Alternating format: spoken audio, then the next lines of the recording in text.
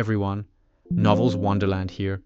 Thank you all for the love and support you've shown me and the channel. How did the promised perfect ending turn into a tragedy? Novel summary. The down-on-his-luck writer Grimm harbors a dream of writing a perfect fairy tale for his beloved, but he repeatedly encounters setbacks due to the cruelty of reality.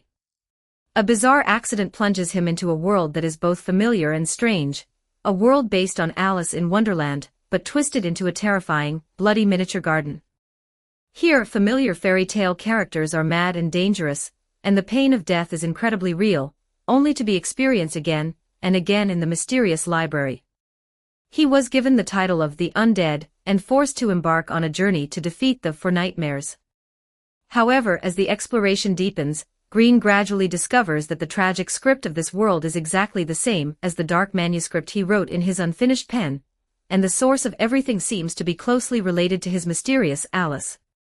When the ideal, perfect ending was forcibly altered into a bloody bed end, Green finally picked up his pen in anger. To hell with the predetermined plot. Why should you write my story? He must fight his way through this cycle of despair to carve out a bloody path to the true end. Chapter 1-50, Alice in the Dream. I see. So you mean you agreed to her request in the dream, and then her head exploded right in front of you. That's right, isn't it? Dr. Lord pushed up his glasses, pointed to his own temple with his left hand, and let his right fingertip hover over Green's psychiatric medical record for a moment, ultimately drawing only a crooked question mark. Early in the morning, the smell of disinfectant in the clinic was faint, mixed with the dampness of the rain drifting in from outside the window, which was actually more comfortable than the oppressive atmosphere of a hospital. Writer Green sat across from him, his knuckles white from the pressure, the hot cocoa in his cup having already gone cold. He paused, his Adam's apple bobbing, as if unwilling to recall the scene from his dream last night. It's like this, Lord. This kind of dream is too real, so real that it makes me feel a bit sick. You know, ever since I was 10, I haven't had such bizarre and absurd dreams. The feeling in the dream was truly special, as if his 5 senses could respond within the dreamscape. Especially when he saw the other person's head explode like a watermelon, the impact was simply unbearable, as if the person whose head had been blown off wasn't her, but himself. But whether it was a psychological issue or something else, he had to find someone to confirm it. Although this psychologist's clinic had only recently opened, at least he was different from those who treated him like a mental patient. He would, at the very least, listen to him seriously. It does sound quite special, Mr. Green. Dr. Lord nodded, as if speaking with great interest. And who is she? Lord finally put pen to paper, the sound of the nib scratching across the paper sounding particularly harsh in the silence. Alice. Green said the name through gritted teeth. That woman in the dream, wearing a pale cyan-made outfit, long blonde hair, with a cyan ribbon tied around her head. And just last night, she asked me again if I wanted to go to that world. I've been too tired these past few days, didn't think too much about it, and somehow, under a strange impulse, I agreed. And then. Green's voice trembled, and the corner of his mouth twitched strangely. And you know what happened next. Phew, I'm tired, Lord. If you've discovered anything, or if you have any other questions, just say it quickly. Lord held his fountain pen, staring at Green, who was severely sleep-deprived, his eyes behind the lenses like 2 pools of deep water. Then do you know this Miss Alice from your dream? What? Green frowned. I said she is a person from a dream. I'm asking, Lord interrupted him, leaning forward. In reality, have you ever met someone named Alice? Green's heart tightened suddenly. Alice.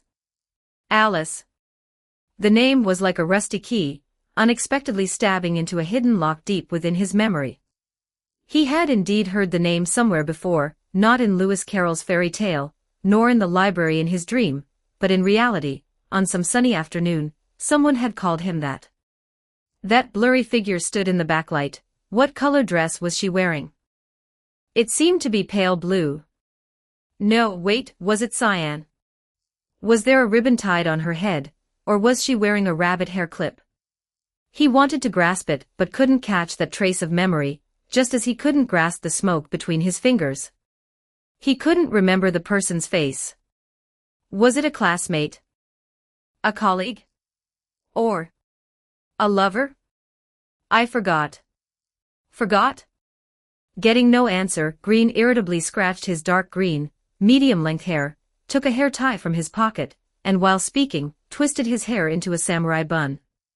TSK, maybe I know her. I can't remember. Why are you asking this?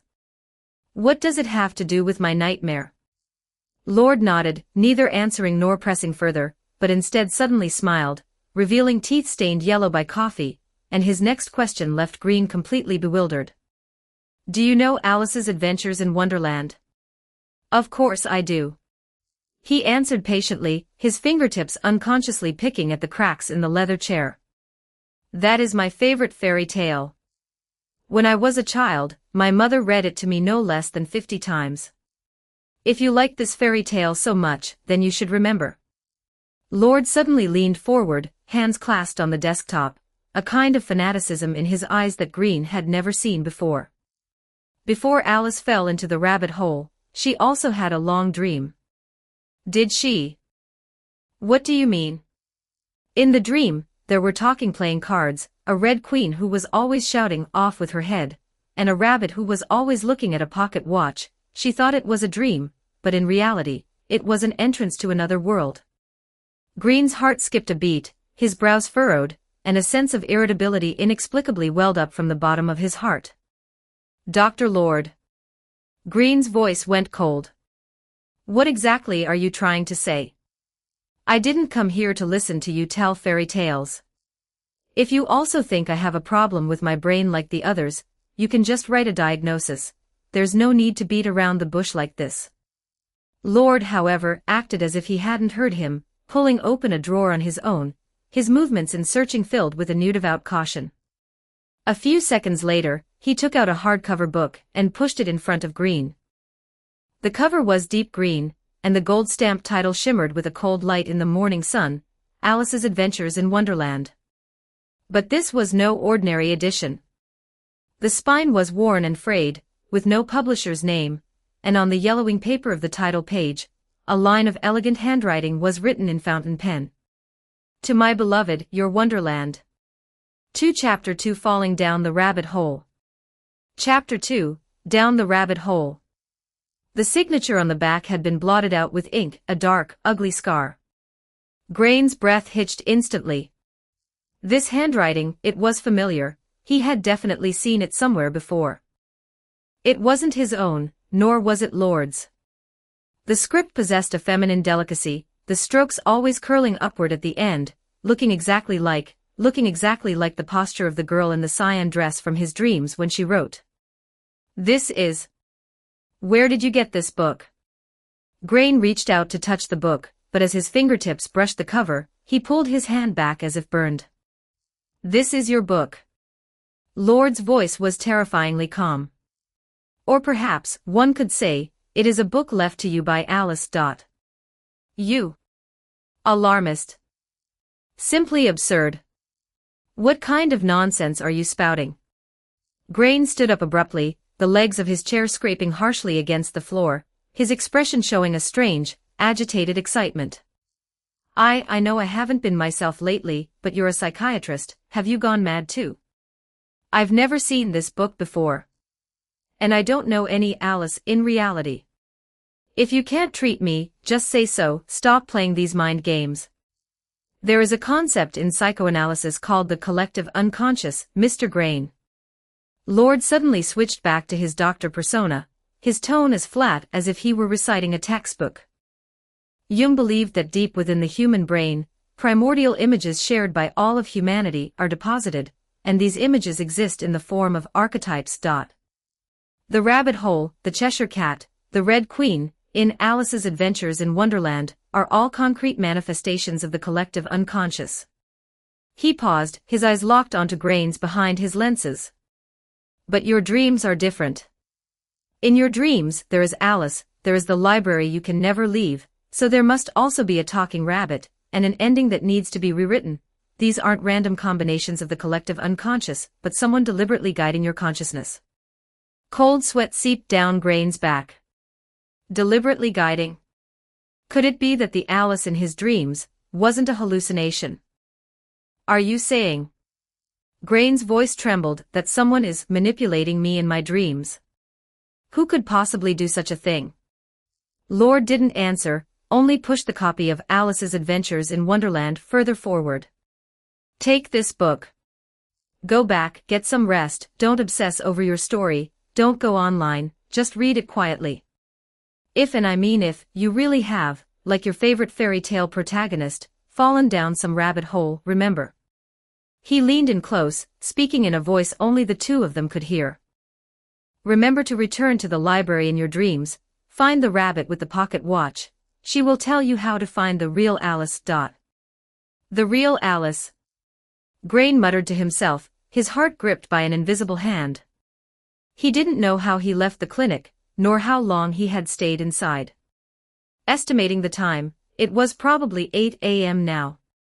The sunlight was blinding, the scent of frying bacon drifted from a breakfast stall in the alley, an old lady selling flowers was watering her roses, everything was unnervingly normal. But that copy of Alice's Adventures in Wonderland weighed heavily in his canvas bag, the spine digging into his waist like a brand of red-hot iron. Grain didn't go home, but sat in a corner cafe for the whole morning. He ordered a black coffee without sugar and opened the fairy tale book he had loved since childhood. The paper was rough, the edges yellowed, it had clearly been read repeatedly. The margins of every page were filled with handwritten annotations in ink. The Mad Hatter's Tea Party is actually a metaphor for time. The clock stopped at 6, symbolizing an eternal farewell. The Cheshire Cat's smile isn't magic, it's the determination to leave hope behind even if the body disappears. When the Red Queen says, "Off with her head." Off with her head, it's not because of cruelty, but fear of losing control, and fear that others will discover she envies Alice's courage, just like us in reality. Whom do you envy?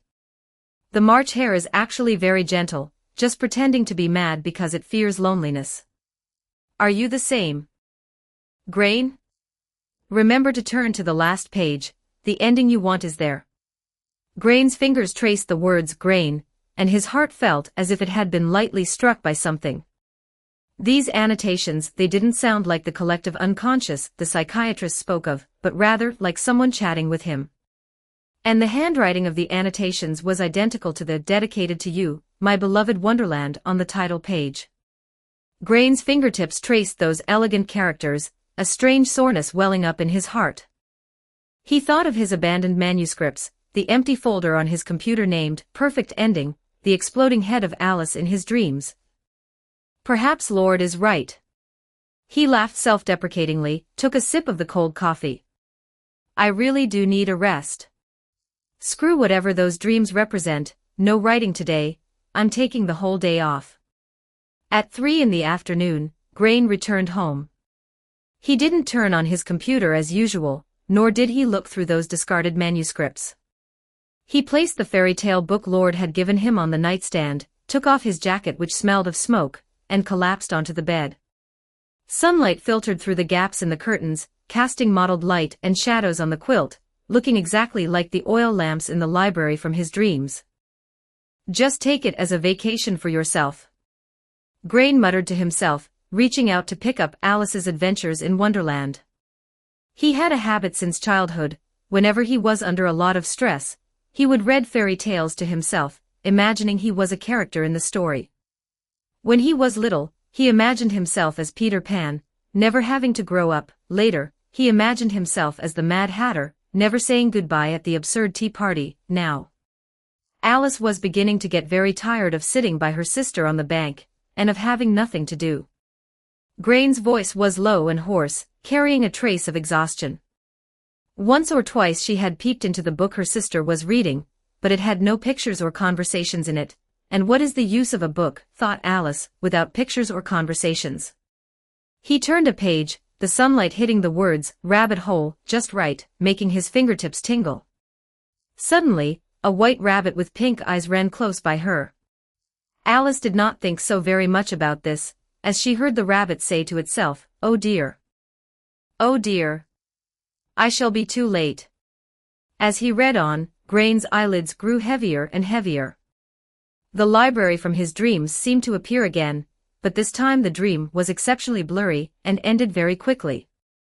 The long table, the oil lamps, the towering bookshelves, and that girl wearing a pale cyan-maid outfit, sitting across from him, smiling as she said, "Mr. Grain, welcome to the story." Alice's head did not explode. The maid outfit was clean without a trace of blood. She reached out, a blank book lying in her palm. "This time, it's your turn to tell the story." Grain reached out to take it. When he opened his eyes abruptly, the sky outside the window was already dark. There were no lights on in the room, only the phone screen lit up, showing 7:03 p.m. The writer had actually slept for a whole day, and didn't feel a shred of hunger. Grain gasped for air, his heart pounding wildly in his chest. He looked down at his hands. His palms were empty, save for a shallow red mark, as if something had scratched them. On the nightstand, Alice's Adventures in Wonderland was open, stopped exactly at the Down the Rabbit Hole page. In the margins of the page, a new line of annotations had appeared at some point, written in the exact same ink handwriting as before. "At the end of the rabbit hole is you, the perfect ending you owe me." Grain's pupils contracted sharply, a strange sense of dissonance and heart palpitations spreading from the bottom of his heart to his entire body. He picked up his phone with trembling hands, wanting to call Lord, but in his carelessness, he fell off the bed. At the moment he fell, he thought of many things. He remembered the exploding head in his dream, the inscription on the title page, the annotations that had suddenly appeared in the margins. It turned out that from the very beginning, this was not a dream. The light from the phone screen suddenly went out, and the room plunged into total darkness. Grain felt a sense of vertigo, as if his whole person was falling into a bottomless rabbit hole. Before losing consciousness, he heard a familiar voice chuckling in his ear. Someone was calling to him. An endearing, brilliant, slightly transparent voice was transmitted to Grain's ears. He had heard this voice. The consciousness and memories waking from a long slumber began to gradually become clear. "Yes, the one by my side is my own. It is my beloved Alice." Chapter 3, The Knight, the Cat, and the Overture of Reincarnation. "Alice, please take this childish story, hold it gently in your hands, and treasure it in that place where the dreams of girlhood gather. Tie it with the mysterious ribbon of memories, like the withered garlands of pilgrims from a distant, foreign land." Lewis Carroll. The cold sensation and the pungent smell of rust dragged Green back from chaos into reality. He opened his eyes abruptly. What met his gaze was not the familiar ceiling of his home, but a bizarre and inexplicable scene. He was lying on a cold, slightly damp floor, surrounded by scattered remains of corpses that looked like the bones of some creature, or perhaps pieces of furniture that had been violently dismantled. The air was filled with a nauseating, cloying scent of blood, the source of which seemed to be a dark red stain not far away. Green propped himself up, forcing himself to calm down. He did not scream in panic. Instead, he took a deep breath of the foul air and scanned his surroundings with the observational skills characteristic of a writer. As a creator accustomed to building worlds in his mind, his first reaction was not fear but analysis. This was clearly not a dream. The rough texture of the floor against his fingertips and the strange odor filling his nostrils were all too real. He was trapped. The most striking thing was a wall directly in front of him. This wall completely defied common sense. It was chaotically embedded with doors, windows, dressing mirrors, chairs, clocks, and even a complete bed, and a section of a staircase. These elements looked as if they had been randomly pasted onto a canvas by a mischievous child, forming a surreal and deeply unsettling grotesque tableau. The only exit was a seemingly normal wooden door, but the doorknob would not budge. It was firmly locked. Inconceivable. "I swear I am definitely not going crazy," Green muttered to himself, his brow furrowed. Dr. Lord's words were still ringing in his ears, falling down the rabbit hole. Could it be? Just then, he felt something in his hand. He looked down and saw it was that copy of Alice's Adventures in Wonderland. But the feel of it was wrong. The pages were thin and hollow. He hurriedly flipped it open, and his heart suddenly sank. The pages were all blank. Only on the title page, that elegant line of handwriting remained clear. To my beloved, the Wonderland for you. This line of text was like a key, violently prying open the keyhole of his memory. The figure of the girl from the dream library instantly became clear, along with Lord's meaningful warning. Find the rabbit with the pocket watch. She will tell you how to find the real Alice. Alice. Is this all really related to her? Green murmured. A strong intuition told him that Lord was by no means an ordinary psychiatrist, and that the girl in his dream was the key to unlocking all these mysteries. An inexplicable, almost instinctual urge surged within his heart. He must find her. He must find Alice. Alice. Alice, where on earth is Alice? This urge was so strong, as if it originated from the depths of his soul, or as if he were being pulled by some invisible thread. Just as his thoughts were in disarray, a shrill scream came from above. Ah! A dark shadow fell rapidly, hitting the ground with a dull thud, slamming heavily just a few steps in front of Green, splashing up a few drops of viscous liquid. It was a man wearing strange clothes. He was now motionless, clearly killed instantly. Green's pupils contracted, and his stomach churned violently. But he forced himself to steady his mind, not retreating immediately, but instead vigilantly observing the corpse and the area above.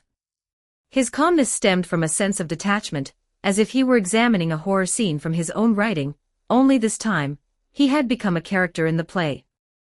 Just as he was preparing to step forward to investigate, a light, slightly mocking laugh came from above and to his side. He. Green looked up abruptly and saw a girl sitting on a staircase that protruded abruptly from high above, though he didn't know when she had arrived. She had fluffy pink curly hair, a pair of lively cat ears on top of her head, and a long tail swaying leisurely behind her. Her attire was extremely daring and revealing, and around her neck she wore a conspicuous iron collar with the word "Die" engraved on it. The girl wore a cunning smile, tilting her head as she examined him with heterochromatic eyes that seemed to be able to see through a person's heart. You. Green had just started to speak when the cat girl interrupted him. It's Cheshire Cat. She winked playfully. Welcome to Wonderland, meow. Vertical is very thin, horizontal is very narrow, no top, no bottom, like a circle. How about it, isn't it fitting? Wonderland. Green immediately remembered the dedication on the title page. He suppressed the suspicion and shock in his heart, and asked directly, that person, did you do that? Cheshire Cat swung her feet, looking innocent. Who knows?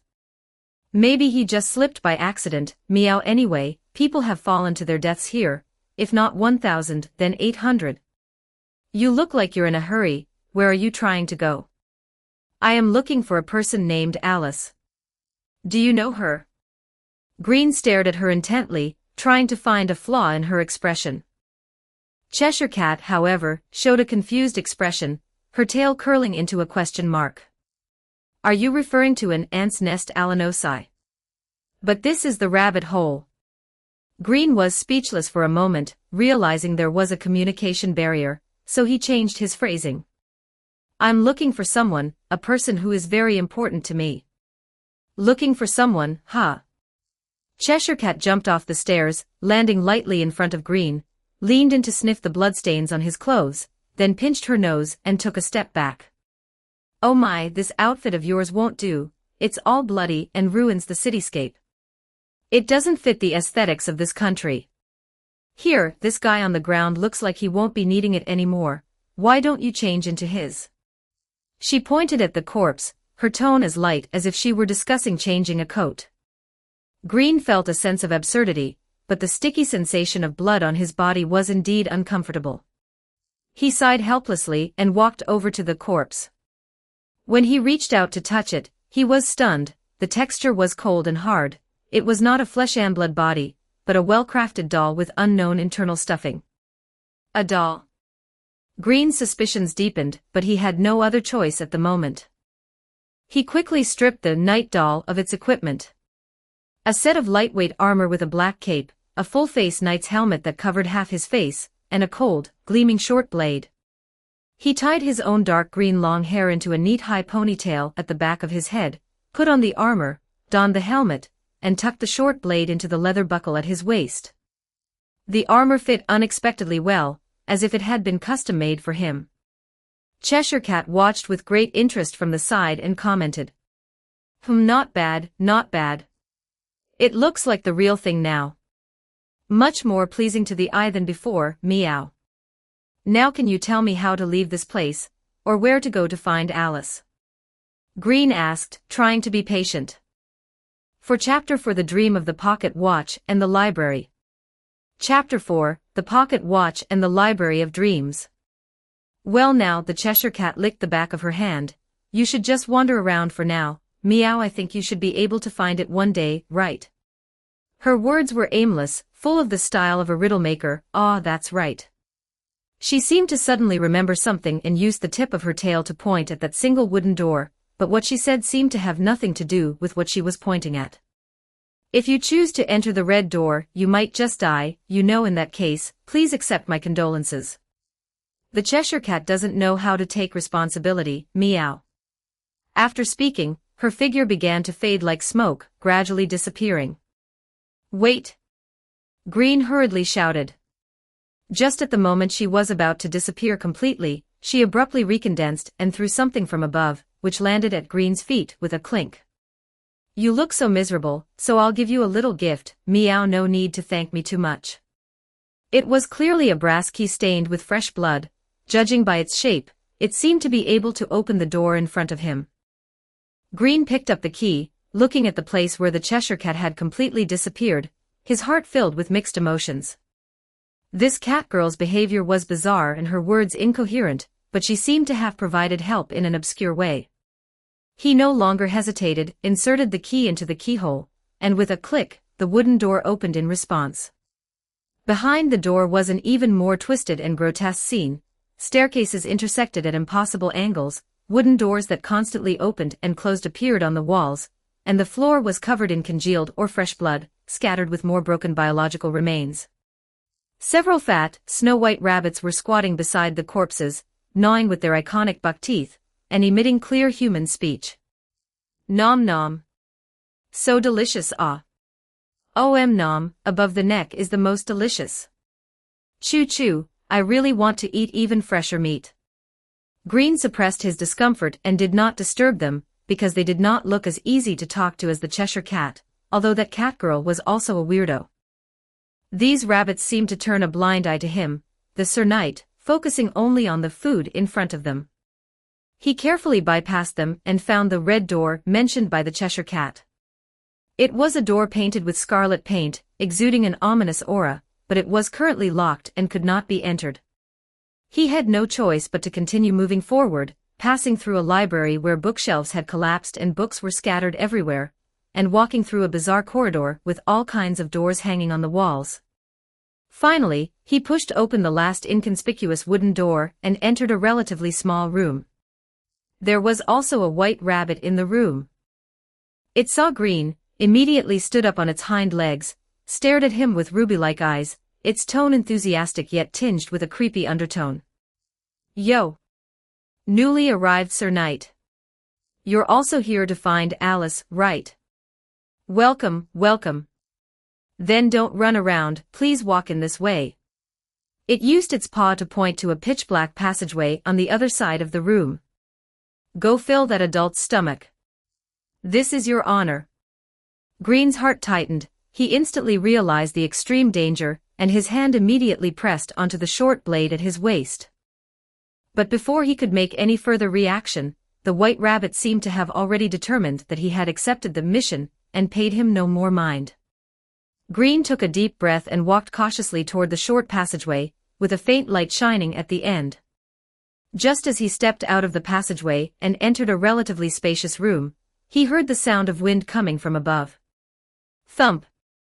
A human head rolled to his feet, with extreme fear still remaining on its face, lips quivering, seemingly wanting to call for help, but its eyes quickly dimmed. Green's scalp tingled.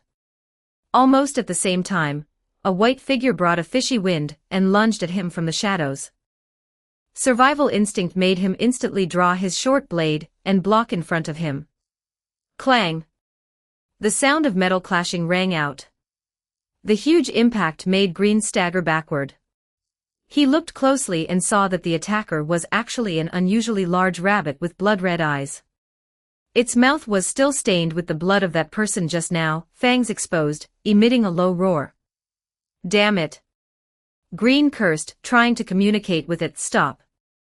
I mean no harm. But the rabbit had completely lost its sanity, with only violent appetite in its eyes. It lunged again, faster and with more force. Green barely dodged the attack, the short blade leaving a shallow mark on its body, but it could not cause any effective damage at all. Immediately after, something even more terrifying happened. The rabbit's body began to undergo horrifying distortion, its limbs elongated crazily, becoming as thin and terrifying as a stick insect, its eyeballs bulged out of their sockets, covered in bloodshot veins, sharp bone spurs grew on its body surface, its claws became as sharp as sickles. Although it still barely maintained the silhouette of a rabbit, it was already a grotesque creature from the deepest nightmares. Roar! The distorted rabbit monster let out an inhuman roar, its sharp claws swinging toward Green with a shrill whistle that tore through the air. Green tried his best to block, but the short blade snapped in response. The next second, intense pain came. He felt his vision covered in a blood red, and his consciousness quickly sank into darkness. Warm, dry, and a faint fragrance of old books and ink. Green opened his eyes suddenly, gasping violently. The expected intense pain did not come. He found himself sitting on a comfortable high-backed chair, in front of an ancient and heavy long table, with a Victorian-style oil lamp emitting a soft yellow light on the table. He looked around, his heart pounding uncontrollably.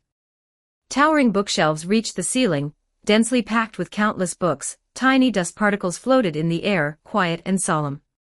This was that library from his dreams. I didn't die. He touched his body in disbelief, his armor intact, as if that tragic slaughter just now was just a fantasy. But that cold touch of death was so real. Welcome back, Sir Green. A gentle, water-like female voice that could soothe all anxiety sounded opposite him. Green looked up suddenly, following the sound. At the other end of the long table, the light of the oil lamp outlined an elegant figure. She had silver-white long hair like moonlight, and a pair of soft, drooping white rabbit ears peeked out from her long hair. She was wearing a pure white, elegant long dress similar to a nun's habit, with an exquisite gold pocket watch pinned at the collar, looking at him with a smile, her eyes gentle and concerned. Alice. Green blurted out subconsciously, but immediately saw the other person's appearance clearly. Although equally beautiful, she was not the girl in the blue dress from his dreams.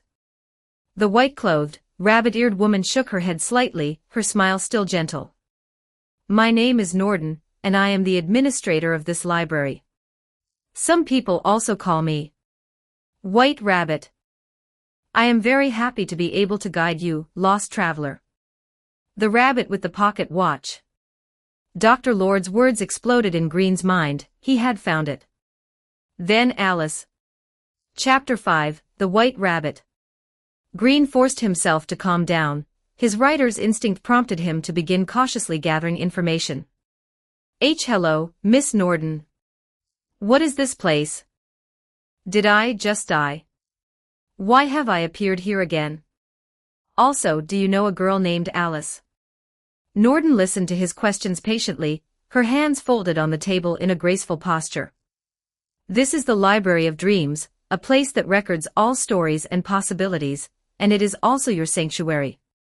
She explained softly, her tone peaceful, you did indeed experience death, but here, death is not the end but rather a reset.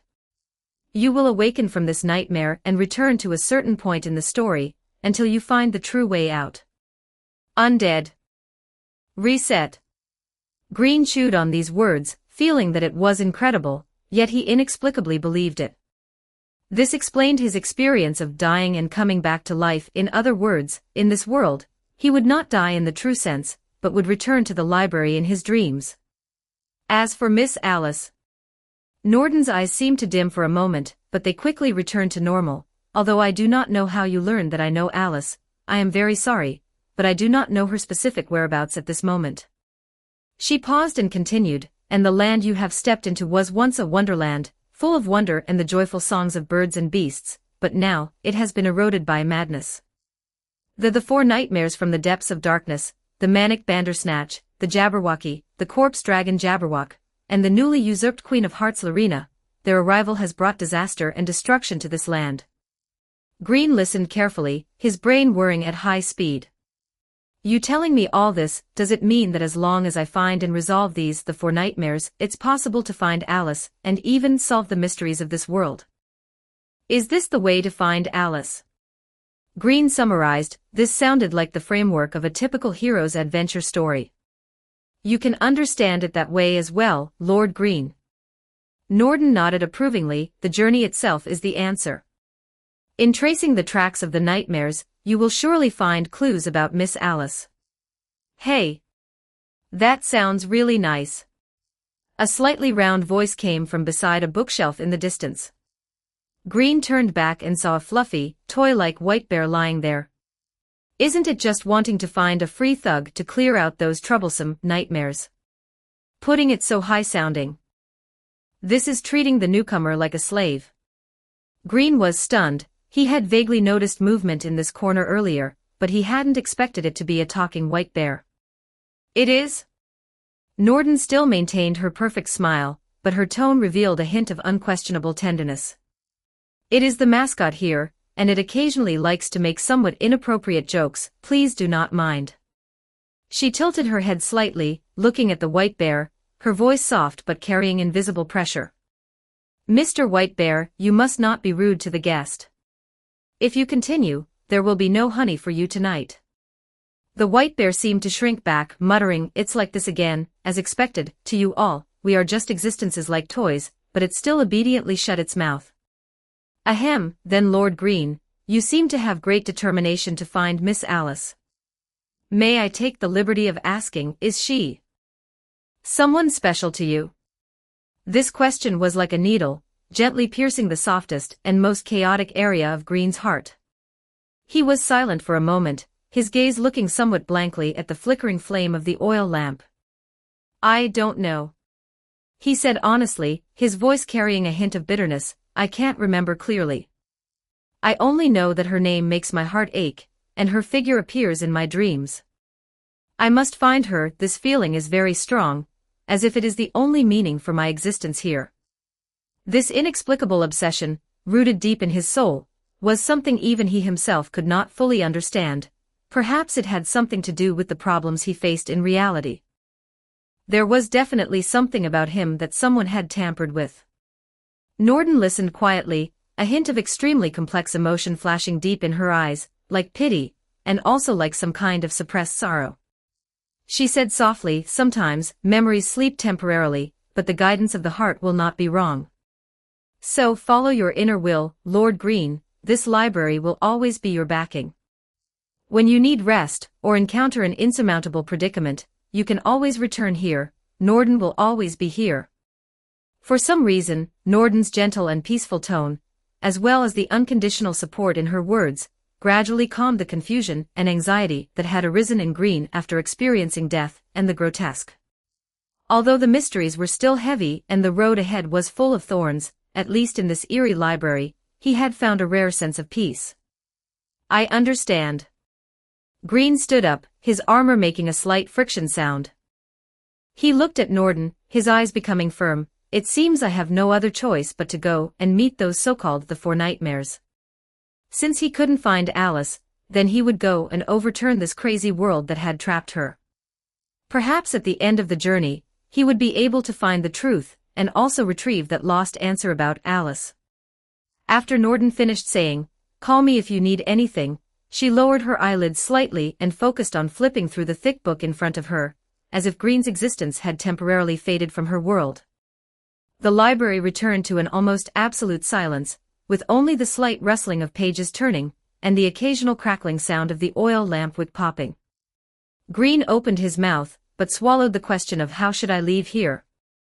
This white rabbit administrator seemed certain that he knew what to do, or rather, she believed that the answer would appear on its own. "Hey, newcomer. Over here." A lowered, slightly naive-sounding voice came from the corner of the bookshelf on the right. Green turned his head and saw that white toy bear clinging to the edge of the bookshelf, poking out half of its fluffy head, its short claws beckoning to him. Green hesitated for a moment, but still walked over. Looking closer, this white bear seemed even more bizarre. Its stitched-on facial features had vivid expressions, and its bean-sized black eyes flashed with a cunning light.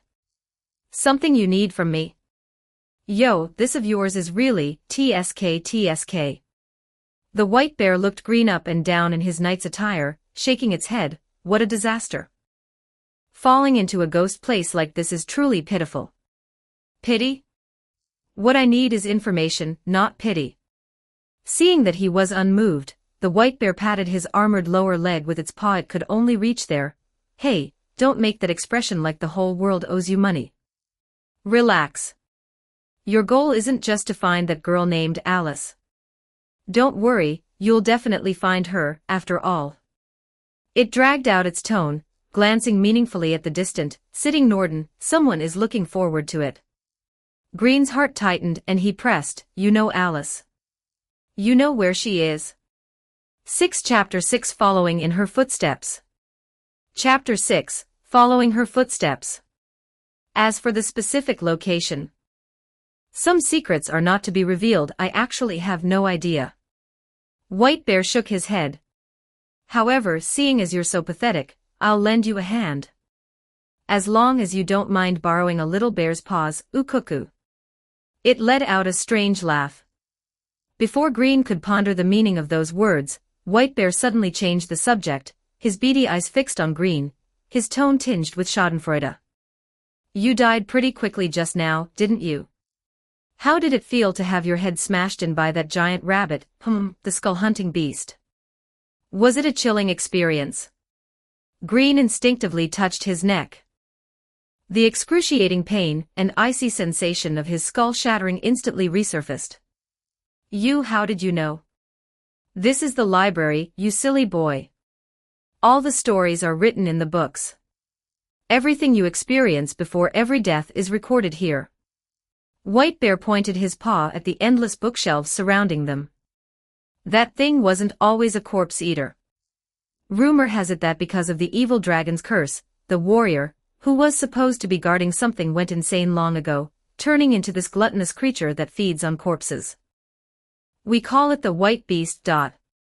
It paused, lowered its voice, and spoke with the tone of someone sharing a secret. "Want to defeat it? It's actually not difficult. That guy is crazy, has a strong desire to attack, but also has huge openings. Find a way to shatter it, that is, disrupt its rhythm, drive it into a frenzy, drain its stamina, and when it's exhausted and enters that immobile, weakened state, you rush in and beat it to death. Simple, right?" Green felt his mouth twitch as he listened to this simple and brutal tactic. "That's easy for you to say, but unfortunately, my good living habits have resulted in a frail body. I've never been in a fight, let alone handled a monster like that. As a writer who dealt with words every day, where would he get combat experience?" White Bear covered his face with his paws, if that could be called a face, and let out an exaggerated sigh. "Good heavens. A total newbie. Listen, rookie, here, immortality is your greatest asset. If you can't beat it once, die and come back, remember how it hit you, and dodge it next time. If twice doesn't work, try 3 times. Use your life as currency to get familiar with its patterns. You won't really die anyway, so what are you afraid of? At worst, you'll just have to experience the feeling of your head exploding a few more times. That's certainly a unique way to comfort someone." Green felt a sense of helplessness, but had to admit that although the words were crude, the logic was sound. "Oh right, here you go." White Bear produced a rusty, slightly crooked silver key from somewhere, and shoved it into Green's hand. "A skeleton key, good stuff. A little gadget cooked up by those snobbish mages in Alheim. It can shapeshift to fit most keyholes. Although it looks a bit shabby, it's guaranteed to work." Green gripped the cold key. "Thanks. Don't be in such a hurry to thank me. White Bear's black eyes rolled around, and he lowered his voice even further, adopting an ambiguous tone like men sharing gossip. Hey, tell me, kid. You and that Alice have a special relationship, right? Is it, the kind of relationship where you search for her 1,000 times in your dreams? It made an exaggerated heart shape with its paws. Green's face flushed, and before he could retort, a voice as gentle as dripping water, but one that instantly made White Bear freeze, floated over from the distance. Mr. White Bear, please do not go around saying such baseless things to others. Norden was still looking down at her book, her tone calm, but the temperature in the library seemed to drop by several degrees. White Bear suddenly shrank his neck, his beady eyes wide, and whispered to Green. See, this is bad. She really has ears everywhere. Gotta run, gotta run. With that, it rolled like a real stuffed toy into the shadows deep within the bookshelves and vanished. Green stood where he was, clutching the skeleton key, his mood complicated. This bear seemed particularly adept at courting death. At that moment, he noticed a small pile of ashes and dry twigs on the ground not far away, a bonfire that was quietly burning and emitting a faint, warm light. He remembered the last thing White Bear shouted before leaving. If you want to travel back and forth, light the bonfire. It's just like a save point. It seemed this was the way to leave. Green walked over to the bonfire, closed his eyes, and recited in his heart, "Go to the rabbit hole." A warm sensation enveloped his entire body, as if passing through a film of water. Just as his consciousness was about to fully transfer, Norden's gentle voice rang clearly in his ears again, as if imprinted directly into his mind. Continue to follow her footsteps.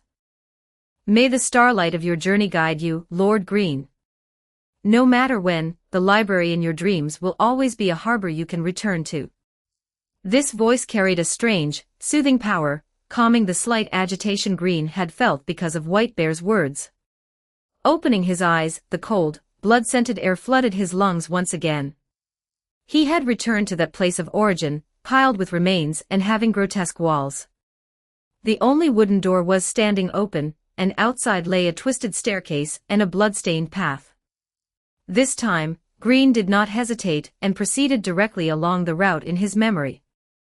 The white rabbits that were gnawing on parts were still busy, but when the knight, passed by, they seemed to stop chewing and whispered among themselves. Look, the newcomer. Back again. How tenacious. Wonder how long he'll last this time. Wanna bet on one scene's time. Deal. He. Green forced himself to ignore these creepy conversations, gripped the short blade at his waist. Although broken, it was barely usable, and quickened his pace. Soon, he arrived again in front of that door painted with scarlet paint, exuding an ominous aura. The huge lock was still hanging there. Green took a deep breath and took out the skeleton key. As soon as the key neared the keyhole, it seemed to come alive. The rust on its surface writhed slightly, the shape of the key's teeth began to blur and change, and finally, with a click, it fit perfectly into the keyhole. With a gentle twist, the lock opened. Green pushed the door open, and the scene behind it left him stunned. It was not the more terrifying, bloody lair he had expected, but rather a relatively normal grassy area in the woods. A few trees with sparse leaves but somewhat twisted shapes dotted the area. The air was filled with the scent of soil and faint humus, and he could even hear the faint sound of flowing water. Only the sky was a strange, dark purple, lacking a sense of reality. He stepped into the area cautiously, and not long after, he heard the sounds of weapons clashing and angry roars from ahead. Looking in the direction of the sound, he saw a figure fighting with a headless soldier. Chapter 7, Skull-Hunting Beast. The soldier wore battered armor, its neck entirely empty, yet it still brandished a rusted longsword, its movements stiff but heavy and powerful. Fighting against it was a rabbit, roughly the height of an adult. He wore armor, his two long ears standing upright, and he was holding a lance, struggling to parry the headless soldier's attacks, looking quite overwhelmed. Damn it. This guy is so strong. The rabbit knight let out a crisp, anxious voice that sounded like a young man. Green hardly hesitated. Regardless of what that rabbit knight was, the headless soldier clearly wasn't anything good. He let out a low shout, drew his broken blade, and charged forward. Hey! Monster! Look over here! Green tried to draw the headless soldier's attention. The soldier paused, its hollow neck turning toward Green. The rabbit knight, Benai the name he learned later, took the opportunity to catch his breath and shouted. Watch out! It doesn't have vision, but it can sense movement and vitality. Green felt a chill in his heart and sidestepped the headless soldier's slashing sword. The foul wind from the rusted blade made his scalp tingle. He had no technique, relying entirely on instinct, parrying and slashing with the broken blade. The armor was heavy, his movements clumsy, and he was in danger several times. Benai was much more agile, using his speed advantage to continuously poke at the headless soldier's joints and gaps in its armor with his lance. Coordinate with me! Benai shouted. I'll go distract it, you find an opportunity to attack its legs. Green understood. Benai began to move quickly around the headless soldier, shouting provocations. The headless soldier was indeed enraged, frantically pursuing Benai.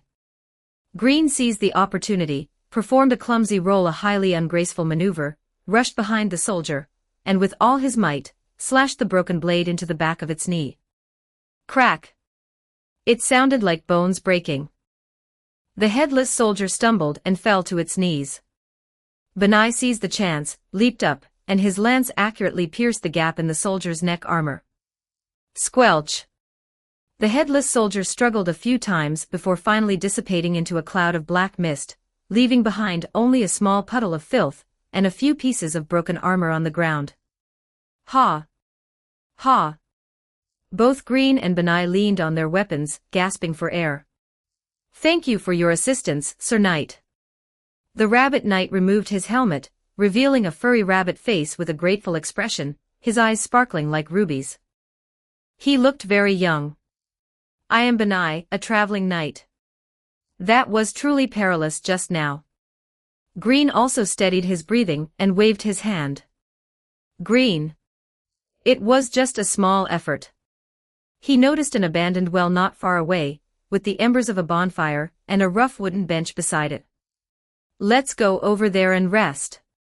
The two walked over to the bench and sat down. Green skillfully used some nearby dry branches to ignite the bonfire. He discovered that as long as he touched the embers, the bonfire would automatically reignite. The leaping flames brought a hint of warmth and a sense of security.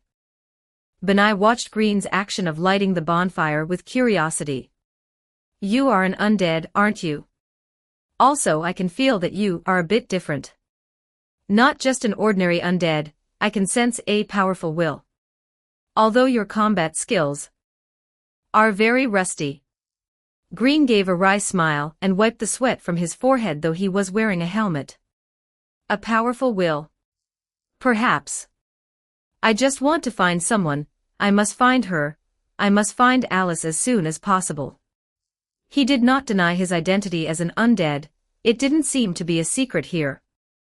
Benai's rabbit ears twitched, his eyes revealing understanding. Looking for someone, huh? It's good to have a clear goal. I am too. I finally left my hometown, but I cannot stay in this place for 1,000 generations, or even 8,000. I am traveling across this kingdom, wanting to fulfill my dream. His tone carried the hot-bloodedness of a young man, and a trace of imperceptible confusion. A dream? Green asked casually, while vigilantly observing his surroundings, and asked. Then have you heard of a girl named Alice? Benai shook his head blankly. Alice? Never heard of her, sorry, I can't help you. He paused as if remembering something, and his tone became serious. But Mr. Green, sometimes, rather than overthinking before acting, it's better to not think about anything at all and just keep moving forward. Of course, I can't guarantee this statement is definitely correct, he smiled. In short, don't blindly believe what others say, including me. These words carried a simple rabbit philosophy that surprised Green. He looked at this young rabbit knight, as if seeing a certain kind of pure persistence. He rarely showed an encouraging smile, though it was hidden under his helmet, and the other couldn't see it. You're right. Thank you. And I wish you success in realizing your dream soon. After resting for a moment, Green stood up. This area didn't seem to have any more clues about Alice, nor was it as dangerous as the Cheshire Cat had said. He needed to continue moving forward. I'm leaving, Benai. Until we meet again. Until we meet again, Mr. Green. May you find the person you are looking for soon. Benai waved his paw in farewell. Having bid farewell to the rabbit knight Benai, Green stood once again before the door leading to the skull-hunting beast's lair. The warmth of the bonfire seemed to still linger on the surface of his armor, but the stench of blood seeping from the cracks in the door, and the faint sound of chewing immediately pulled reality back to a cold state. He wouldn't truly die, but it really King hurt. Green touched his own neck. The sensation of his head being smashed by a single slap last time lingered like a ghost. As a civilized person, a writer who made a living with his pen, this kind of violent experience was an extreme torture to his nerves. He took a deep breath, suppressing the churning in his stomach and his instinctive fear. Scared, of course he was scared to death. But whenever he thought of that blurry figure named Alice, thought of the vague hints from Dr. Lord and Norden, and thought of everything he had been inexplicably dragged into, he had to know the truth. This wasn't some form of heroism, but the purest instinct for survival and thirst for knowledge. Why was he here? Who was Alice? What exactly was going on with this world? If he didn't figure these out, even if he was undead, he would be no different from those wandering headless soldiers, just a walking corpse capable of thinking. Damn it! He cursed under his breath, as if to bolster his courage, and slammed the door open. The familiar spacious room, the familiar mountain of corpses and sea of blood. That aberrated giant rabbit monster, the skull-hunting beast, was facing away from him, gnawing on a corpse, making a teeth-grinding crunching sound. Green had intended to sneak past, but he stepped on an unknown bone, crushing it. Crack! The massive body of the skull-hunting beast paused and slowly turned its head. Those bulging, bloodshot rabbit eyes instantly locked onto Green, its remaining sanity drowned by a pure desire for slaughter. It let out a low growl, dropped the food by its mouth, got down on all fours, and pounced over like a flash of white lightning. Chapter 8 Defeat and Choice. Chapter 8 Shatter and Choice. Damn it! Green cursed and rolled to the side, barely dodging the sweep of the sharp claws.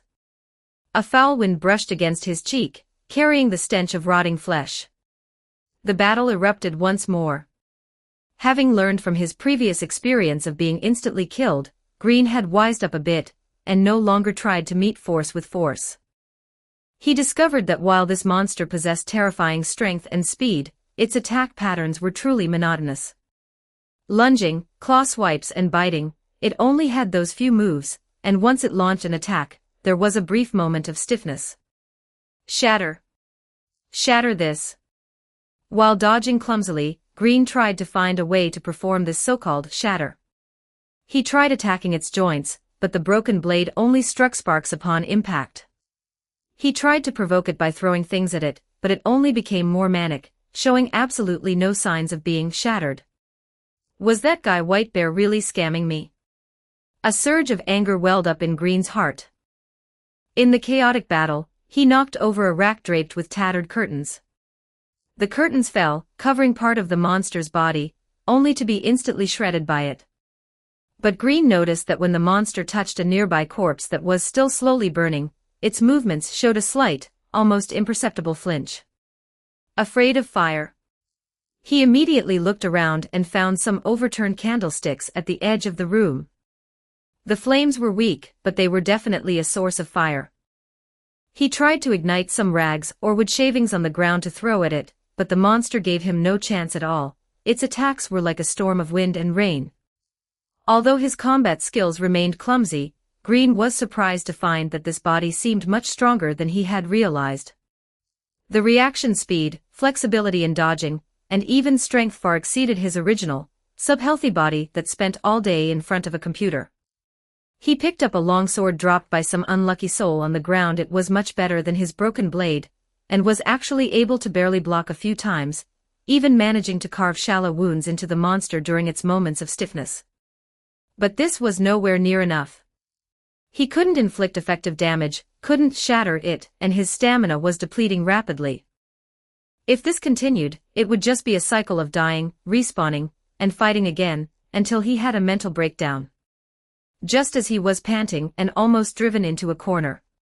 "Hey! Look over here!" A crisp voice filled with anger rang out from the doorway. It was Benai. The skull-hunting beast's attention was instantly diverted. Its scarlet eyes turned toward the suddenly intruding rabbit knight, and it let out a threatening low growl. "Walpole! Look at yourself. Do you still remember that you were once a warrior who protected our tribe?" Benai's voice was filled with irrepressible grief and indignation. He gripped his lance tightly, his body trembling with agitation. "It was the curse that turned you into this. None of us have ever blamed you. Wake up." The skull-hunting beast, or rather, Walpole, showed no reaction to this plea. Only its killing instinct was ignited by the new challenger. It abandoned Green and lunged fiercely at Benai. "It's afraid of fire." Green seized the opportunity to shout, while simultaneously grabbing a viscous corpse from the ground and throwing it forcefully at the monster. "Get the corpse oil on it." Benai understood instantly. He nimbly dodged the lunge and used his lance to scoop up severed limbs from the side, flinging them with all his might at the skull-hunting beast. The viscous, flammable corpse oil coated the monster's white fur, making it look even more hideous. "The torch. There's a torch over there." Benai pointed to an overturned candlestick by the wall. The two coordinated, trying to lure the monster toward the fire source, but the skull-hunting beast went into a frenzy, its attacks becoming even more insane. During a fierce lunge, Benai couldn't dodge in time, and was pinned to the ground by the massive claws, his lance flying out of his hand. "Mr. Green! The fire!" Benai used all his strength to brace against the monster's gaping maw, pressing down, screaming. "Quick! Ignite it! Don't worry about me. Otherwise, there won't be another chance." Green picked up the torch Benai had pointed to earlier. The flame had become extremely weak during the earlier chaos, and was on the verge of going out. He rushed forward, looking at Benai, who was being tightly pinned by the monster and struggling desperately, and then at the flickering flame in his hand. If he lit it, Benai would surely die. If he didn't, the torch would go out, Benai would still die, and the monster would live. Just at this critical moment, the copy of Alice's Adventures in Wonderland in his pocket fell out during the struggle, and lay open on the ground. On the blank pages, familiar, elegant handwriting unexpectedly appeared, with only a short line. "Shatter its edge, pierce its flaw, only then can the mad beast be slain." It wasn't to shatter the monster itself, but to shatter its momentum, to attack its flaw. In a flash of inspiration, Green had an epiphany. He hesitated no longer, slamming the nearly extinguished torch into the ground, grabbing the longsword from the side, and fixing his eyes intently on the skull-hunting beast's hind neck, which was completely exposed due to it pinning Benai. "This is it." What he silently recited in his heart was not some spell, but a resolute intent: shatter. He moved. His speed far exceeded his usual pace, as if his body's instincts had been awakened. Sidestep, dash forward, step in, twist waist, thrust. The movements were fluid, precise, and ruthless, as if they had been practiced 1,000 times. Splutch! The longsword turned into a cold flash of light, precisely piercing through the gap in the hind neck and running through the skull-hunting beast's throat. "Ah-woo!" The monster let out a shrill, miserable scream. The force pinning Benai suddenly vanished, and its massive body rolled to the side, convulsing violently. "Benai! The torch!" Green pulled out his sword and shouted loudly. The rabbit knight reacted extremely quickly, rolling to pick up the torch, whose flame was now only as big as a bean, and with his last ounce of strength, threw it at the corpse-oil-covered skull-hunting beast, which was struggling in agony. Boom! The flames instantly exploded into a blaze. The monster turned into a giant fireball, letting out a final, desperate howl, before finally ceasing to move in the flames and turning into scorched remains. The battle was over. Green and Benai slumped on the ground, gasping for breath, their bodies soaked in sweat and blood stains. Mr. Green, that move you just did. Benai looked at Green, his ruby-like eyes filled with shock and lingering fear. Green didn't speak, merely picking up the book in silence, and watching the handwriting on the pages slowly fade away, returning to blankness. The questions in his heart only grew. At this moment, a strange change occurred again. The blank book suddenly emitted a faint white light automatically, and a blurry, twisted phantom of a rabbit was extracted from the skull-hunting beast's charred corpse, letting out a silent wail as it was sucked into the pages. The pages flickered once and then returned to calm. What is going on? Benai asked in surprise. I don't know. Green shook his head and stuffed the book back into his pocket. After catching his breath, he pointed to the pile of still smoking charred remains. Benai, do you know it? You called it. Walpole just now. Benai's rabbit ears drooped, and a flash of sadness and anger crossed his red eyes. Yes. His voice was low. Walpole, he was once the strongest warrior of our tribe. He practiced sword arts diligently every day, and his dream was to protect our home. He picked up a small twig and unconsciously scratched at the ground. Later, that damn corpse dragon, Jabberwock, came, bringing plague and madness. Walpole, he stood up and, using the ultimate skills he had practiced so hard, actually cut off Jabberwock's head. Benai's tone held a trace of his former admiration, but then it became heavy. But that evil dragon cast a most vicious curse before it died. From then on, our people no longer ate grass. They began to crave flesh.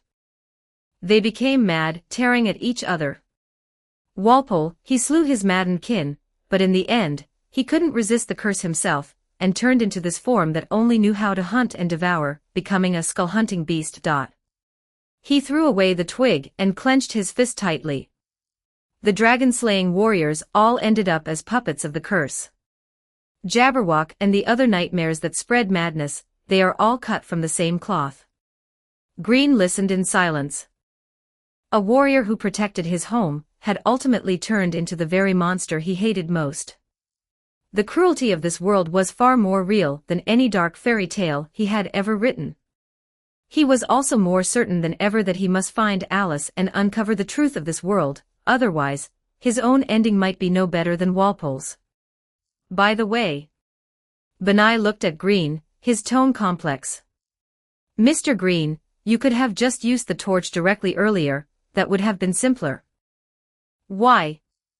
Green wiped the blood off his sword, his voice a bit hoarse, yet unusually calm. You're not firewood, how could I just burn you? He paused and added. Besides, I hate choices where there is no choice. You still have dreams, don't you? Benai was stunned, his rabbit ears trembling slightly. The look in his eyes as he watched Green held something different now. After resting for a while, Green stood up. On the wall in the distance, a glowing door that hadn't been there before appeared. That must be the exit. I'm leaving, Green said to Benai. To continue searching for Alice. Yes. Mr. Green, please take care. Until we meet again. Benai said solemnly. Green nodded, no longer hesitating, and walked toward the glowing door, reaching out to push it open. Behind the door, he didn't know what kind of bizarre and grotesque world was waiting for him. But at least, he was no longer that rookie who could only passively wait for death. He stepped inside, leaving the mad rabbit hole behind him. Chapter 9, The Street of Night and Madness. The library was so quiet that one could hear the faint crackling of the oil lamp wick burning. Norden sat upright at the other end of the long table, her slender fingers gently brushing over the pages of the ancient book in her hands. The text on the pages was static, yet it clearly reflected the image of Green fighting the skull-hunting beast in the rabbit hole, and eventually fighting side by side with Benai. Watching Green's clumsy yet gradually firm figure, the corners of Norden's mouth lifted unconsciously, forming an extremely gentle arc. Especially when she saw Green choose to risk saving Benai rather than adopting a more efficient method of mutual destruction, a glimmer of relief flashed in her eyes, and she whispered to herself. Honestly, still so reckless but also did very well, Lord Green. She closed the book and looked up at the 10 stone torch stands embedded in the walls of the library. The stands, which were originally silent, now had the one on the far left quietly burning with a steady flame that emitted a warm glow. The first one is lit. Norden whispered softly, her tone filled with anticipation. She heard a fluctuation of consciousness returning from afar and suddenly had a small, mischievous thought. She quickly adjusted her posture, propped her chin with one hand, closed her eyes, and her thick white eyelashes trembled slightly as she pretended to be fast asleep. Wait for him to come over, let's see what his reaction will be. Will he be a little worried about me? Or do something even more outrageous? Forget it, anyway I'm asleep. I wouldn't know what Lord Green does to me. Thinking of this, the tips of her ears turned slightly red, revealing a touch of maidenly shyness that was vastly different from her usual composed demeanor. A biting cold wind scraped across Green's skin. After leaving the rabbit hole, he found himself standing in an unusually wide place, similar to the top of an ancient city wall. Beneath his feet were cold, rough stone slabs. The night sky was an eerie dark purple with no stars, only a pale moon with blurred edges casting a bleak light. Scattered around were corpses in twisted positions. The ground was polluted with large patches of dried or wet bloodstains, and the air was mixed with the smell of rust, decay, and some kind of unnatural, cloying sweetness. This damn place. Green wrapped himself tightly in the set of knight's armor he had obtained from the rabbit hole, but the chill still penetrated to his bones. He moved cautiously along the high wall, his gaze sweeping over this silent battlefield ruin. Just then, out of the corner of his eye, he caught a glimpse of a heart-stoppingly huge bird-shaped shadow gliding silently across the night sky in the distance, moving extremely fast and disappearing behind the silhouettes of the buildings in an instant. He suppressed the unease in his heart and continued forward. At a corner, beside a staircase leading downwards, stood a floor-to-ceiling mirror covered in cracks. Just as Green passed by, the surface of the mirror rippled like water. Immediately after, a wolf-like monster the size of a small elephant, wearing a tattered scarlet cloak, stepped out from the mirror and blocked his path. It did not attack immediately, but just stared fixedly at Green with those pupils burning with ghostly green flames. The immense pressure made Green's breath hitch, and his hand subconsciously pressed onto the hilt of the sword at his waist. Having just experienced a life-and-death battle, he really had no heart to fight again, but the instinct for survival made his muscles tense up. Just at this tense moment, a calm voice sounded. "Hey, big guy, look over here. Bullying a newcomer isn't honorable." The low growl of the red-cloaked wolf monster turned towards the source of the sound. Only then did Green see a figure walk out from the shadows. That was a werewolf. But unlike that monster, he had silver-white fur, wore a slightly worn but stylishly cut trench coat, even had a deerstalker hat on his head, and was clenching an old pipe in his mouth. "Follow me, don't just stand there." The white werewolf gestured to Green, then turned and agilely darted into another narrow alley. Green hesitated slightly, then immediately followed. The white werewolf was extremely familiar with the terrain. After a few turns and using the cluttered obstacles, he quickly shook off the huge pursuer. The two stopped under a relatively hidden, abandoned porch. "Thanks."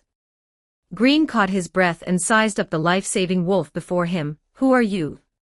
"Holmes." The white werewolf took the pipe out of his mouth, nodded slightly, his tone flat. "A detective. And you, stranger knight? You don't look like a local resident. Hole, mes. Green almost choked on his own saliva. This name was all too familiar to him.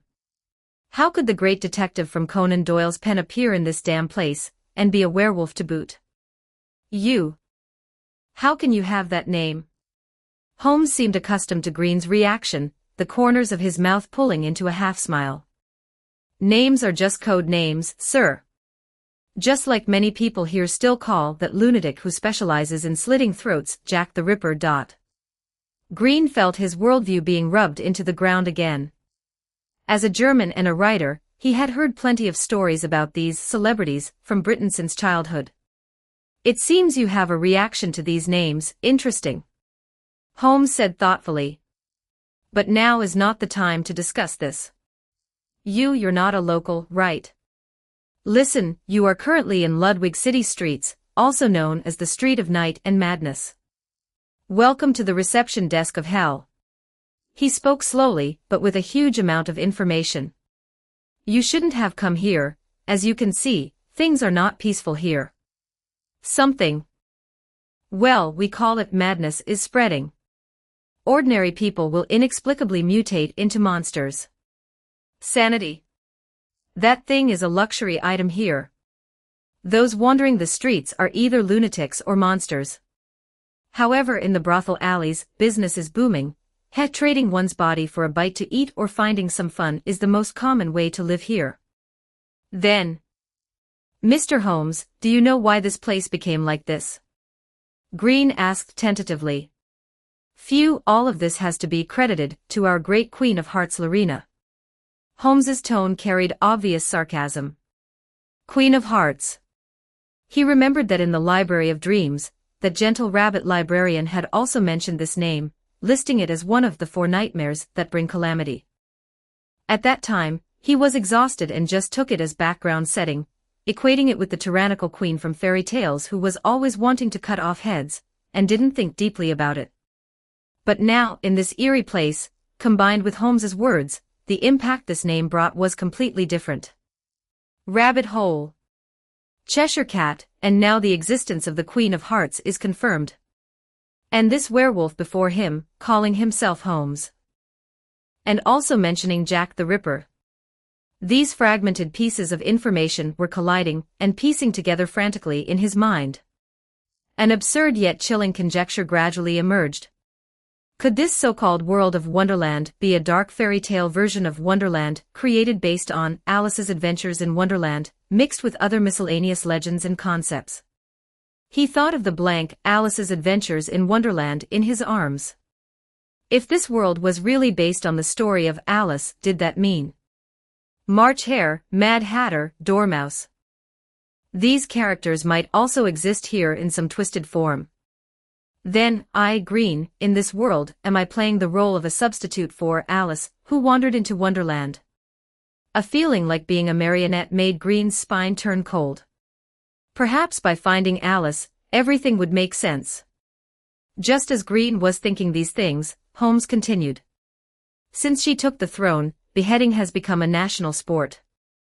Depending on her mood, she might send you to the guillotine just because you stepped with your left foot first, purely for amusement. The whole country has long since rotted away.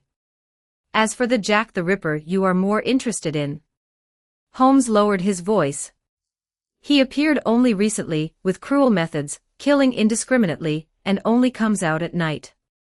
Even the resident lunatics and monsters here are afraid of him, so, stranger, no matter why you came, if you want to live, be very careful. Green digested this information, trying to calm the waves in his heart.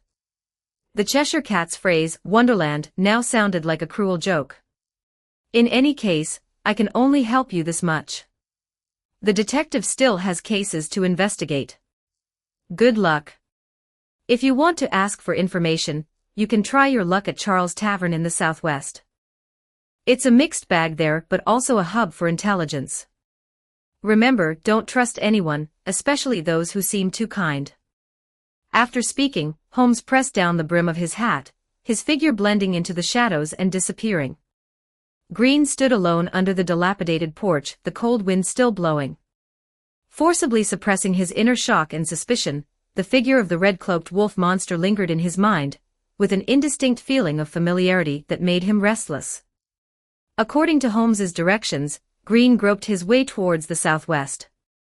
Along the way, he tried to avoid the wandering twisted creatures and those figures issuing ambiguous invitations in the dark alleys. He found a relatively intact corner under an eave, lit a new bonfire, and the leaping flames brought a little warmth and a brief sense of security. Just as he let out a sigh of relief, a playful voice came from above. Children should have all played with building blocks, right? Meow. 10 Chapter 10 Puss in Boots. Chapter 10 Puss in Boots. The Cheshire Cat was perched on the eaves before anyone noticed, her tail flicking back and forth. Although the creativity and imagination developed through building blocks will influence future works, this cluster of buildings stacked from trash houses is truly quite a work of art, meow. This is much more interesting than that rabbit hole you stayed in before, isn't it, meow? Green looked up at the elusive Catwoman and said testily, thanks to you, I almost lost my life in the rabbit hole. That monster wasn't interesting at all. Oh? But you're perfectly fine, aren't you, and you even made a friend. The Cheshire Cat blinked, her tone sly. It seems you had quite a good time. A good time? Green almost wanted to sneer. If you call having your head smashed in and brawling with a monster a good time. TSK, you really have no sense of humor, meow. The Cheshire Cat pursed her lips. Well then, you must be getting bored by now, meow, so come and play with the Cheshire Cat, meow. Play what? Green became vigilant. Play what? Play what? The Cheshire Cat said, then suddenly pulled this out from behind her back, meow. She performed on her own, then, as if by magic, pulled out a crumpled piece of paper and tossed it to Green. Let's play, find the differences. If you find them all, meow will give you a deluxe prize, meow. Don't take your eyes off the center of the image, you have to stare closely, meow. Green caught the paper, on it were two pictures drawn haphazardly with colored pens. The left side was marked DIN, depicting a smiling girl with a cyan ribbon in her hair, wearing a cyan dress, with two stick figure animals beside her that could barely be identified as a cat and a dog. The atmosphere was barely cozy. The right side was marked Die. The same girl was missing a leg, her head was gone, and the small animals had become mangled, bleeding corpses. The image was abstract and distorted, filled with childish malice. Although it was drawn extremely poorly, Green's gaze lingered on the outline of the girl with the cyan ribbon for a moment. A vague sense of familiarity flashed through his heart, too fast to grasp. He suppressed the strange feeling and patiently looked for differences, but in reality, there wasn't much to find, and Green gradually lost his patience. Hey, I say, that's enough. Yo. Before Green could finish his sentence, the Cheshire Cat's pink head poked out from the center of the paper, wearing an exaggerated, wicked grin, almost touching Green's face. Whoa. Did I scare you? Meow, ha ha ha. She smugly shrank back, her head returning to its original state. The prize is one magnificent prank by the Cheshire Cat, meow. How is it, did your heart race, meow? Green was startled by her sudden, face jump scare, and took a half step back. His heart did indeed skip a beat, followed by a surge of helplessness. You're really too much. He rubbed his brow, feeling like an unlucky adult pestered by a bratty kid. Oh my, don't be so cold, meow. The Cheshire Cat licked the back of her hand. I know you're very busy, and want to find your Alice. Fine, I won't tease you any more. The tavern the wolf cub mentioned is around here. Look carefully. After saying that, she disappeared without a trace, like smoke. Green stood in place and sighed. Communicating with this cat was even more exhausting than fighting the skull-hunting beast. He put away his helplessness and continued to explore in the direction of the tavern. The sign for Charles's Tavern hung crookedly at the entrance of a wooden shack that looked like it was about to fall apart. Pushing open the door, a wave of heat mixed with the smell of ale, tobacco, beast body odor, and the scent of blood rushed at him. The noise stopped abruptly. Countless gazes from a bunny girl, the man-eater, a security guard wearing a cowboy hat, a one-eyed dog sergeant, a werewolf shopkeeper, and even a guy who looked like a Cayman rider, focused squarely on Green, this human. Like a sheep that had wandered into a wolf pack, he bit the bullet and walked to the bar. The bunny girl Mary was wiping a glass, and to his inquiry about Alice, she just lazily pointed in the direction of the distant brothel street. The man-eater Potter was counting coins in the corner, and didn't pay him any mind at all. Sheriff Sullivan's gaze was vigilant beneath his red scarf. Sergeant Gilbert was downing drinks, muttering military secrets. The werewolf shopkeeper just roared, asking if he wanted to order. The guy who looked like a Cayman rider was straightforward, saying with a voice like grinding metal, "Alice. Do you mean that young girl wearing a cyan dress? You've seen her. That should be correct. I just wanted to show off my graceful movements, so I hopped around a few times right in front of her, and she wailed and ran away. She ran towards the Dodgson Bridge to the west. You can go look for her there." Great, honestly, Green no longer held any expectations. Everyone here almost had their own issues. And what caught Green's attention the most was a burly man with a chicken head, Mr. Chicken. He blocked the aisle, enthusiastically, or perhaps maniacally patting Green on the shoulder with enough force to make him grimace. "Hello. I am the mascot created in just 2.5 years, Mr. Chicken, symbolizing roast chicken. Please treat me well. Let me introduce today's recommended menu. First, throw the chicken into a hot broth that hasn't been washed for 3 days. After the juices come out in the pot, sprinkle some pepper, then cut the meat into sizes convenient for gnawing, and then it's all up to you. Whether you want to roast it, boil it, or fry it, let's all burst into laughter at the dining table. Muscle is the eternal truth. Ha ha ha. Ha ha ha ha." Green frowned and dodged this enthusiasm that carried a hint of madness. Behind this guy's gibberish lay a sense of absolute nihilism regarding the meaning of life, making him, a writer who always pondered why write, and why exist, feel a strange resonance and discomfort. He felt a wave of frustration. Here he was like an alien, and gathering information was a difficult struggle. Just as he was considering whether to leave, an elegant and slightly exaggerated voice sounded by his feet. "Hola. Hello. It seems a certain gentleman has encountered a bit of trouble, lost like a headless fly in this charming chaos." Green looked down and saw a black cat in boots. He was less than a meter tall, wearing polished high boots, a wide-brimmed hat with a feather, a rapier at his waist, and his whiskers were neatly trimmed. He was looking at him with great interest with a pair of emerald eyes. "How did you know?" Green raised an eyebrow. He didn't think he had made it that obvious. "Observation, my dear friend, observation." The cat puffed out his chest and elegantly stroked his whiskers with a paw. "Your steps are hesitant, and your gaze lingers on each face for no more than 3 seconds, as if you are looking for something but can't find the way. More importantly, you have a fresh scent, completely different from the guys here who are marinated in madness. My name is Patrick, as you can see, a helpful gentleman, and also a local snake with fairly reliable information in this wonderland. He leaned in closer and lowered his voice. "I can tell that you are looking for some important person or thing, and things are not going smoothly. Perhaps we can make a deal. I provide intelligence and guide services to help you find what you want in this crazy city. The conditions?" Green didn't believe there was such a thing as a free lunch. Patrick suddenly appeared a bit coy or perhaps awkward. He gave a fake cough, and the ears under his hat twitched slightly. "Well, I noticed that you seem to have had contact with that, mischievous and charming Cheshire cat. I am quite fond of her.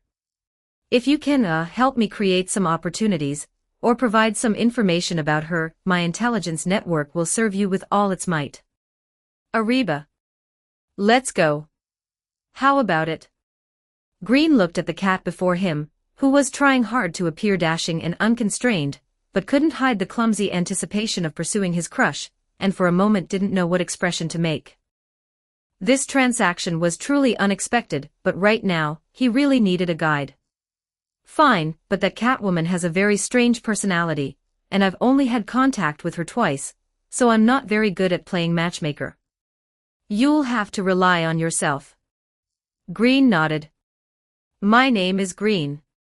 If you can really help me find Alice, I will do my best to help you pursue the Cheshire Cat. Although he felt this task might be even harder than defeating the skull-hunting beast. Excellent.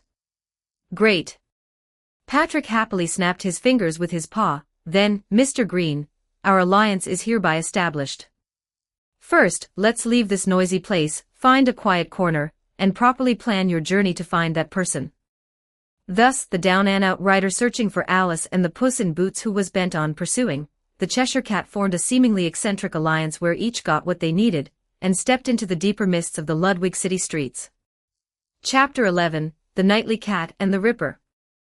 With Patrick, a local expert, leading the way, Green finally didn't have to blunder around like a headless fly in the perilous Ludwig city streets.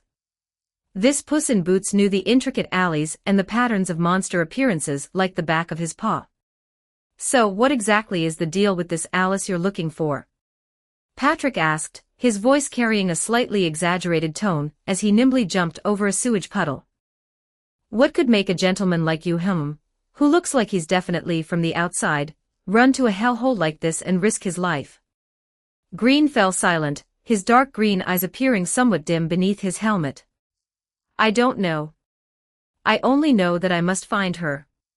Perhaps only by finding her will I be able to understand why I am here, and what kind of hell this world really is. He paused, then asked in return. What about you? Why do you want to pursue the Cheshire Cat? She doesn't look easy to get along with. Patrick suddenly looked as if his secret had been exposed. His cat ears twitched, and he tried hard to maintain a dashing posture. Miss Cheshire Cat, she is the embodiment of mystery and charm.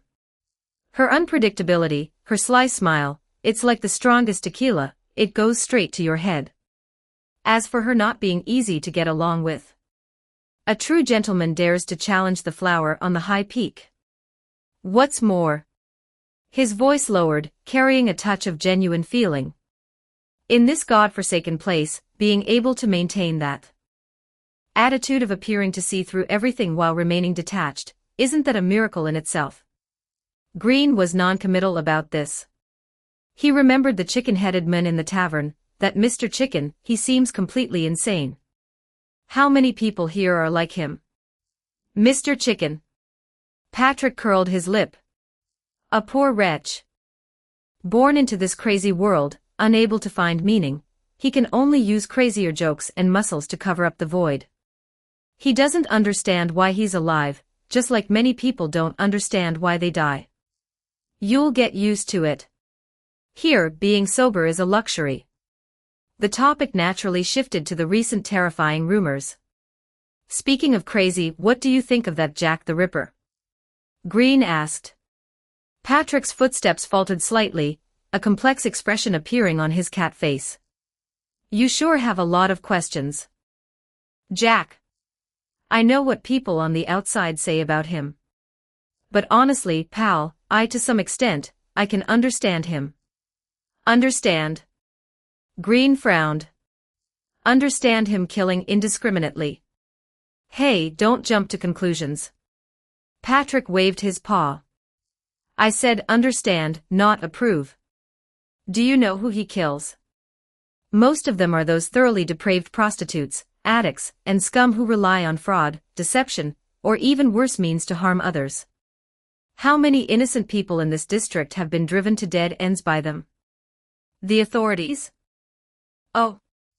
The Queen of Hearts only cares about whether her guillotine works well. Jack, he's like a twisted cleaner, using the most extreme methods to clear out some trash that the system can no longer handle. Green stopped and looked at Patrick seriously. Listen, Patrick. No matter who the target is, using violence to curb violence and acting as judge, jury, and executioner is wrong in itself. Today he kills those who deserve to die, but tomorrow he might kill someone who is potentially innocent based on some vague standard. Once this precedent is set, law and order will completely collapse, and everyone could become the next target. In my opinion, this shouldn't be the way to maintain justice. Patrick shrugged a cat-style shrug. Very idealistic, friend, but here, in this already insane kingdom, idealism doesn't last long. Everyone here is sick. Forget it, let's not talk about this. We still have to. His words stopped abruptly. He suddenly grabbed Green and hid behind a pile of discarded wooden crates. At the street corner not far ahead, under the dim gaslight, a tall figure in a black robe was torturing a dying wretch with a method that was calm to the point of cruelty. Blood stained the cobblestone road, and the pleas for mercy were so faint they were almost inaudible. Good heavens, it's Jack. Patrick lowered his voice and held down Green, who wanted to rush out, tightly. Hey! Don't move. Listen, Green, your goal is Alice. Not to play the saint and save every passerby. This guy is not to be trifled with, let's take a detour. That's not playing the saint. Green shook off his paw, staring at the bloody scene. His stomach was churning, but his eyes were exceptionally firm. That's a bottom line.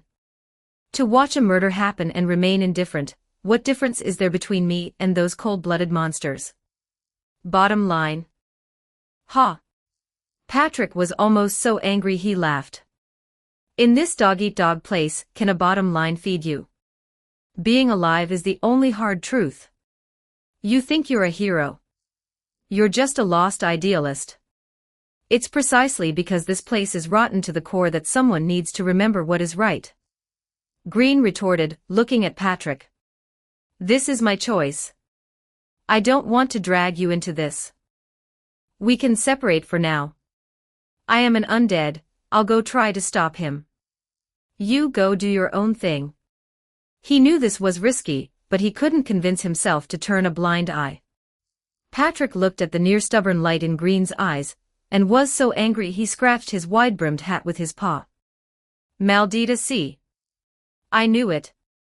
I knew nothing good would come from getting involved with hot-headed fools like you. He paced around irritably, then stopped abruptly and glared at Green. Fine. Fine. You win. I'll go with you. This time it was Green's turn to be stunned. Why? Didn't you say? Why? Patrick snorted, puffed out his small chest, and tried to make his sword look more dazzling. Because I am Patrick. Puss in Boots. Although I pursue practicality, I care even more about the code of the streets. Watching a companion temporarily, at least go to their death while I slink away. If that gets out, how can I show my face in Wonderland? Where would my reputation go? And besides... His voice lowered, carrying a hint of helplessness. You may be stupid, but... You're not annoyingly stupid. Green looked at the cat before him, who was tough-talking but soft-hearted, trying hard to act indifferent while still choosing to accompany him, and a wave of warmth welled up in his heart.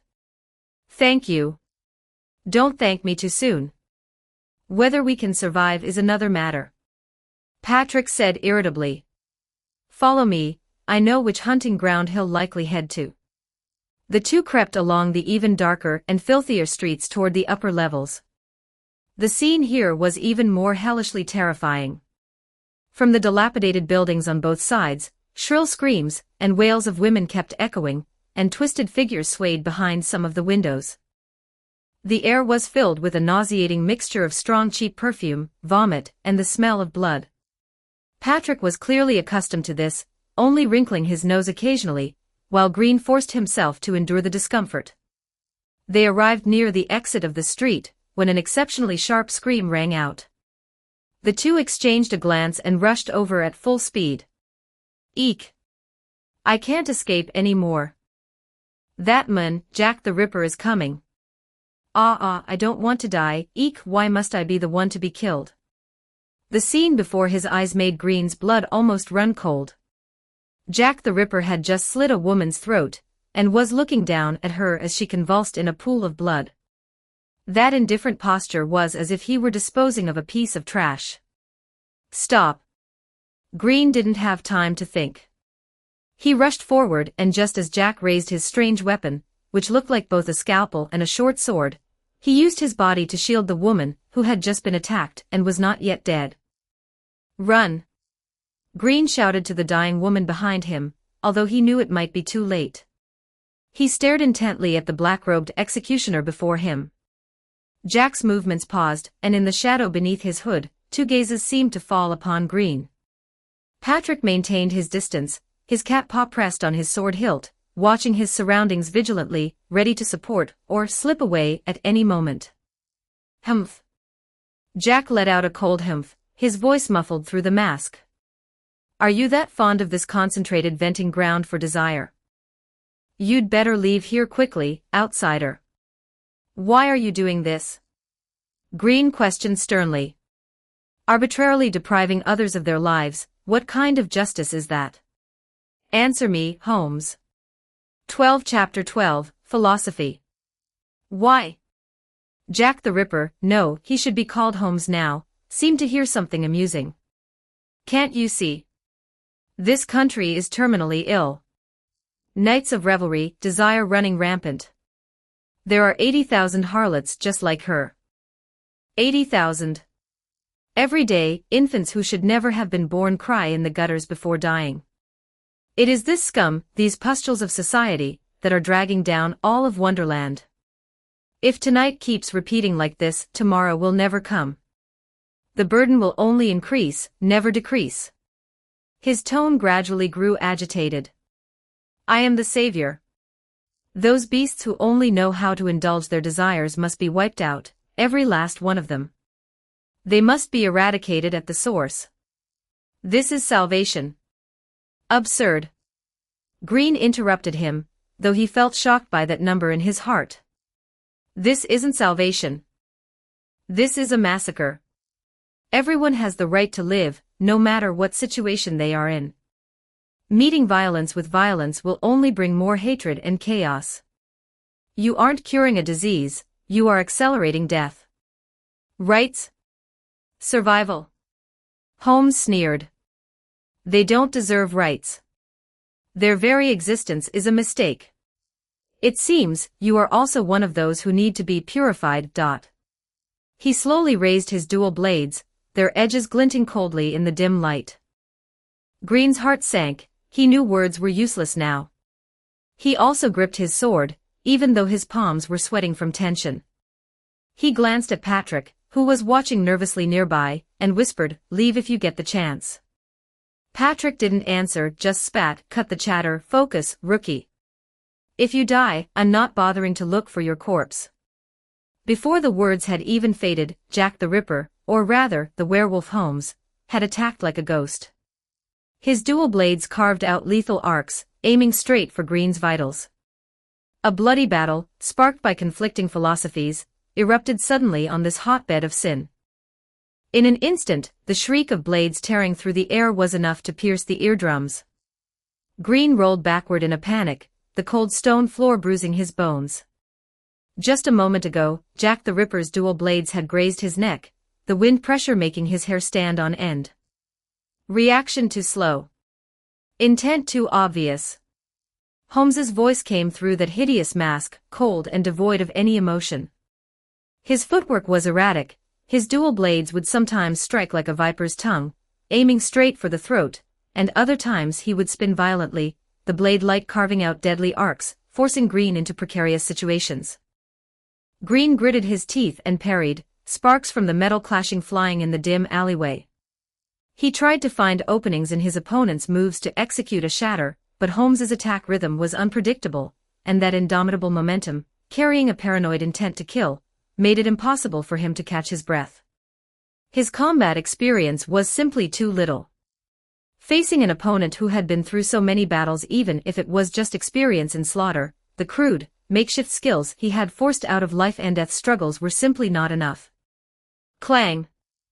With a dull thud, Green barely managed to block a heavy cleave.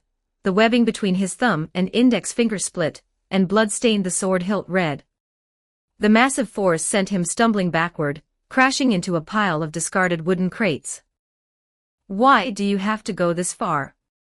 Green roared, gasping for air, trying to use words to distract his opponent, and as if questioning this insane world. Why?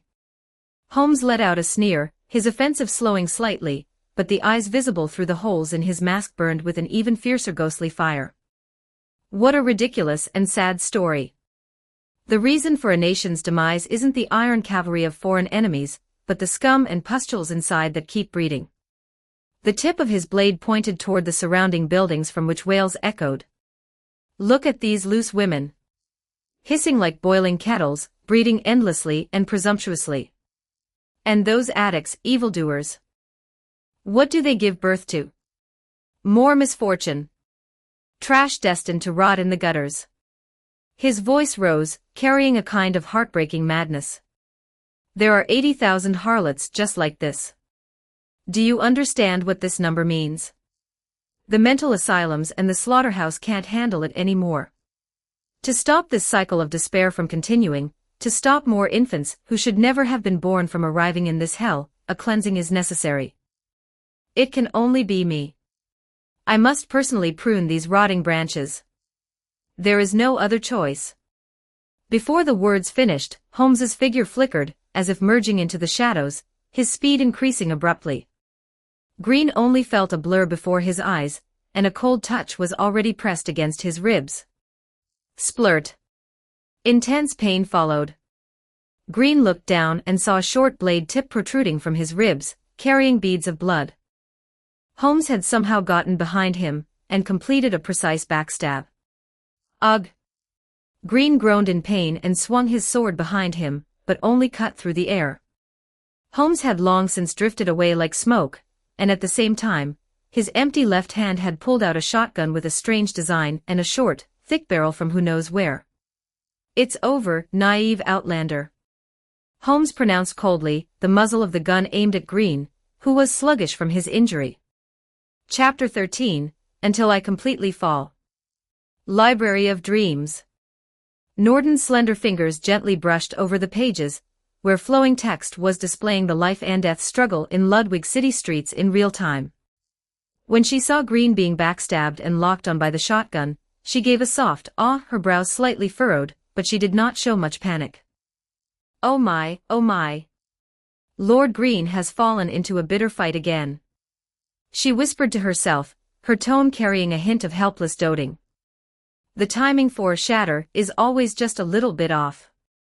As expected, asking a writer accustomed to holding a pen to immediately adapt to blades is still asking too much.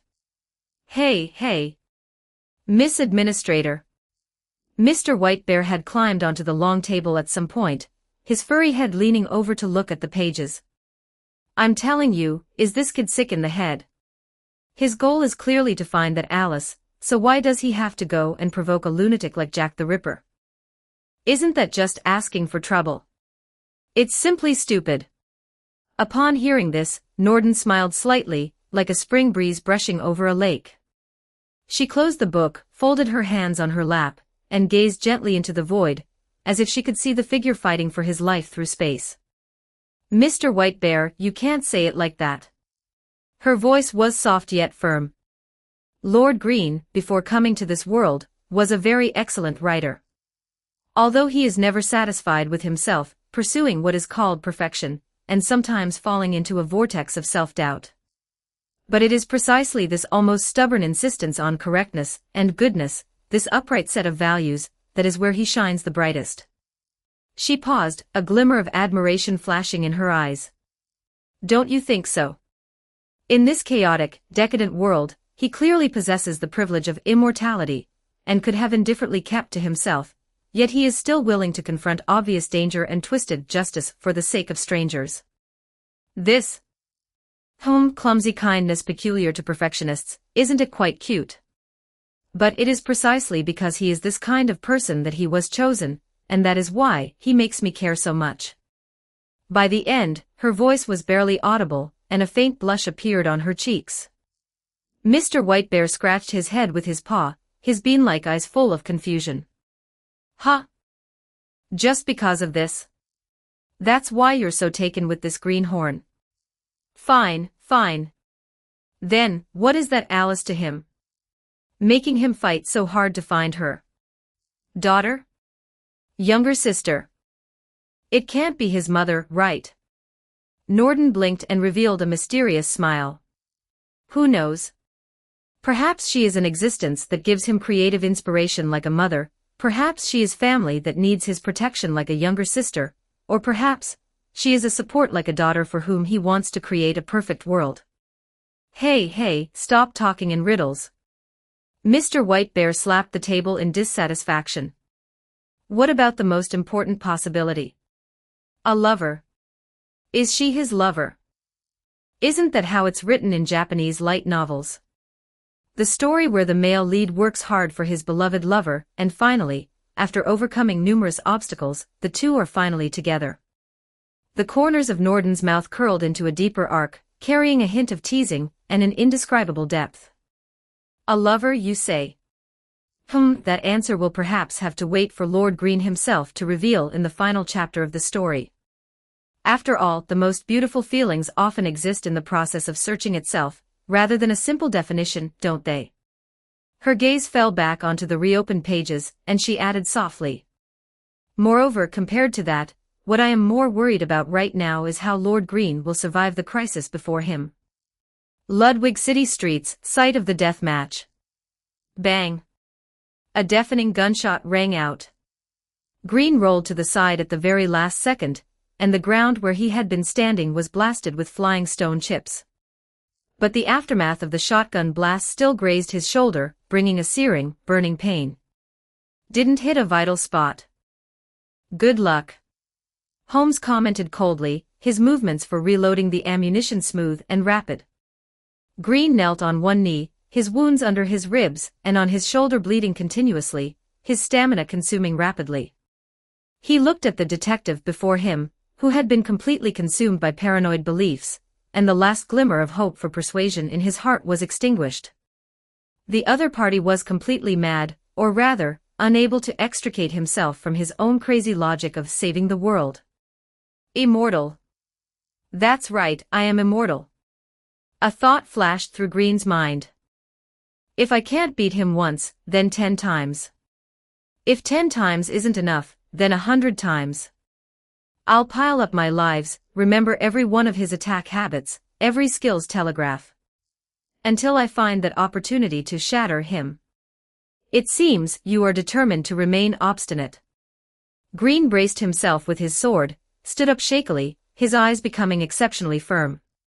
Then, all I can do is stop you here. If once isn't enough, then twice, if twice isn't enough, then until I completely fall, I will keep coming back. Holmes's movements paused, the gaze under his mask seeming to flicker, but it was immediately covered by an even thicker killing intent. Pointless struggle. Since you insist on being a stumbling block, then be swept away along with this decaying world. He let out a low growl, and faint black smoke actually began to permeate his body, his entire aura becoming even more dangerous and violent. Dual blades and the shotgun intertwined, and the offensive poured toward Green once again. Green took a deep breath, suppressing his fear of death, and concentrated all his mental energy on observation and evasion. He no longer tried to fight head-on but utilized the narrowness of the alley and the debris, constantly maneuvering, keeping his eyes locked on every subtle movement of Holmes. The start-up for throat slit is his shoulder pulling back slightly. Before the whirlwind slash, his center of gravity shifts to his left foot. When shadow severing is activated, the shadows around him distort unnaturally. Before the shotgun fires, the hand holding the gun has an extremely short recoil pre-adjustment. Pain, exhaustion, and the danger of death constantly stimulated Green's nerves, but his brain remained exceptionally clear. The writer's observation and analytical skills began to combine frantically with the experience the immortal had exchanged with his life at this moment. Once again, he was grazed by the aftermath of the whirlwind slash, adding a wound deep to the bone on his chest. But this time, the moment Holmes followed up with shadow severing to attempt to close the distance, Green caught the ripple in the shadows. This is it.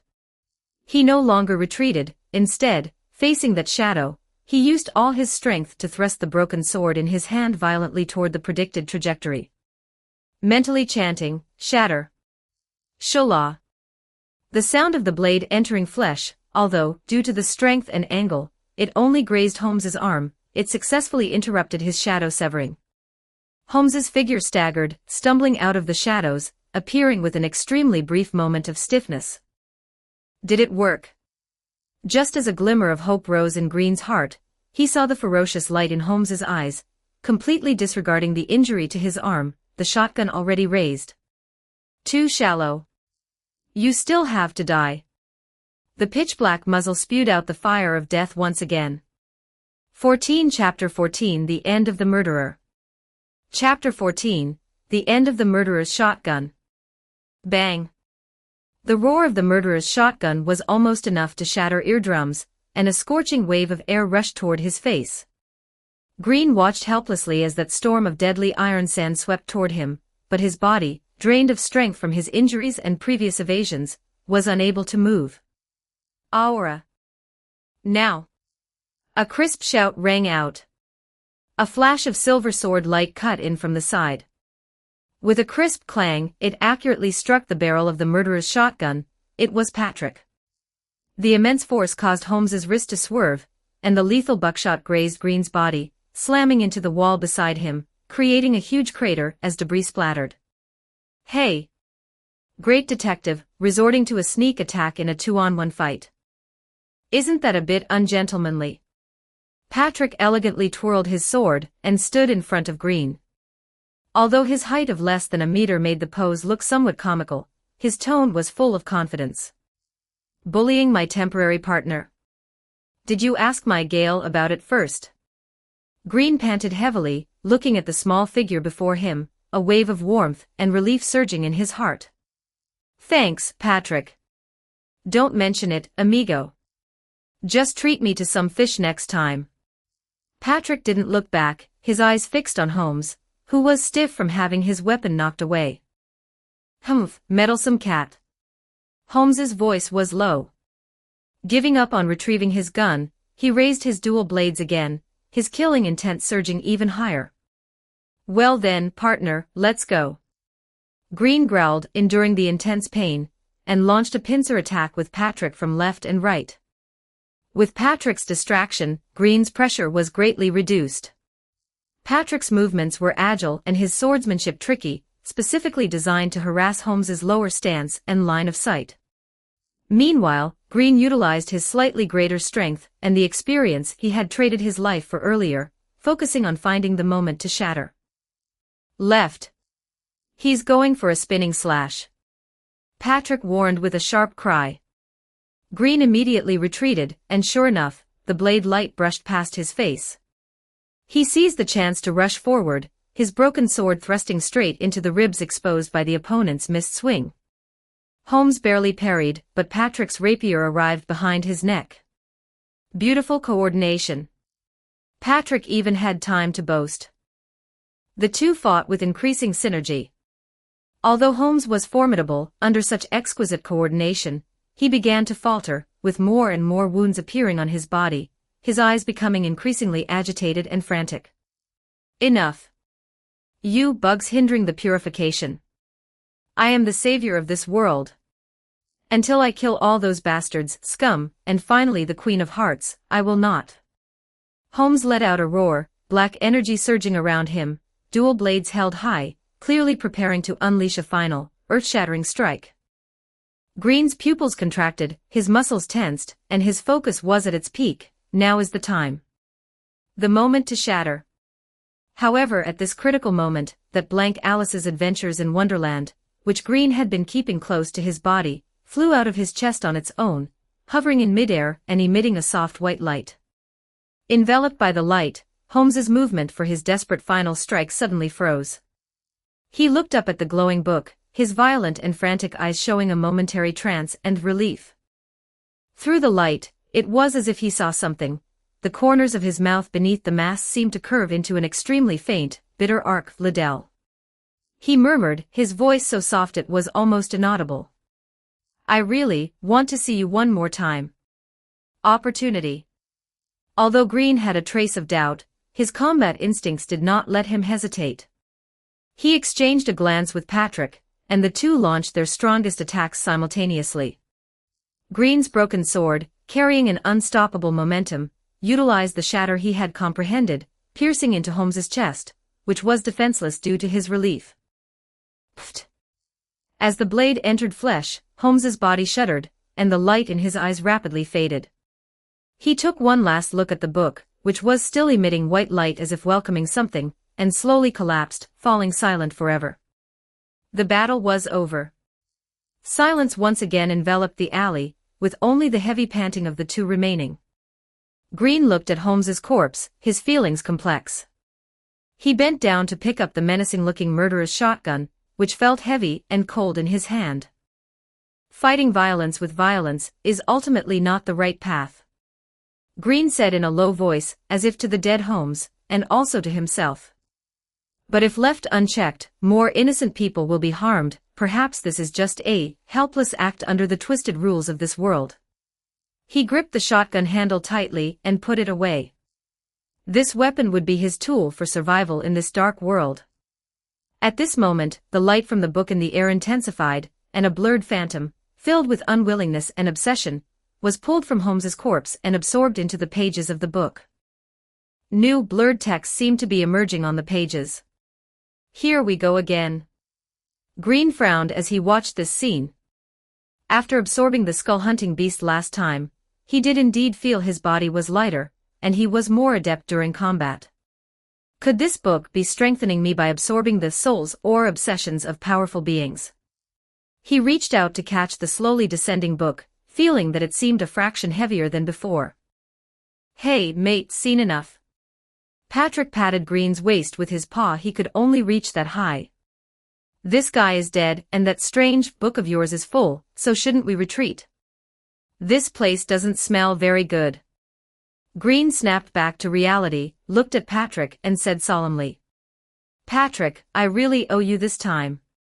Without you, I might have had to die again. De nada. You're welcome. Patrick flicked his tail dashingly, though his movement was a bit distorted due to his injury. I told you, no need for courtesy between partners. However, he blinked his eyes. If you really feel bad, just help me create more opportunities to run into Miss Cheshire Cat in the future. Green smiled helplessly. This cat's persistence was truly. He said earnestly. After this incident, I am more certain. This country, this wonderland, is already terminally ill. If it is truly as Norden said, then just finding Alice might not be enough. I want to crusade against the four nightmares, to fundamentally change this twisted world. Perhaps in the process, I can find clues about Alice. This was his instinctive desire as a writer to intervene in the direction of this story, and also the drive of his inner sense of justice. Patrick whistled a cat-style whistle. Caramba! Good heavens! The goal has suddenly become so grand. Crusade against the four nightmares. Do you know how terrifying those four are? I know it's difficult. Green looked at Patrick, but I want to try. Are you willing to continue helping me? Patrick stroked his chin with his paw, appearing to think. This doesn't seem to be part of our deal, but helping you is fine. After all, we are partners now. And it sounds exciting, very suitable for a legendary hero cat like me. Well, thanks, although I still don't see what exactly you like about the Cheshire Cat. Green extended his hand. Patrick froze for a moment, then high-fived him with his furry paw. Chapter 15, The 23rd Attempt. Success. Norden gently closed the book, a look of relief mixed with delight on her face, like a little girl watching her favorite character beat a game. Although the process was a bit thrilling, Lord Green and Patrick are working together better and better. White Bear was on the side, gnawing on a honey jar he had pulled from who knows where. So you were just watching. Not going to lend a hand. And you were acting like a lovesick maiden, pretending to sleep just to react when he gets back. Norden's cheeks flushed slightly, and she glared at White Bear reproachfully. Ahem. Mr. White Bear. Please don't talk nonsense. That was so as not to affect Lord Green's growth in dealing with the crisis on his own, and besides. Her voice lowered, carrying a hint of shy anticipation. When he returns, seeing how exhausted he is, I might Just happened to wake up and brew him a cup of calming herbal tea or something.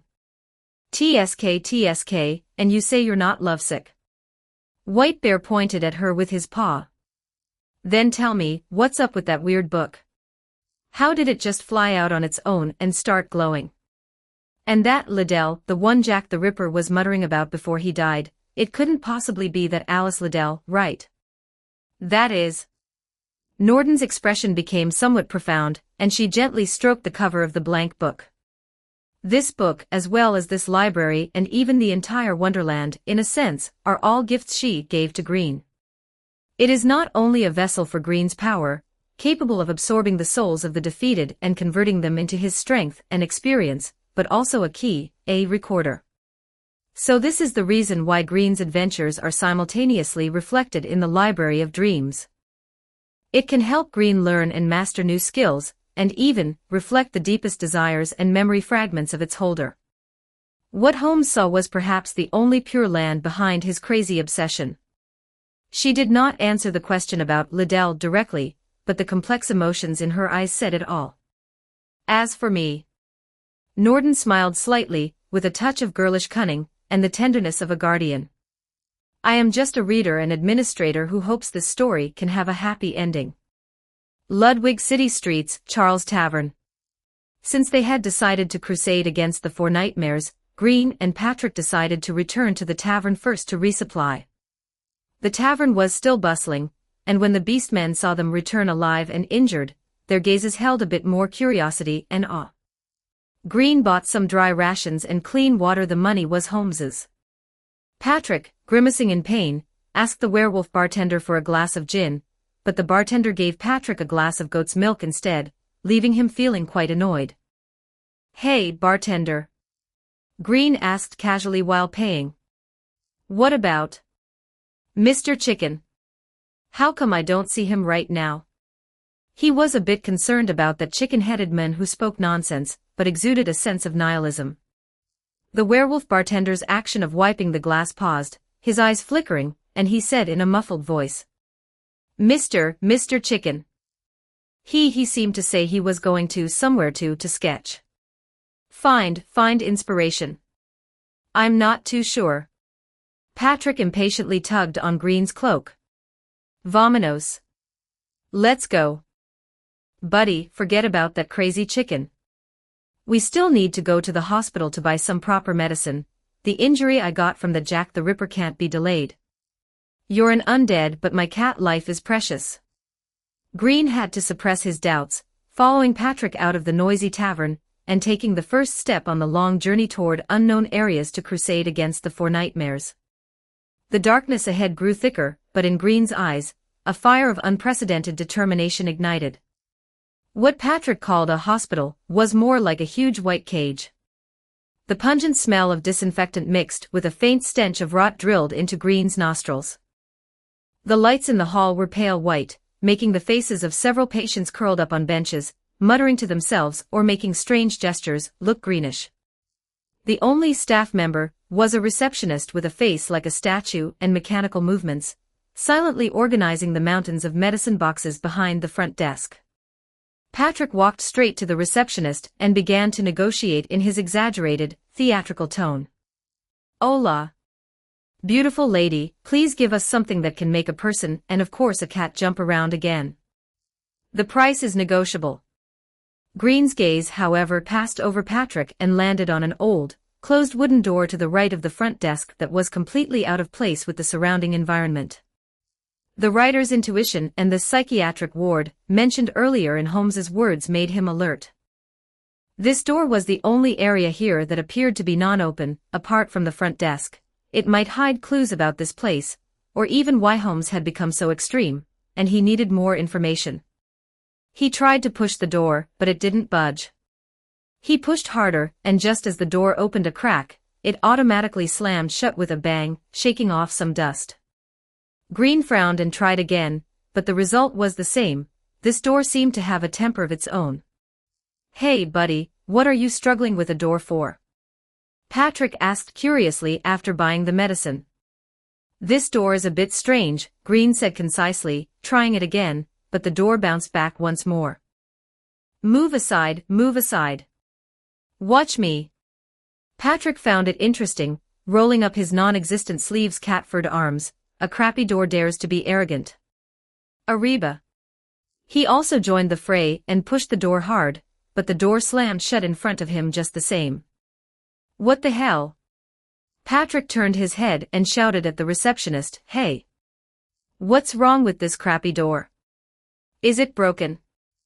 The receptionist didn't react at all, her eyes hollow, as if they were air. The patients on the surrounding benches remained immersed in their own worlds, turning a blind eye to the commotion here. The rules of this place had already collapsed, or rather, the normalcy here had long been swallowed by madness, and no one cared about the abnormality of a door anymore. I don't believe it. Patrick seemed to be at odds with the door, opening and closing it back and forth. Even though Green said it didn't matter, it was to no avail.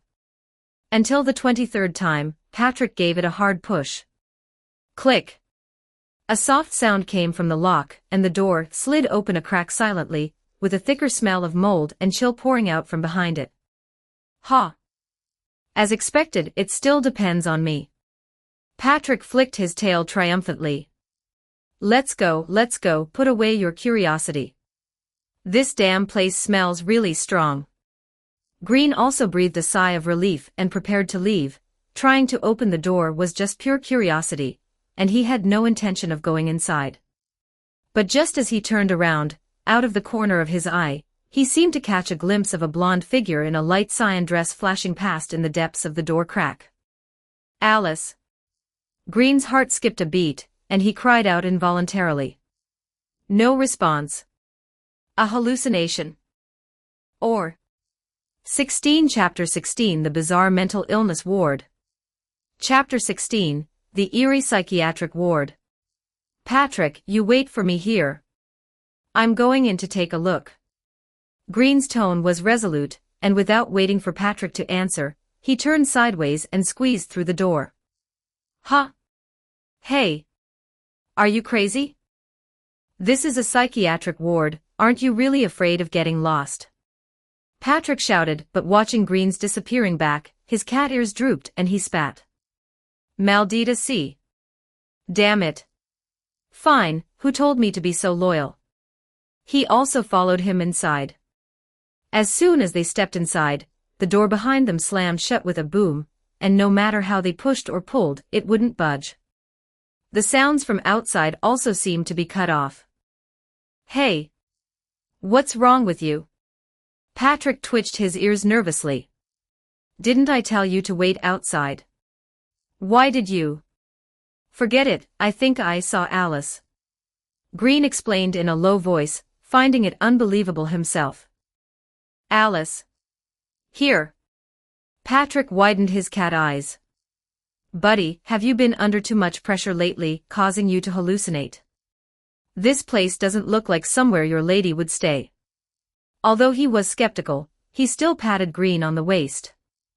But since we're already here, let's look around. What if? We might even find some clues about Ms. Cheshire Cat. The exploration began. The area behind the door was more dilapidated and bloodier than the lobby.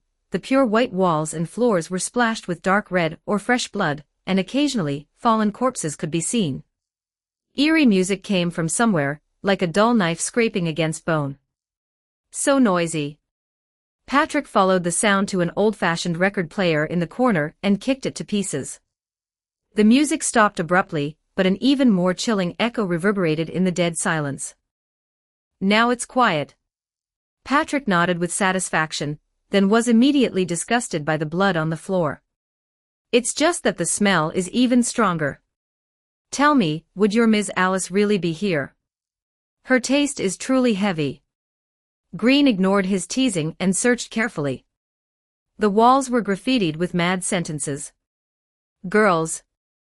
Boys, everyone loves each other, killed them, killed them, killed them, killed them, killed them, killed them, killed them, killed them. A well-thought-out life may be safe, but it often isn't happy. Want to go home? Mother, sister, daughter, all violated, violated, violated, violated, violated, violated, violated, violated. It was shocking, yet there were no living people to be seen. As expected of a place where lunatics stay, everything else isn't much, but the handwriting is quite good. Patrick tried to make the atmosphere lighter. On a dusty bookshelf, Green found a tattered record with scribbled handwriting. Is this a petting zoo? The patients all think they are the protagonists of fairy tales. How ridiculous. It would be better if everyone just became supporting characters in a fairy tale, loving each other and being buried in a pile of waste paper. A rabbit in a waistcoat. Talking flowers. Such things don't exist in reality. You are sick. Your sister also saw the same things. Then you sisters must have gone crazy together, right? The recorder extremely despised the patient's fairy tale fantasies, viewing them as a disease that needed to be eradicated. This reflected that this place might practice a cruel therapy of extreme, realistic rationality, denying any supernatural experiences. This cold tone sounded like a medical worker, or perhaps a cynical patient. As his fingers brushed over the sharp, mean handwriting on the page, Green felt a chill crawl up his spine. On the other side, Patrick made a discovery on the front desk. Hey! Green! Look at this. He brought over a yellowed piece of paper. This is Holmes's diagnostic record. Diagnostic record for name Ding Holmes, expression, furry face, no features. Tone, clear subject and predicate, rational. Understanding, not bad. Communicability, SOSO, not bad. Chief complaint, judgment of good and evil. Repeatedly performs the hand-filling game. Memory gaps started a few years ago, and symptoms have gradually worsened recently. Chronic illness of hemophilia. Diagnosis result, suffers from detective Harry syndrome, high possibility of dissociative identity disorder. Policy, due to extreme danger, isolate after intensive surgical treatment. October 23, 1888 addendum. Patient escaped. Disappeared like mist. Detective Harry syndrome. Patrick asked curiously. It is a personality disorder characterized by an extreme adherence to one's own code of justice, even at the cost of using violence to enforce it. Green analyzed, combining the records. He might have once wanted to be a good detective, distinguishing between good and evil. But his experiences here, perhaps made him witness, or endure unimaginable darkness, leading to the collapse of his ideals, turning him from an enforcer into a self-proclaimed liquidator. He seemed to see the process of how an idealist was driven mad by reality. Wow! You know so much. What exactly did you do before? A scholar? Patrick looked at Green's night attire in surprise. Before? I was just a storyteller. Green said vaguely, his gaze complex. With no results from the search, the two sat down against the wall to rest, sharing the dry rations brought from the tavern. It seems. I was wrong. Green smiled bitterly, rubbing his brow through his helmet. I've experienced too many crazy things lately, and I've been thinking about finding her.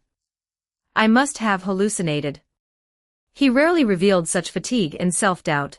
Everything he had just speculated appeared in his mind again, and he could only force himself not to think about those things, lest he really go crazy. Patrick chewed on the jerky and couldn't help but ask again. Seriously, what is that Alice like? To make you so lovesick? Green's eyes were a bit unfocused, carrying an obsession he couldn't even understand himself. To tell you the truth, she is perfect. She is the most perfect woman I can imagine. Her smile, her voice, everything. Even he felt this description was empty and eerie.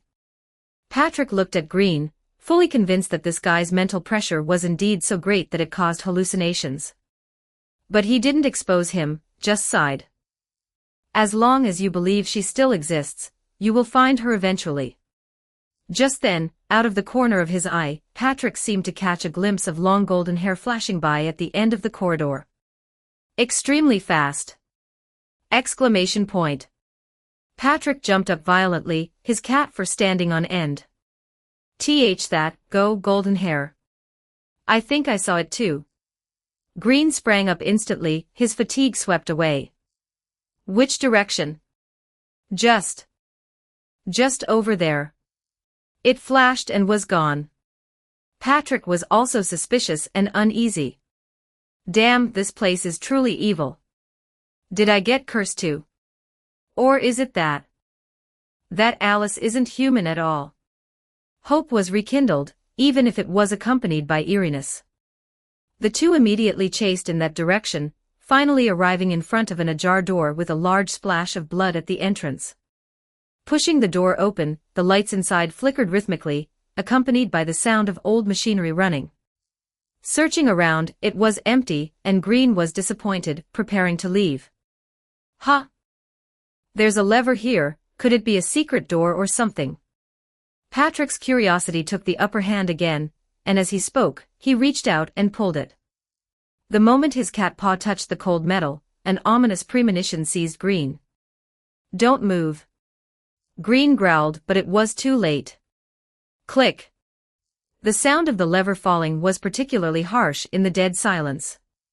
Immediately following, it didn't fade out slowly, but with a pop, the lights overhead went out instantly, along with the annoying sound of the machinery stopping abruptly.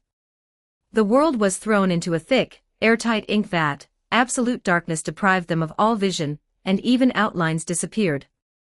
Green, wearing heavy night armor, instantly became blind.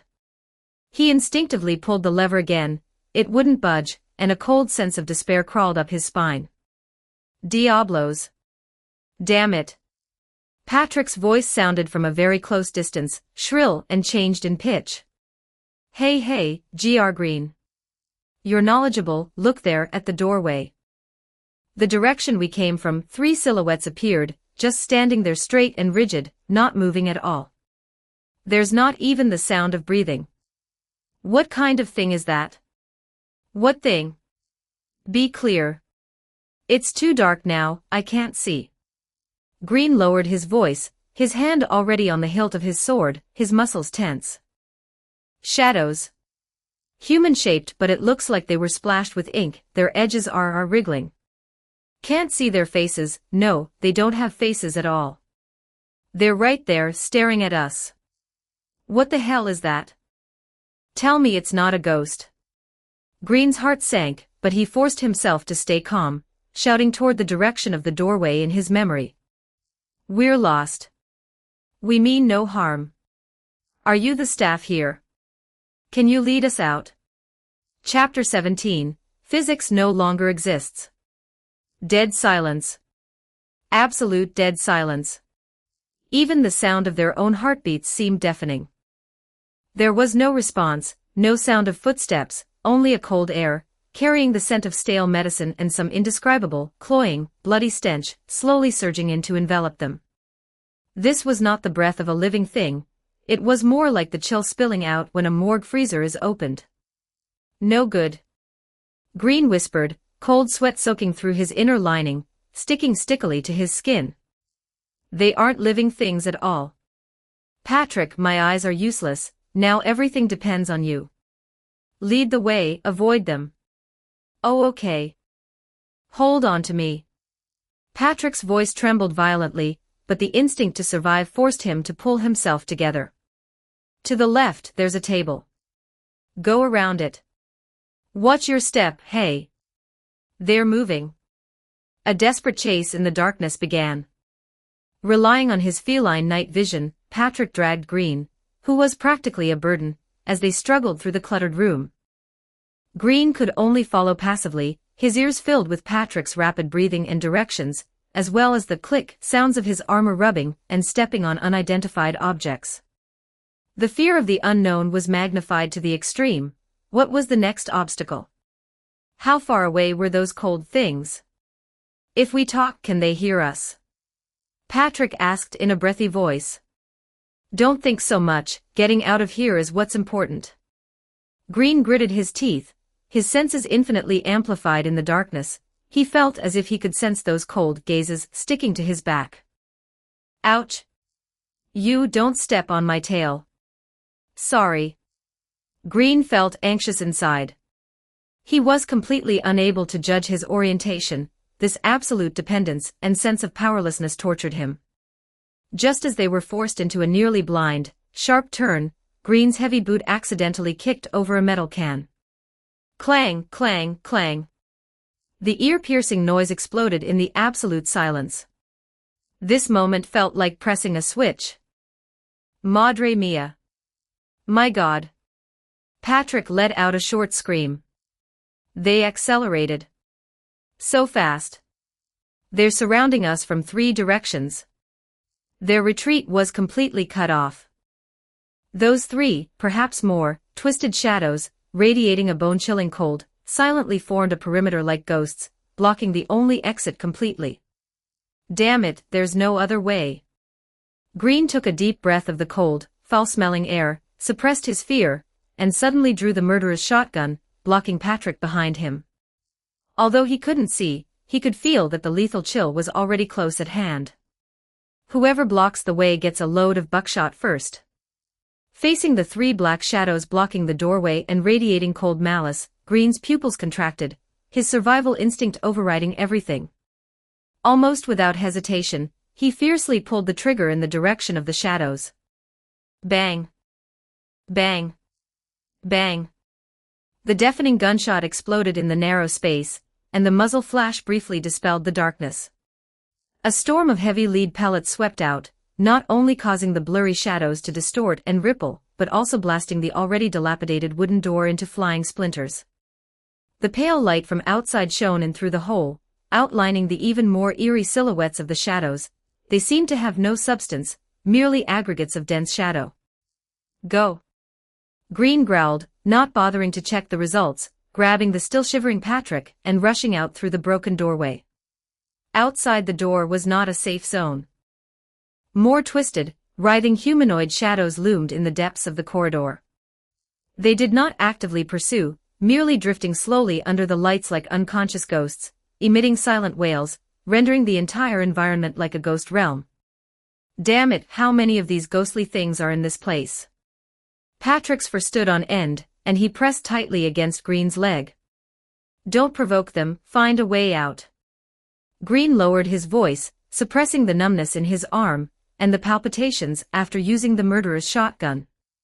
The aura of these shadows was eerie. They didn't seem like beings that could be easily killed, and continuing to tangle with them would only exhaust their stamina. The 2 crept carefully through the maze-like corridor, avoiding the wandering shadows. However, this hospital ward seemed like a living thing, with space constantly twisting. They felt as if they had been going downward, deeper and deeper, but when Patrick pushed open a door that seemed to lead to a new area, the scene before them made them both go cold. This was clearly the same corridor they had first entered. Even the familiar bloodstains on the walls and the overturned chairs were exactly the same. No puede ser. No way. Patrick screamed, we've circled back. Green's expression was grim. He tried pushing open another door nearby. What appeared behind the door was, shockingly, the small room where they had just rested for a moment. Space was completely chaotic. It's that lever. Green's voice was hoarse. Perhaps after you pulled it, the spatial rules here were completely disrupted. Now this place is like a twisted Rubik's Cube, or a corridor in a nightmare. He recalled some descriptions of spatial paradoxes in modern novels. The subsequent exploration confirmed this. They experienced bizarre and grotesque scenes. After pushing open one door, the room behind it was upside down, and they had to grab the light fixtures on the ceiling now the floor to barely move. Behind another door was a storage room filled with creaking hospital beds and wheelchairs, and countless empty wheelchairs moved without wind, slowly turning toward them. There was even another door that, when pushed open, led directly to a crossroads they had passed 10 minutes ago. The laws of physics had failed here. Green felt a wave of dizziness. This was more despairing than facing monsters directly. You never know if behind the next door is a path to survival, or a deeper impasse. During a brief rest, even though the resting spot might disappear the next second, the 2 leaned wearily against a relatively clean corner. Green rubbed his temples, recalling once again the phantom that had lured him in. Patrick, what exactly did the Alice you saw before look like? Patrick licked his paws, trying hard to recall. Just a little girl. Blonde hair, quite long, wearing a white dress, looks about this tall. He gestured, about less than 1.4 meters. Anyway, it wasn't the kind you mentioned before, Perfect woman. Green frowned tightly. The Alice in his memory, although a young girl, should have been a more mature, beautiful image, wearing a light cyan dress. But the specific features, for some reason, were always blurry. Could it be that what he saw was really a hallucination caused by too much pressure, mixed with a subconscious imagination of perfection? And what Patrick saw was actually something that really existed here. Just at this moment. ZZZZT. The lights overhead flickered twice violently, the light dimming and brightening erratically. In that instant, Green and Patrick both saw two little girls standing hand in hand in front of another door at the end of the corridor. Both had long blonde hair, were wearing white dresses, and were standing with their backs to them, motionless. The lights flickered again and returned to normal. The end of the corridor was empty, as if everything just now was just a joke played by light and shadow. You saw it too. Patrick's voice trembled. Two little girls with blonde hair and white dresses. Green muttered, a chill rising from the soles of his feet. This scene reminded him of an old horror movie. What they saw was not Alice at all, but these two eerie girls. Patrick saw one of them, and he might have mentally filled in the two overlapping shadows or momentary impressions as the Alice in his memory. Damn it. We've been played by this ghostly place. Patrick was so angry he wanted to scratch the wall. No. Green's eyes became sharp. Their appearance there might not be a coincidence. In this chaotic space, their appearance might be a kind of guidance. Or they are part of this anomaly and know the way out. Although he felt creeped out, this was the only clue for now. The two decided to look for the two elusive little girls, and the subsequent journey was an extreme torture to both body and mind. On top of the spatial chaos and the surrounding shadows, they also encountered more specific horrors from time to time. A pale woman's face flashing suddenly outside the window, faint sobbing coming from empty hospital rooms, a grudge spirit wearing a nurse's uniform, but with a rotting face flashing by at a corner. These illusions, whether real or fake, constantly assaulted their nerves. But the timid Patrick almost fainted from fright several times, relying entirely on Green dragging him forward. I can't do it anymore, this place is too fucking winding. Green. Let's rest for a while, just a while. Not knowing how long they had wandered in the nightmare, they broke into a seemingly ordinary clinic, where files were scattered all over the floor. Fine, walking like this isn't a solution either, we have to find the logic behind this space. Everything has a cause and effect, and one shouldn't be defeated by something so trivial. Green leaned against the wall exhausted, and accidentally knocked over a stack of files. The papers scattered, and one of the names pierced his eyes like a needle, Dorothy. 18 Chapter 18, The Best Disciple. Chapter 18, The Best Student. Green's heart constricted violently. He practically lunged forward, trembling as he picked up the file. Patrick leaned over. Dorothy. Who is that? Someone you know? Green didn't answer, his gaze was locked onto the contents of the file, his breathing becoming rapid. As he read line by line, his face grew paler and paler. Year X, month X, day X. The child admitted to the hospital a few days ago. It seems her home was blown away by a tornado. She has no home, no parents left, truly pitiful. My mentor had once mentioned in passing that her hometown suffered a rare tornado in her childhood, and she was the sole survivor. Month X, day X. I gave the child a fairy tale book, and she finally revealed a faint smile. She told me her name was Dorothy. Month X, day X. Dorothy seems to have started playing with invisible friends. It looks like she's taking a lion, a scarecrow, and a tin man to crusade against a witch or something similar. Month X, day X. Recently, she's been chattering away about having taken on the best student, talking about her student all the time. I teased her a little, saying, "You really do like your student, don't you?" And she denied it while blushing. The best student. It was as if Green could hear his mentor's teasing voice again, filled with pride and a hint of shyness. "You idiot Green, you are the treasure I picked up, even though sometimes you're as dense as a scarecrow. Month X, Day X, Dorothy has disappeared. We tentatively assume she escaped the hospital, though she left no trace behind. Perhaps that child really did go to the world of fairy tales. In reality, my mentor was also declared dead after a serious illness. The timeline it seems to match. It's not just a coincidence of names. This file records the very same Dorothy who was like a father and mother to him." The file papers in Green's hands rustled, he leaned weakly against the cold wall, and the floodgates of his memory burst open. That mentor he respected most, who had passed away, in the real world, her traces had appeared in this mad world in such a cruel way.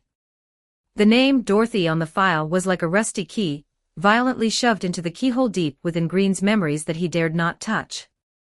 The rough texture of the paper, mixed with the unique scent of disinfectant and the sickly sweet smell of decay peculiar to the psychiatric hospital, dragged him back to that past, a past that had long been blurred but still carried a dull ache.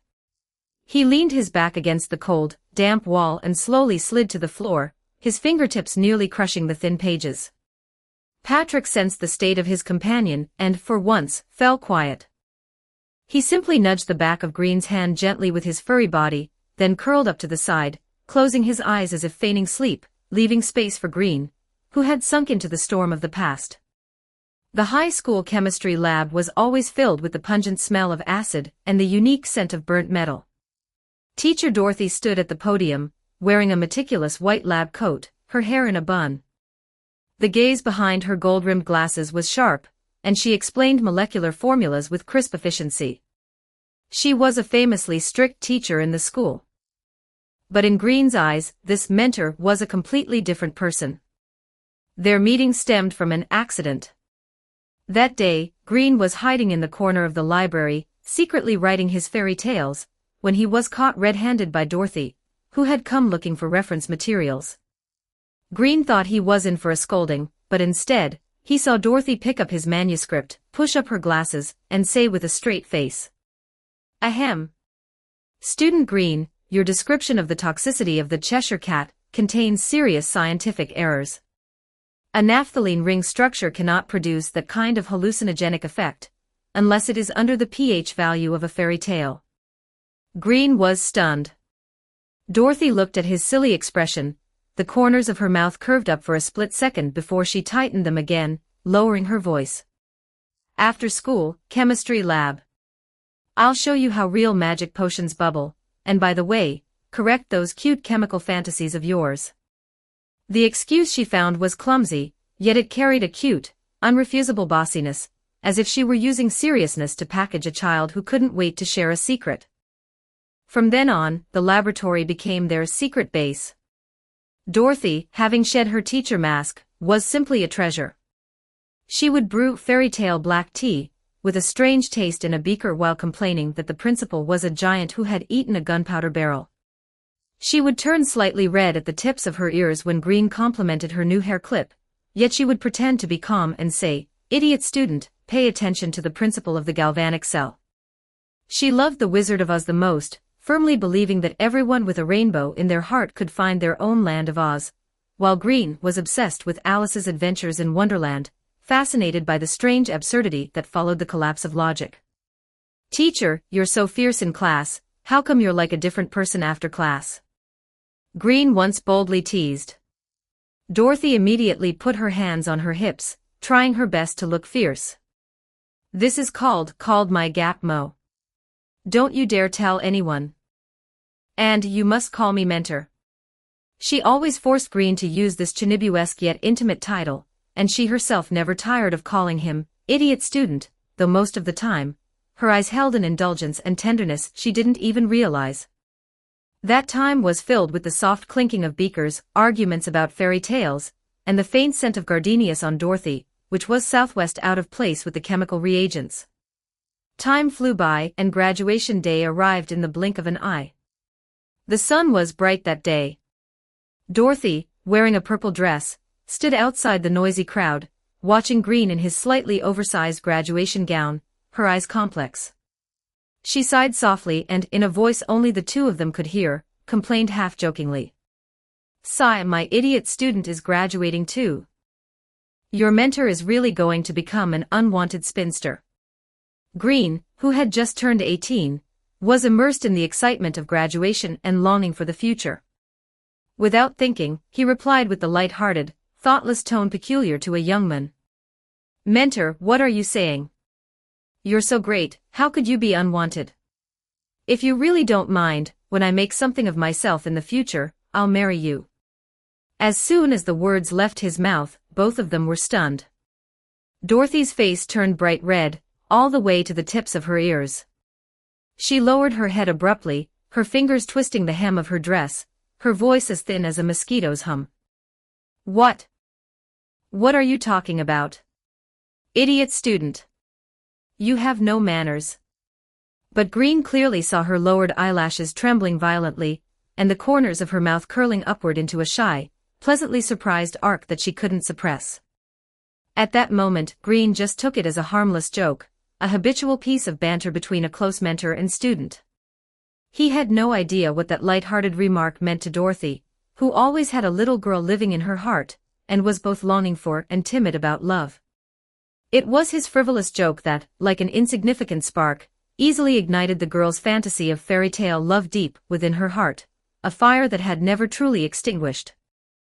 However, after graduation, Green, like a bird released from a cage, was quickly drawn to the new life of university, clubs, and those more vivid and beautiful figures.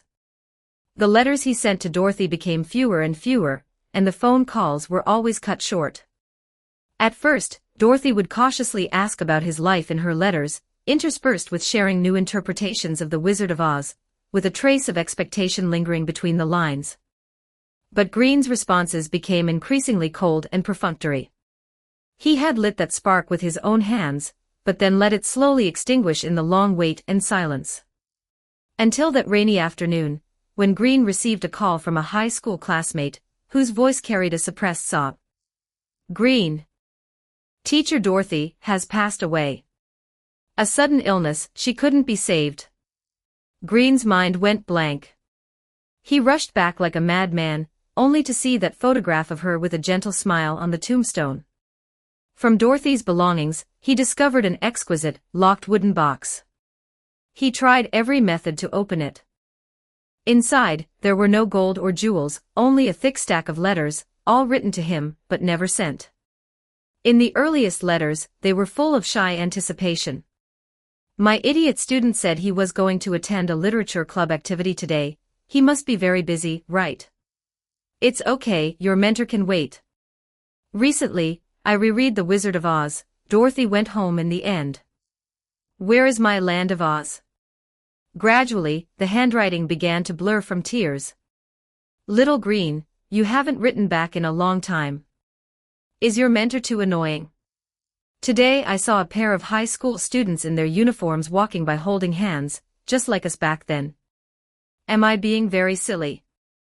The last letter had only a few lines, the handwriting messy and fragile. "I suppose I won't be able to wait for my scarecrow.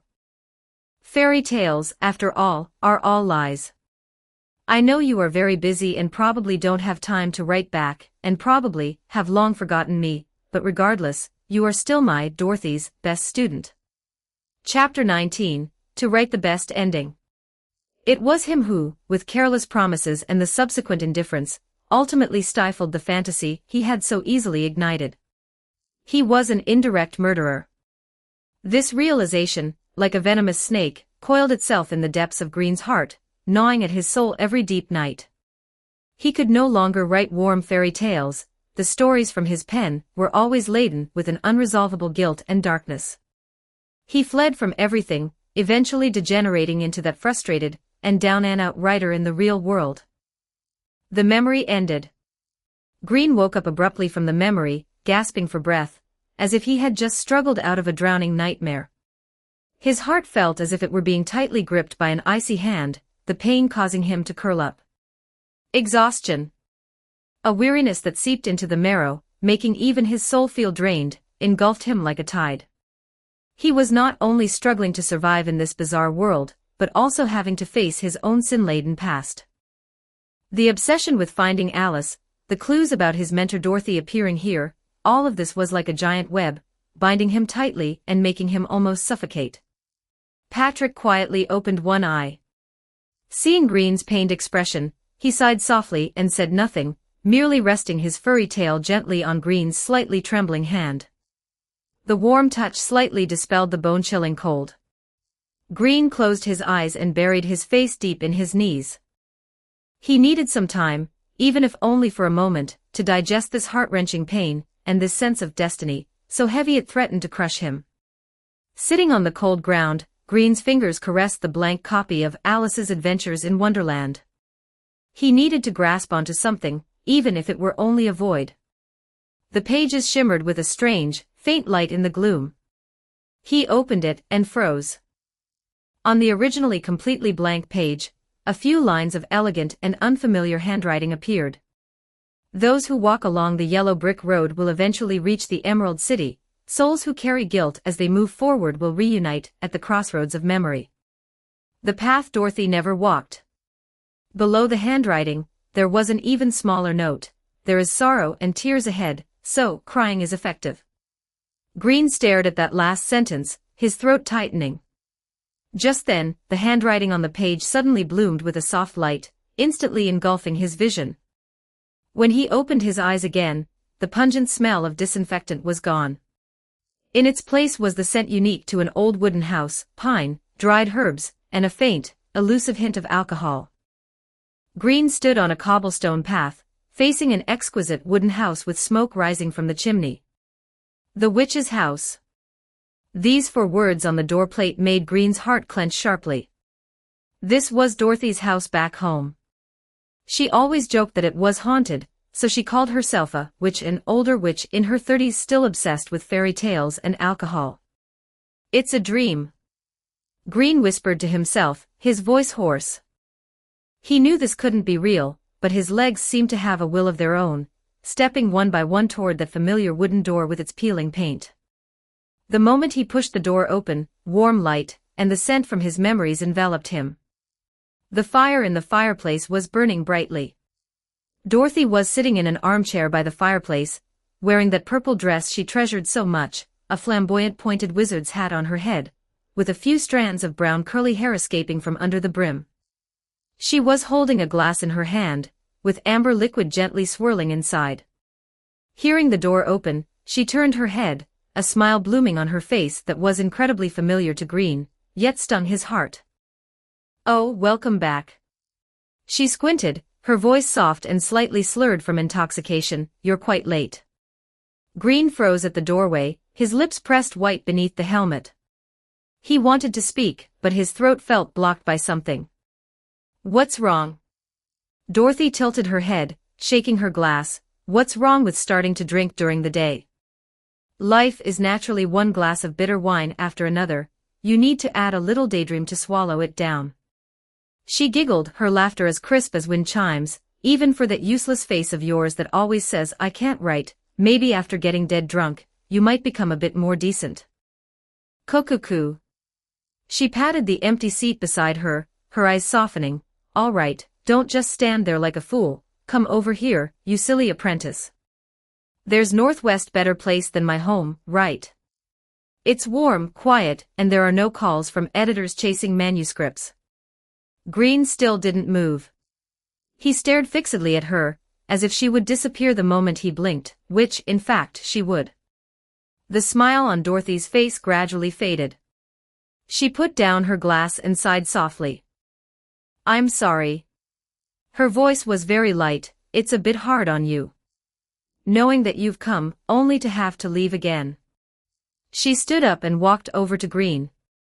She had to tilt her head slightly to see his face, or more accurately, to see that cold knight's helmet.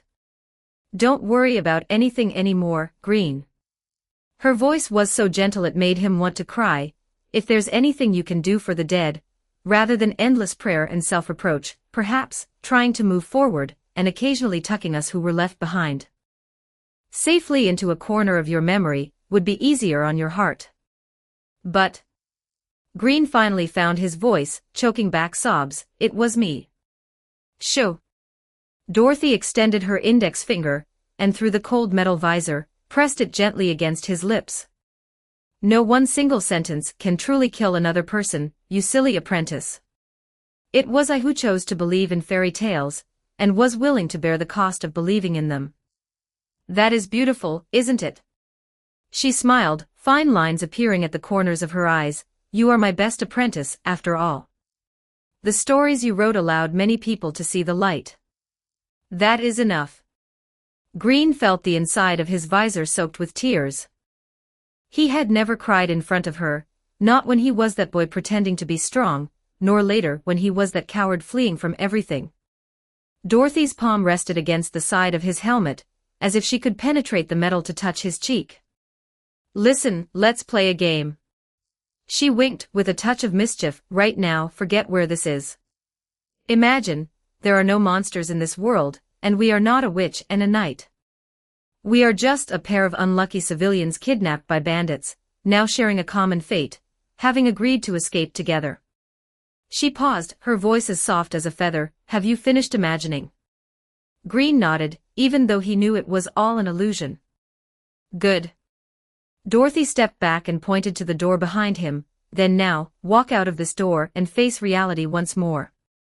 Your path is still long, my silly apprentice. Green looked at her, deeply and intensely, as if he wanted to carve this moment into his soul. Then, he turned around and gripped the doorknob. Goodbye, Master. Goodbye, Green. Write the best ending. 20 Chapter 20 The Tridal Twins, Dam and T. Chapter 20, The Tweedle Twins, Damu and T. He pushed the door open without looking back. The warmth, the firelight, and that person behind him faded and dissipated in an instant, like a pencil sketch erased by a rubber.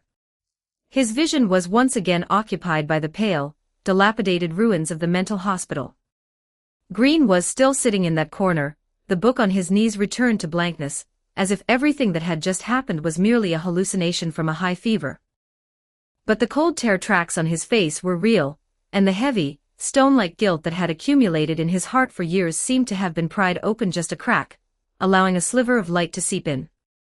He did not open his eyes immediately. His long writing career had made him extremely sensitive to quiet, and now, there was noise in that quiet.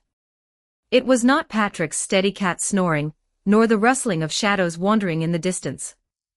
It was extremely light, almost imperceptible footsteps, and a hushed, low voice belonging to a little girl. Look, big sister, do you think that person over there is still normal? One voice said, filled with childish, almost cruel curiosity. Not at all. Another softer, thinner voice responded, but he doesn't look like a wax figure, nor does he look like those corpses that don't move. Did we make a mistake? Or did he not notice us? It must be because Dama wasn't enough, the first voice said as if suddenly realizing something. Oh. I get it, the second voice chimed in excitedly. Green held his breath. The footsteps were drawing closer, very slowly and very cautiously. He felt a faint presence stop in front of him, followed by the sound of fabric rubbing. Someone had crouched down. Now. Green snapped his eyes open, his right hand darting out like lightning to precisely grab the small wrist that was reaching for his faceplate. At the same time, his left hand had already drawn his short blade from his waist by half an inch. Kaya. The girl who was grabbed let out a short shriek. Meow wow. What's going on? Patrick was instantly jolted awake, jumping up with his fur standing on end, claws extended, immediately switching to his combat mode. Green released his hand, stood up quickly, and shielded Patrick behind him. Only then did he see the intruders before him, two almost identical little girls with blonde hair. They looked to be at most 11 or 12 years old, their height only reaching Green's waist, both wearing dirty dresses that were clearly once white. The difference lay in their eye patches. The girl on the left covered her left eye with a white eye patch, revealing a bright red right eye. The girl on the right covered her right eye, revealing a clear blue left eye. The two held hands, looking at him with faces full of fright, like startled little animals. Who are you? Patrick asked first, his cattail standing straight up like a stick. What are you trying to do, sneaking around? The red-eyed girl, clearly the one Green had just grabbed, was the first to calm down. She patted her chest and instead started complaining. You scared us to death. We thought you were dead. Dead people don't move, that's common sense, right? The blue-eyed girl hid behind her and added, we were just curious what the difference is between you and dead people. Green put away his short blade and crouched down to bring his line of sight level with them. This was his habit when dealing with children. We mean no harm. My name is Green, and this is my friend Patrick. Have you lived here the whole time? The red-eyed girl sized him up, then looked at Patrick, the cat wearing boots and a hat, an expression of curiosity appearing on her face. I am Tweedledammu. She pointed to herself, then wrapped her arm around her sister's shoulder. She is Tweedledee. We have lived here for a long time. Only the two of us. The others that move are either silly patients or cold, icy shadows. Are you new patients? Or are you shadows? We are obviously alive. And we are here looking for someone. Patrick said irritably, but he couldn't bring himself to be fierce with children. Have you seen a girl named Alice? Long blonde hair, maybe wearing a cyan dress. The two girls exchanged a glance, and the blue-eyed tea whispered, we have seen you. Quite a few times. At the end of the hallway, outside the rooms. You broke down doors and walked while dodging the shadows. She paused, seemingly searching for the right words. Your movements are very strange. Not as dull as the patients, nor as quiet as the shadows. We don't know if you are good or bad. And we don't know if your brains are like ours and have rained. She used her free hand to point at her head, making a chaotic, stirring gesture. Dammu took over, her tone more direct, so we only dared to watch from afar. Just now, seeing you sitting there without moving, not even hearing you breathe, T said you might have become a wax figure, those that never move again. That's why we dared to come over and take a look. She tilted her head, her bright red right eye examining Green. Turns out you weren't dead. What a pity. Hey. What do you mean, what a pity? Patrick shouted. Because dead people are the safest, Dammu said as if it were obvious. Green and Patrick understood. The blonde figures they had seen before were indeed the twin sisters, who had been peeking from afar or appearing occasionally at the intersection of chaotic spaces. Double figures, flashes of gold, blurred outlines, it all added up. So you are not Alice. Green concluded, his voice carrying a trace of imperceptible disappointment, but more so, clarity. Alice. Dammu curled her lip. If the person you are looking for has a normal brain, then running to a place like this, where even the walls can eat people, to find her, is in itself the biggest sign of a brain that isn't normal. Her logic was self-contained, yet impossible to refute. Green's heart stirred. Then, while you've been here, have you heard of another name? Dorothy. A lady who perhaps also likes fairy tales. Or Holmes, who is a werewolf. The twins exchanged a glance again, and shook their heads in unison. Don't know them, Dammu said, there are only numbers here, no names. Those with names eventually disappeared. Either they turned into shadows, or they didn't even leave a shadow behind. The clue was broken again. Patrick scratched his hat in frustration. Fine, fine. Then you must at least know how to leave this haunted loop of a place, right?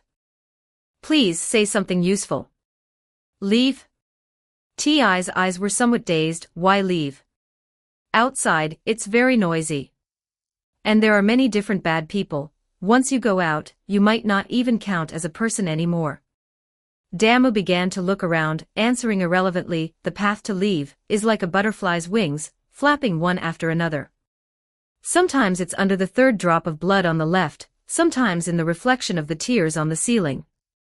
Today it might be at the door of the room where the big guy sleeps. But then again, maybe there's a shortcut. She began to immerse herself in her own description, her vocabulary fragmented, the imagery eerie. Patrick's head swelled with the difficulty of listening, and he covered his face with his paws. Good heavens! I can't understand a word. Talking to them is more tiring than playing riddles with the Cheshire Cat. Green, however, listened quietly, observing the two girls. They had lived in such an extreme environment for so long that their cognition and way of expression were vastly different from ordinary people, but their reliance on each other and their intimacy were real. He could even subtly resonate with that sense of loneliness, of being out of sync with the world. He liked children, perhaps precisely because in a child's eyes, the world has not yet been fully defined, the boundaries of good and evil, beauty and ugliness, reality and illusion are soft and blurred. It is a kind of unpolished, potential-filled innocence. To Green, who pursued perfection but was always trapped in self-doubt, this innocence itself was a kind of fragile perfection. He sighed and reached for a small pocket in the lining of his armor. It was a flat tin box he had brought from the real world, filled with fruit-hard candies. 32 years old, diabetic, obsessed with sweets and forced to carry sugar just in case, it was like an ironic joke. After arriving in this world, the shackles of his body seemed to have disappeared, and this box of candy had become a mere souvenir.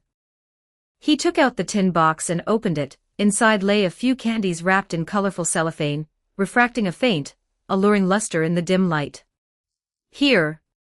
He handed the tin box to Damu and T. The two girls' eyes widened instantly. That aroma, mixed with fruitiness and sweetness, so distinct from the surrounding stench of decay, was nothing short of a miracle to them. Shiny, can we eat it? Maybe it hides sweet poison. T.I.'s blue eyes were full of longing. It's candy. Green nodded. Damu quickly grabbed an orange one, unwrapped the candy paper, and stuffed it into her mouth, her cheek immediately bulging out. She squinted her eyes in happiness, saying inarticulately, it's sweet, like the melting sun. T, when was the last time we ate something this good? T carefully chose a purple one, not eating it immediately, but clutching it tightly in her palm, snuggling up to her sister. Damu, I don't think we've ever eaten candy before. Wow! Patrick leaned in, looked at the candy, then at the gentle expression that had unconsciously appeared on Green's face. A mischievous look appeared on the cat's face, and he nudged Green's calf with his paw. Hey, buddy, I didn't see that coming. Crouching down to talk, giving out candy. You like little girls that much? You don't have some special fetish, do you? Cuidado. Be careful, this cat is going to call the police. Chapter 21, The Lament and Gunfire of the Isolation Room. Green couldn't be bothered to pay it any mind and simply said to the twins. Now, can you tell us a more certain way to leave this place? What do you mean by big guy? Having eaten the candy, Damu was significantly more cooperative. She licked her lips and pointed into the deeper darkness of the corridor. Keep going inside until you reach the coldest, stuffiest place, where even shadows refuse to go. The deepest part of this place is the isolation room. The big guy lives inside, and it guards the path leading outside. When it sleeps, the path disappears, and when it gets angry, it eats anyone who tries to leave. If you want to get out, it seems you have to make it quiet forever. She made a throat-slitting gesture, innocent yet cruel. Green's heart sank. It was another obstacle that required a fight to pass. He looked at the frail sisters before him. It's too dangerous here. Come with us. Leave this place. T immediately shook her head vigorously and hid behind Damu. Damu also gripped her sister's hand tightly, her attitude uncharacteristically resolute. No. The outside is too big and we're scared. Even though it's dark and strange here, we know where it's safe and where there's water. The shadows don't touch us, and the big guy stays only in its room. She looked at Green with clear eyes. We just want to be together, just the two of us, quietly. That's enough. Green was silent for a moment. Respect sometimes means not forcibly imposing one's own salvation on others. He closed the empty tin box and placed it into Ti's hands. Keep the rest. Take care. If I have the chance, I'll bring you more candy. He stood up and nodded to Patrick. Puss in Boots took one last look at the sisters, who were licking their candy and snuggling together, muttered strange little girls, and then followed in Green's footsteps. The two plunged once again into the unfathomable darkness of the mental hospital, heading toward the isolation room indicated by the twins. As for the isolation room, the name itself carried a cold sense of repulsion. When Green and Patrick finally arrived at this place after fighting their way through the journey, a wave of putrid air, mixed with mold, the stench of blood, and some kind of stale medicine, hit them in the face. Compared to the stark whiteness outside, the light here was as dim as a forgotten twilight. The walls were a mottled dark gray, and the space was unusually vast, with the high ceiling hidden in shadows, giving one the oppressive feeling of being watched by a giant creature. Be careful, Green lowered his voice, his hand resting on the hilt of the sword at his waist. I have a very bad feeling about this place. Patrick twitched his nose, his cat ears swiveling vigilantly. You don't have to tell me that. It smells like something big died here, and then came back to life. Interesting. I hope those two little girls didn't lie to us. I always felt there was something strange about them. After all, this is a psychiatric ward, and besides, they are just children. They shouldn't have any malicious intentions. Green had just finished speaking. Ha, ugh, ah. A sound, mixed with pain and inhuman screeching, rang out from the deepest shadow behind them to the side. Immediately after, a massive shadow writhed and stood up. The dull-colored great vulture, Edith. Good God, what kind of monster is this? Should we attack, Green? Don't rush, let's wait and see first. Or rather, her appearance was a visual shock. The massive body nearly filled that corner. A pair of wide but tattered wings, with messy, dull black and white feathers sticking out, were half spread, casting a twisted shadow on the ground. The torso presented a bizarre sense of fusion, as if multiple creatures had been crudely stitched together. A dark red fissure on her back vaguely revealed the pulsation of flesh and blood tissue. Most strangely, near the head, a clump of pale yellow down, completely out of place with the overall gray tone, was stuck there. Lu Ave. Edith's voice was murky and unclear, the syllables broken, yet they miraculously combined into a language that humans could understand. Otherwise, kill me, hurry. Her body was trembling violently, as if two forces were tearing at each other inside her. Hey! Big guy. Want to fight? This cat will accompany you. Patrick instantly entered a combat stance, his rapier drawn, reflecting a faint light. Wait. Green raised his hand to stop Patrick. The rider's keen observation allowed him to capture the key. The pain and struggle roiling deep within those murky pupils were far stronger than any desire to attack. This monster, formerly a patient, was begging to either be left alone or granted release. Green slowly took a step forward, leaving his weapon in its sheath, and spread his hand slightly to signal he was harmless. We heard you. His voice sounded clear and steady in the empty room, and he deliberately slowed his speech. You are in pain, aren't you? Resisting something. We can talk. Maybe there's another way. Green. Are you crazy? Talk with a thing like this. Patrick was so anxious he was jumping around. It can flatten you with one slap. Turn you into lunch meat paste. I know what I'm doing. Green did not look back, his gaze locked firmly on Edith's violently fluctuating eyes. He continued to speak in that peaceful, even slightly soothing tone. You don't want to hurt us, you're afraid that you will hurt us, right? Holding on to that bit of sanity must be very hard, isn't it? Edith's massive body shuddered, and a hoarse sound came from her throat. Her aggressive stance seemed to loosen slightly. A faint glimmer of focus belonging to humanity appeared in her chaotic eyes, falling upon Green. That's it, hold on to it. What is your name? Can you tell me? Green carefully moved a little closer, like approaching a wounded beast. E.D. Th, she spat out the broken syllables with difficulty.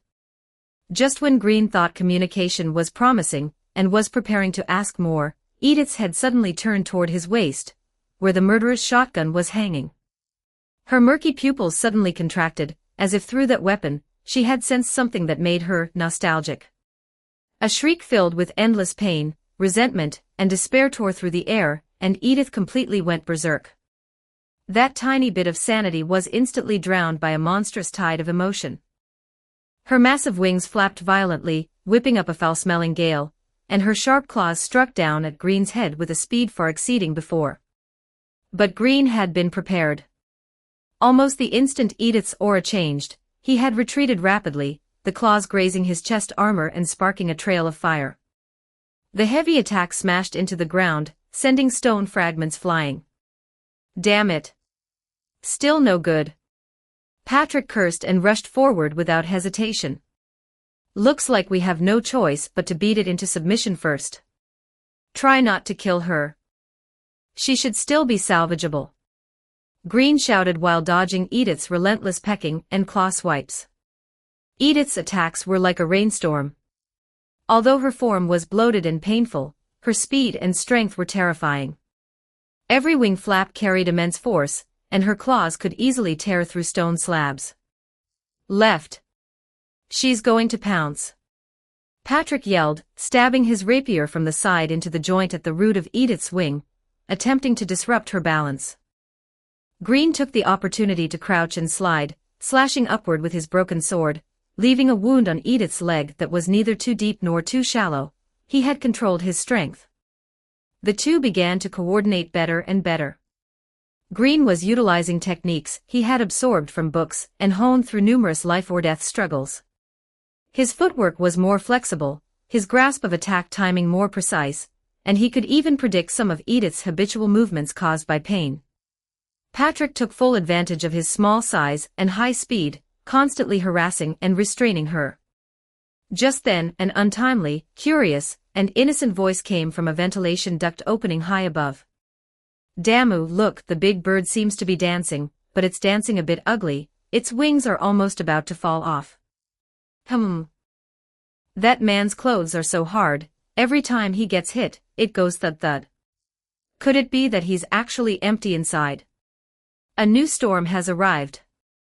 The kitty is jumping around like a ball of yarn. Why doesn't the big bird just pin him down with its claws?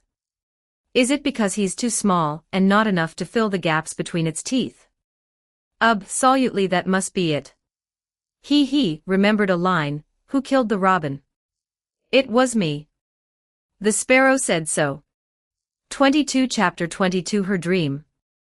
Chapter 22, Her Dream. Green caught a glimpse out of the corner of his eye and saw the sisters, Damu and T, who had appeared there at some unknown moment. Their two little heads were pressed together as they watched the battle, with great interest, offering commentary all the while.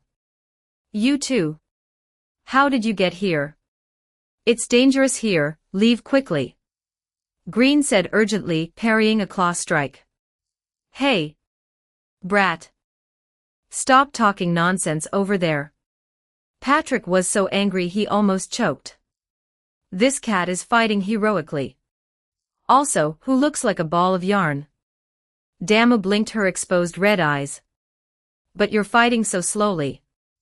According to storybooks, the hero should have already found the monster's weakness by now. Is its weakness that patch of yellow fur? It looks like it would be easy to pull. T added in a low voice.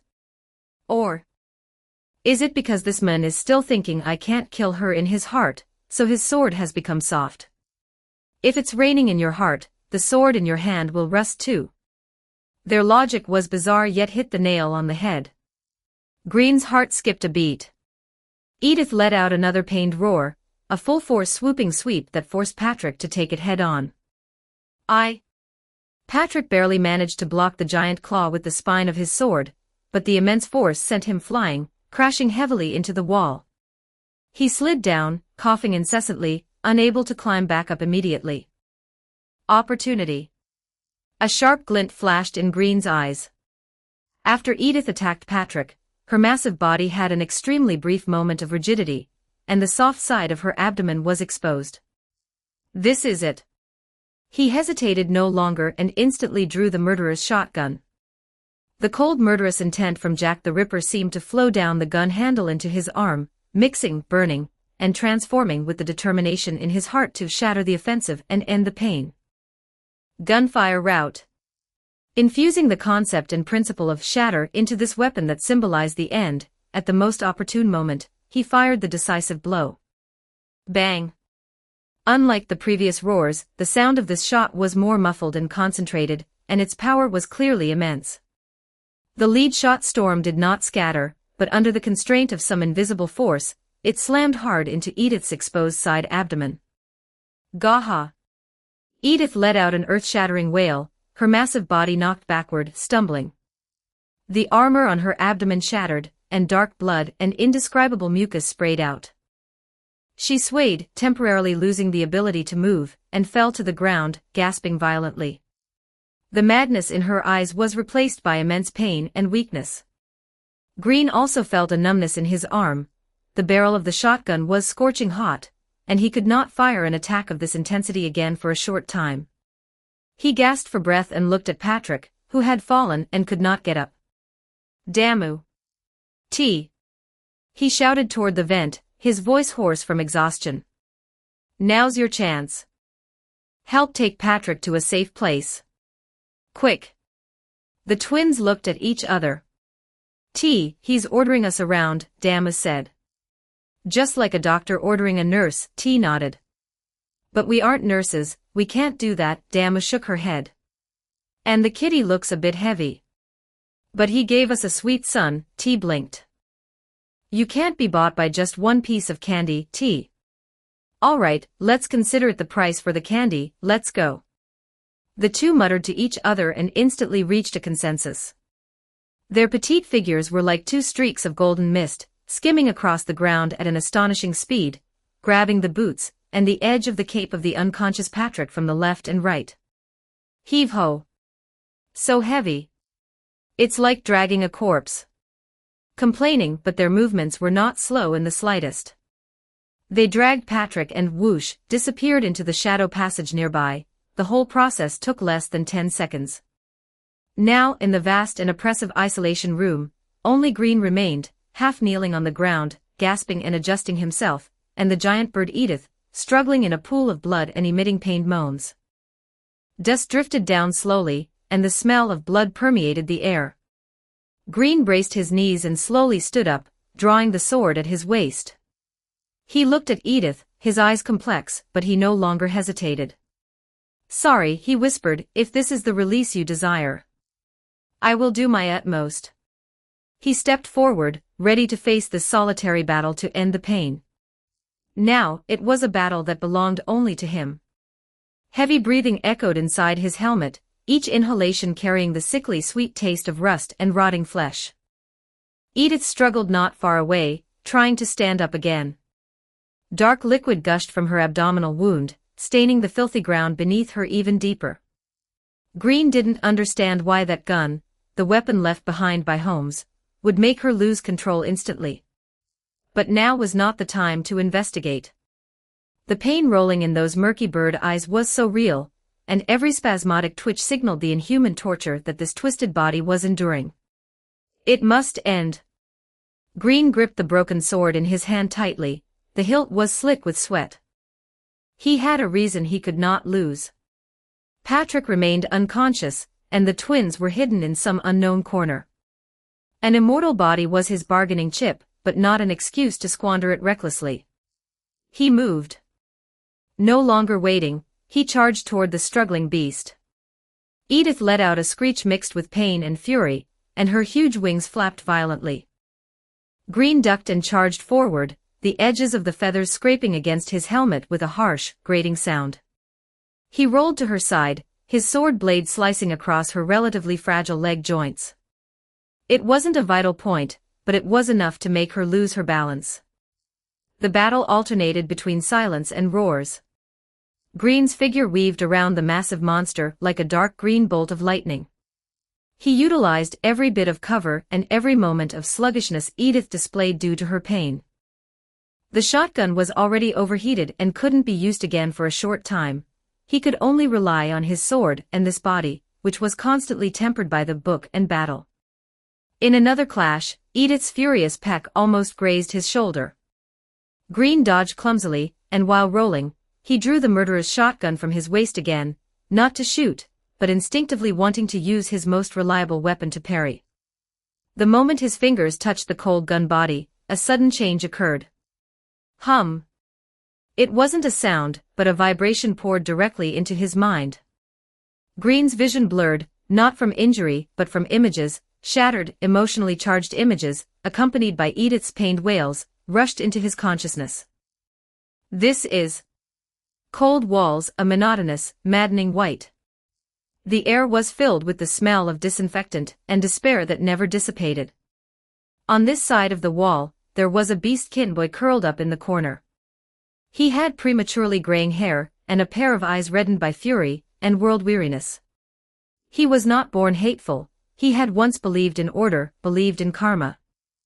Until he witnessed it with his own eyes, an official who called himself a loving father trading relief funds for drugs. A well-dressed gentleman kicking and punching a junkie in a dark alley just for fun. And those prostitutes with cheap smiles, who could betray anyone for a loaf of bread the night before, could cry and tell those same people how innocent a victim they were after dawn. Hypocrisy. Rot. You're all maggots. The boy dug his nails into the wall, leaving deep scratches. He hated the scum who let the country slide into the abyss, hated their greed, weakness, and bottomless depravity. He hated this system even more, this asylum world that drove the kind mad, and let evil revel. The psychiatric ward was nothing but a microcosm of this huge asylum. Sometimes the strongest cage is not iron bars, but the firm belief that what you see is the whole truth. The boy hated the whole world because he was only allowed to see the festering side of it. A bloodthirsty urge screamed in his veins, he wanted to tear everything apart, including the wall that trapped him. Ugh! A faint, suppressed sob came from the other side of the wall. The boy's roar came to an abrupt halt. Are you okay? A timid, feather-light female voice sounded tentatively, carrying the nasal tone of someone who had just been crying, yet it strangely smoothed out the churning violence in his heart. Please don't be too sad. The wall. The wall is very cold. The boy was stunned. He was silent for a long time, so long that he thought the voice was just a hallucination. Then, he used his knuckles to very lightly rap on the wall. Knock, knock. Knock. The other side responded hesitantly with a knock. From that day on, that thin, cold wall became the only bridge for two lonely souls. That wall separated two worlds, but it also became the only bridge. One was on this side of the wall, accumulating fury, and wanting to burn everything down. The other was on that side of the wall, using fantasies to weave gardens they had never seen. They relied on tapping the wall to talk, not knowing that they were both tapping on different sides of the same cage. The boy began to get used to approaching the wall when anger surged, listening to the soft breathing on the other side. And that young girl, who had never seen the outside world and had been trapped there since childhood, became the only sedative in his violent world. She had naive and beautiful fantasies about the outside. Was the sky as blue as in picture books? Did flowers really have so many colors? Would people help each other and hold lively festivals like in stories? Listening to these innocent questions, the boy's heart was churning with the gore of the streets, the neon lights of the brothels, and the shadows of curled-up junkies. He could not tell her the truth. How could such a pure girl, whose light of kindness could be felt even through the wall, be tainted by such filth? Once the girl asked him, why would anyone want to take those terrible drugs? Even though they know it will destroy them. Chapter 23, The Melancholy Bird in the Cage. The boy's voice came through the wall cold and stifled. I don't know. And I don't want to know. They chose to turn themselves into monsters, so they should suffer the fate of monsters. Those people, those drug addicts, those prostitutes, they are the best at playing the victim. When the drug cravings hit, or just for a few pennies, they'll say anything and do anything. Tears. Repentance. It's all a performance. Get involved with them, and you'll think everything is your fault that you ruined them. But it's a mud pit they chose for themselves. His words were harsh, an extreme critique of the cancers of the outside world, yet they also held a protective desire to keep her from being tainted by even a fraction of their filth.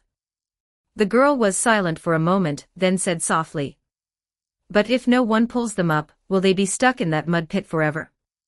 You must be in a lot of pain. Because the world you see is different from the one in my dreams." The boy, Holmes, did not answer. But the thought in his heart was as clear as a poisoned blade. This world is not worthy of her dreams. Even if it's just a little bit, I will make it better. Clean away those rotting maggots, so that the places where sunlight shines in can be, at least, a little cleaner. That way, perhaps one day. He fled the ward. He threw himself into the wider, darker hell outside. He became a hunter in the night, his goal clear, those pests, who indulged in desire and spread depravity. Every time he swung his blade, he told himself he was weeding for a better world, that he was protecting the pure dream behind the wall. And on the other side of the wall, Edith waited. 1 day, 2 days. A month, a year, the sound of tapping on the wall never rang out again. Hope slowly withered away as time passed, and loneliness and endless darkness consumed her. She began to suffer from auditory hallucinations, as if she could hear screams and wails coming from afar. She didn't know who it was, but her heart ached. Immense sadness, the fear of being abandoned, and endless worry for the boy's safety in the distance finally crushed her fragile spirit and body. In a corner known to no one, the existence of Edith Liddell gradually disintegrated.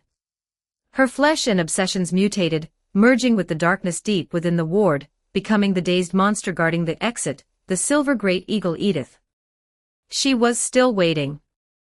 In madness and pain, waiting for someone who might never return, waiting for a promise she had long since forgotten. The world is so cruel. But I still love you. This tragedy, buried deep beneath madness and obsession, pierced through Green's consciousness. Reality returned. Edith launched another desperate pounce, triggered by the shotgun, leaving herself wide open. But this time, Green did not pull the trigger.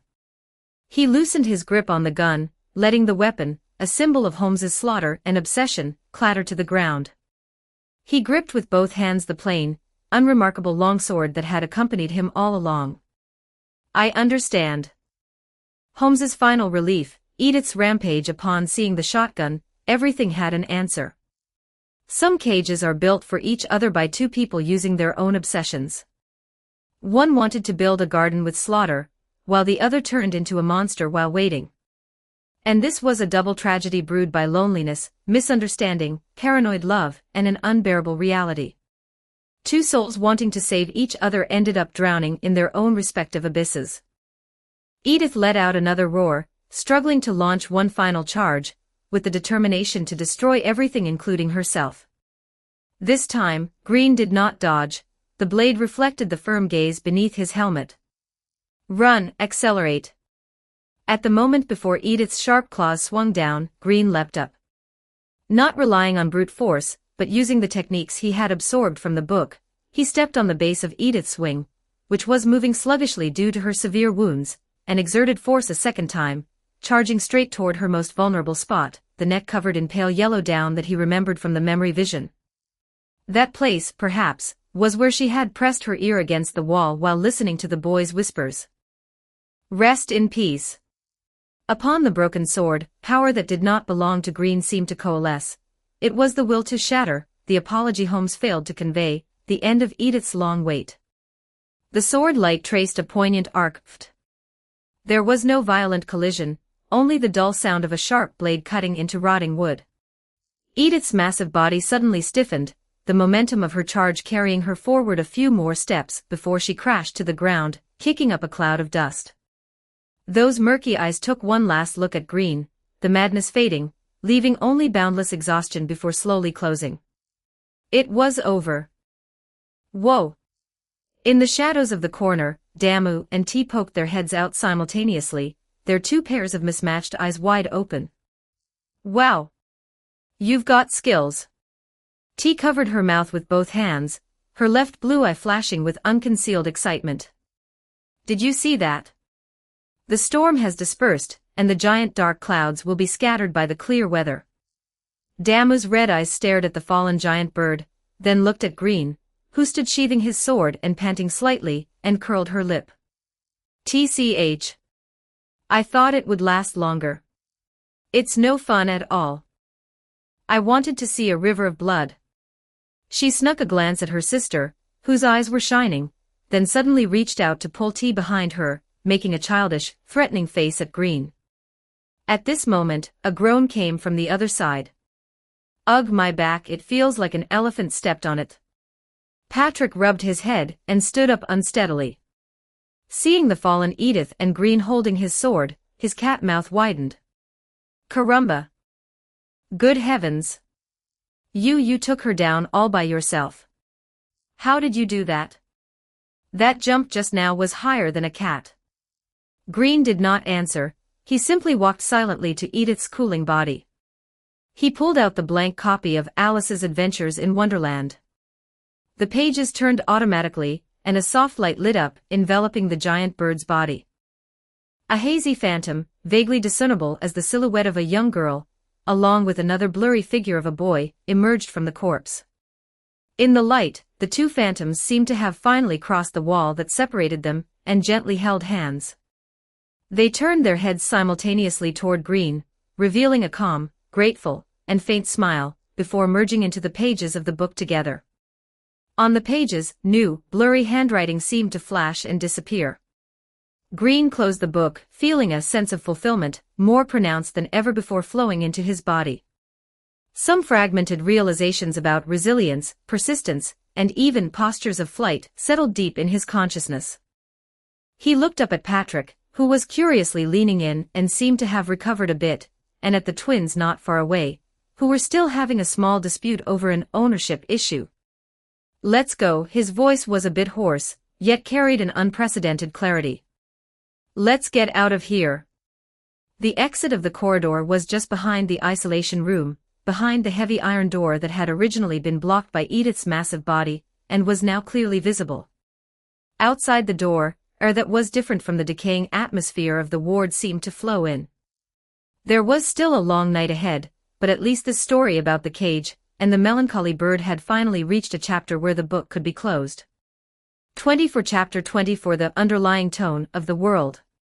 Chapter 24 The Undertone of the World. The iron door of the isolation room closed heavily behind them. Green supported the unsteady Patrick as they stood once again in the blindingly pale main hall of the psychiatric ward.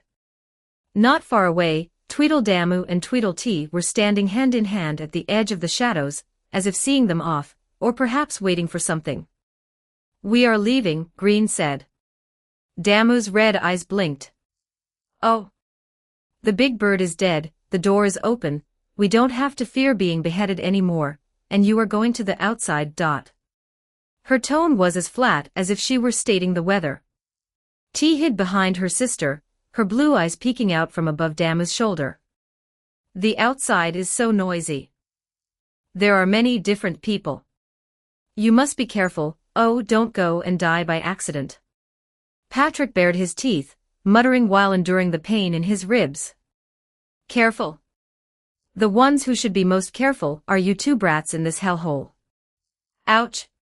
He bumped his injury. You. Green hesitated for a moment, then asked, are you really not coming with us? We can think of a way. No way. Damu immediately interrupted, gripping Ti's hand tightly. It's enough for us to be together. This place is huge, enough for us to play. And... She suddenly tilted her head, revealing a slightly strange smile. We have already obtained our ferry ticket. Ferry ticket. Green didn't understand. T tugged gently on Damu's sleeve, but Damu ignored her and continued. It's the price. Isn't that how it's written in stories? If you help the hero, you have to take something, that way the story is balanced. Otherwise, if the hero walks away too easily, the book won't be interesting. Green felt a chill in his heart, suddenly having a bad premonition. He wanted to ask more, but Dama had already turned around, pulling T with her.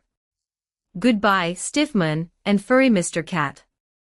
Dama waved at them with her back turned, and the twins' figures melted into the shadows, disappearing silently. Weird little girls.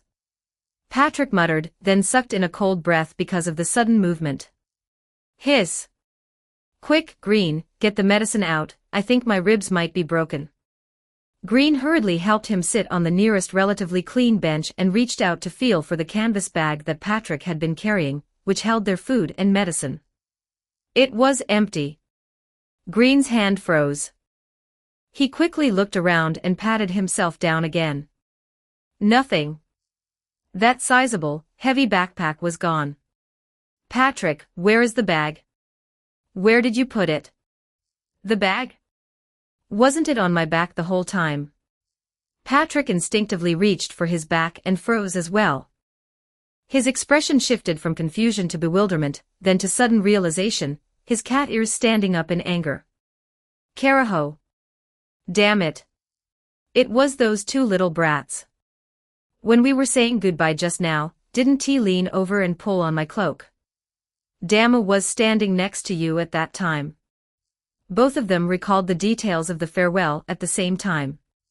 T had timidly approached as if wanting to say something, and her small hand had indeed tugged at the edge of Patrick's cloak. Dama had stood in front of Green, blocking part of his view. At that time, they had just gone through a bitter battle, and were physically and mentally exhausted, their vigilance at its lowest. They stole all our belongings. Patrick's voice trembled with anger and pain. The food. The drink. Most importantly, the medicine. My medicine. Those two little devils. I knew they were up to no good. What fairy ticket, they're just thieves. Green was silent for a moment. Rather than anger, he felt a deep sense of helplessness, and a trace of absurd understanding. For children raised in such a place, their moral values had long been twisted. Helping you requires a price. This was perhaps one of the few forms of fairness they had learned from this crazy world. He even felt that if he had taken the initiative to leave something behind, they might not have stolen from them. But now was not the time for analysis. Patrick was pale, breathing rapidly, with cold sweat seeping from his forehead. His injuries were clearly not light. Green immediately rushed toward the only reception desk that looked normal. The receptionist remained like a statue, wearing a smile that was standardized to the point of being eerie. My friend is injured and needs emergency care. Do you have a doctor here? Or medical supplies? Green asked urgently. The receptionist turned her hollow eyes, her smile unchanged, and replied in a sweet, monotonous voice. Hello, this institution is committed to providing the most comfortable recuperation environment for every guest. If you require medical services, please book an appointment 3 months in advance. Current appointments are booked up to 3 years from now. Have a pleasant day. Damn. Even though the words sounded polite and attentive, the core was a rejection devoid of any warmth.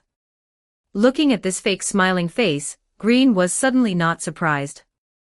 He should have realized long ago that in this crazy world, expecting any institution or rule to lend a hand was, in itself, naive. The reason he came to ask was perhaps just to confirm one last time whether the undertone of this world was truly as pitch black as he saw it. As expected. He muttered to himself, not with much disappointment, but with the calmness of having verified his hypothesis. He returned to Patrick's side. No hope, right? Patrick pulled a grimace that passed for a smile. That bunch in white, they're all lunatics. Don't talk, save your energy. Green helped him up. Tell me, where can I find someone to help you? Anyone possible will do. Patrick gasped for air with difficulty, his cat paw pointing outside the main door. Go out, turn right, deep in the third alley, there's a weirdo who's always tinkering with bottles and jars, she might know me. The filthy air of Ludwig City streets enveloped them once again. Unlike the dead silence and oppression inside the ward, this place was filled with a different kind of vivid or rather decadent vitality. Indistinct moans in the distance, ambiguous lights flickering in dark alleys, figures curled up beside piles of trash. Green half-supported, half-carried Patrick, following the directions, and turned into an exceptionally dark and narrow alley filled with discarded medical equipment and empty potion bottles. At the end of the alley, a bit of dim yellow kerosene lamp light shone through the gap of a low wooden door. There was no sign on the door, only a crooked crow shape bent out of wire hanging there. Green knocked on the door. The door creaked open a crack. A peculiar mask appeared behind the door, a strange birdbeak mask, with huge lenses with spiral patterns reflecting eerie light, and under a wide-brimmed hat, the head was tightly wrapped, wearing a dark robe decorated with stitching. A typical, yet even more bizarre, plague doctor outfit. A muffled question came from beneath the mask. But when the gaze hidden behind the spiral lenses fell upon Patrick, the voice raised slightly. Patrick. You Puss in Boots who always loves to cause trouble, what kind of state have you gotten yourself into this time? It was a female voice, sounding not very old, but carrying a calmness accustomed to seeing pain. Patrick weakly raised a paw. Hi, Blackwell, this time. It wasn't a fight, it was doing a good deed, gloriously wounded. The plague doctor named Blackwell shook her head, the bird beak mask swaying slightly with the movement, her gaze turning to Green, and she stepped aside to let them in. You are his friend, right? Come in. Watch the threshold. Chapter 25, The Plague Doctor.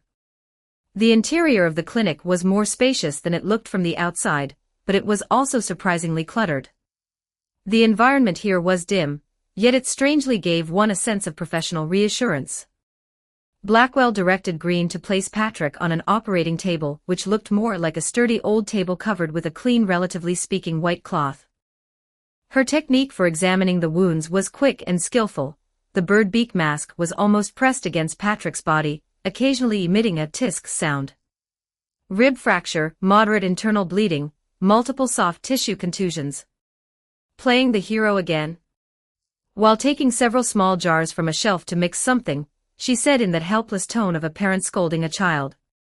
I've told you how many times, don't think of yourself as Puss in Boots. Your amateur swordsmanship is fine for dealing with street thugs, but don't go provoking those big guys. You don't have 9 lives, so don't waste them like this. Patrick groaned, this time. I had a partner. Blackwell prepared an ointment that emitted a cool scent and began to carefully apply it to Patrick's wounds. Her movements were very gentle, forming a sharp contrast with her eerie attire. A partner. She seemed to notice Green standing to the side only then, her spiral lenses turning toward him. And who is this? Green. We just solved the trouble in the psychiatric ward together. Green answered concisely while observing the doctor. She and Patrick were clearly very familiar with each other, the scolding in her tone could not hide her concern, and her movements in treating Patrick were very natural, without any hesitation or indication of demanding payment. Mr. Green. Blackwell nodded, acknowledging the greeting, and her attention returned to Patrick. The psychiatric ward. You went there? No wonder. She sighed. Perhaps you really did solve a big problem.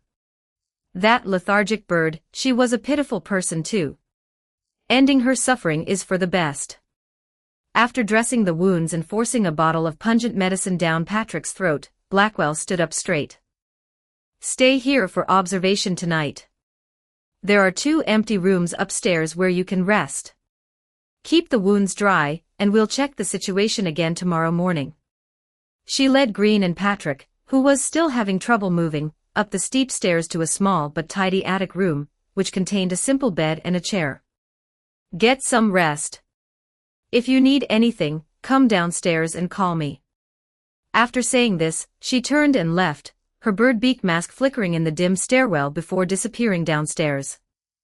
Green first settled Patrick onto the bed, then went to the other room to remove his heavy helmet and breastplate.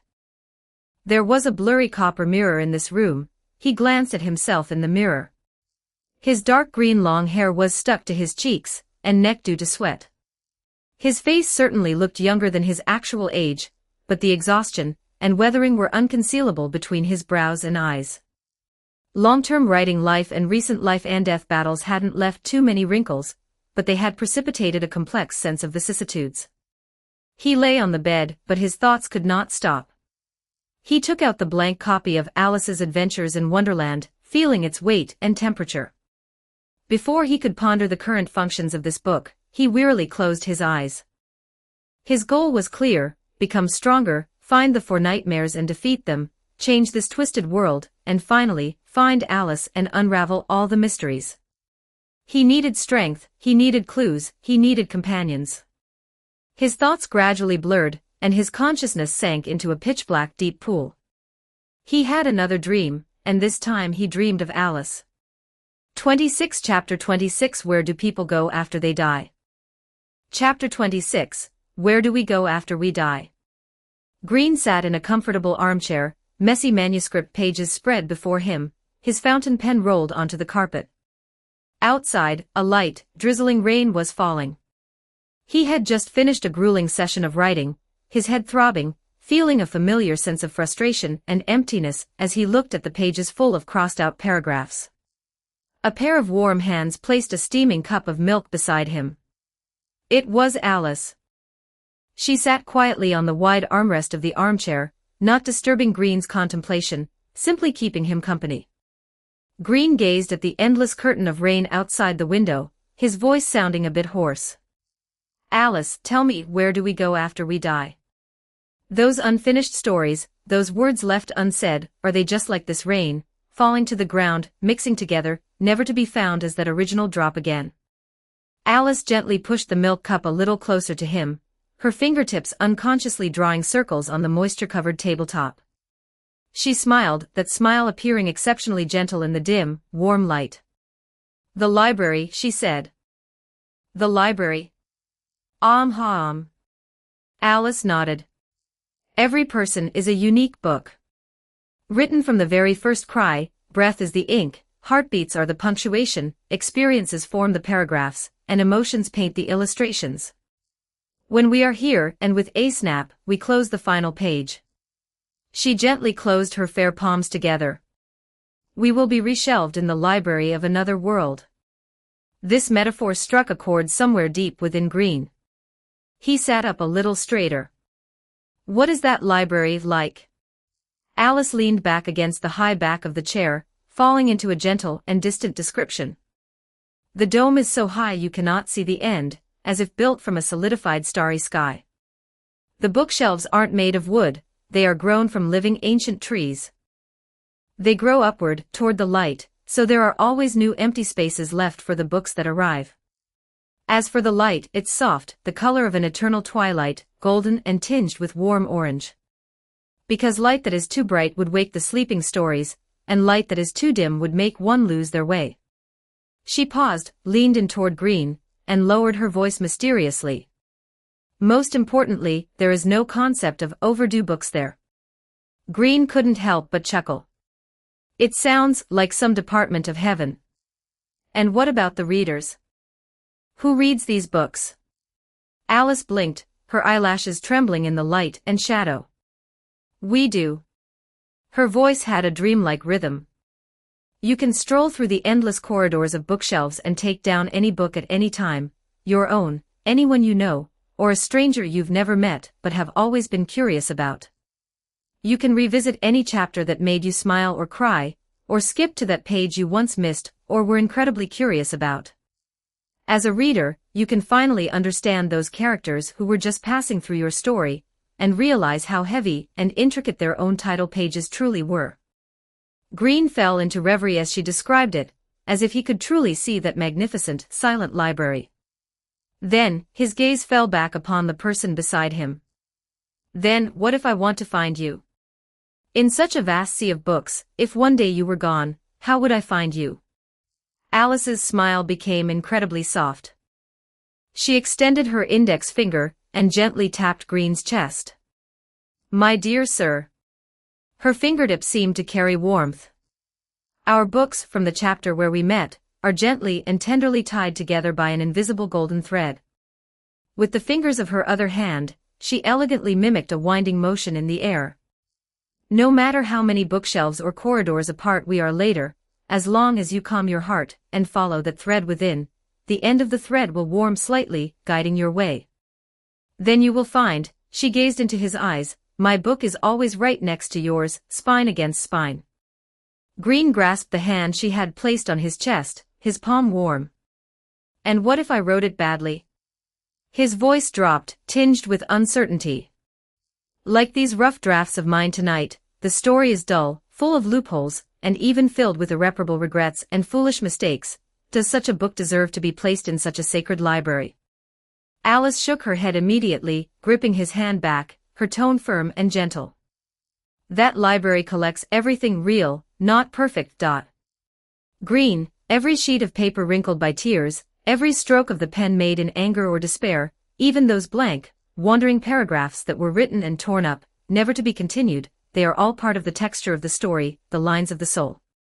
She gazed deeply at him, her eyes seeming to pierce through the mist. Do you know? A certain librarian once whispered to me that the books most often gently read, the ones with the most worn-out spines, are usually not the ones with magnificent bindings or flowery language, but rather those with simple covers, even those bearing scars, yet with pages filled with sincere joy and profound pain, books whose edges have been rounded by life. Green stared at her for a long time, the sound of the rain outside seeming to become a distant background noise. So death is not the end, just a change to a quieter, more tolerant reading room. It is a new prologue. Alice said affirmatively, her smile like the dawn. And we? She pressed his hand against her cheek. We'll have time longer and more peaceful than a lifetime, sitting shoulder to shoulder at the same ancient long table, sharing the warmth of the same never-extinguishing reading lamp. You can slowly, word for word, read my life, and I can carefully, with endless aftertaste, savor your chapters.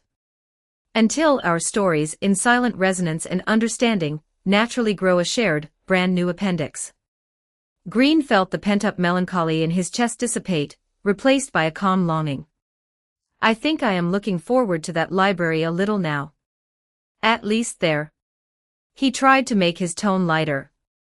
There are no deadlines from urging editors and no return slips from publishers. Alice laughed out loud, her eyes curving into crescents. But there might be a sternly dressed librarian who walks over, taps on the table, and holds up a finger at you. Shoo, sir, please control your emotions, don't laugh too loudly. She imitated the imagined tone, then leaned in close and planted a feather-like kiss on his forehead. Good night, my writer. Your story is still very long. Chapter 27, Quoi? Don't you dare touch that. Warmth and sleepiness washed over him like a tide. No, that's not right. Something heavy was pressing down on him, and his nose felt itchy, as if a feather were tickling it. Green opened his eyes abruptly. In the dim clinic attic, Patrick was sleeping in the next room, and he was injured. Then, on top of him, was a figure that absolutely should not be here. Cheshire Cat's pretty face, wearing a sly, mischievous grin, was hovering less than an inch above his nose. Her pink curls hung down, tickling his skin. She was still wearing that daring, almost provocative outfit, her collarbone, waist, and thighs gleaming with a porcelain-white luster in the dim light, the chain decorations on her neck and wrists pressing coldly against his shirt. Possessing the near-perfect appearance of a human female, she was currently straddling his waist, leaning down, her pale golden pupils shining in the darkness with undisguised playfulness and interest. Meow. She let out a sweet, breathy sound, her warm breath washing over Green's face. Yaya, caught a little Green having a sweet dream sleeping so soundly. What delicious thing were you dreaming of? Or were you dreaming of something good-looking? Meow. Green's muscles tensed instantly, but his years of writing experience and recent combat experience kept him from panicking and shouting. His pupils contracted as he stared at the catgirl inches away, his voice hoarse from just waking up. Cheshire Cat. Why are you here? I'm wherever I want to be, meow. Cheshire Cat said with a giggle. Instead of getting up, she pressed down further, one hand propped on the pillow beside Green's head, the fingertips of her other hand gently tracing his collarbone. The hospital isn't fun, and you've finished exploring the rabbit hole. I thought about it, and following you to watch the show is much more interesting. Your recent story is much more exciting than what those dull-witted patients are acting out, meow. She knew. Green realized immediately that this elusive cat had likely been observing him in some way all along. Let go.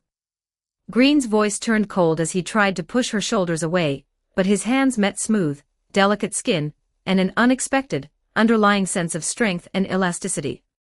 Oh my, don't be so cold. Cheshire Cat took the opportunity to grab his wrist and pin it to the pillow, her tail swaying happily. I specifically came to give you a walkthrough, you know. I heard you want to go beat up the 4 nightmares. Green paused. How do you know? I know a lot of things. Cheshire Cat blinked. For example, I know where the mad bird Jabberwocky is hiding.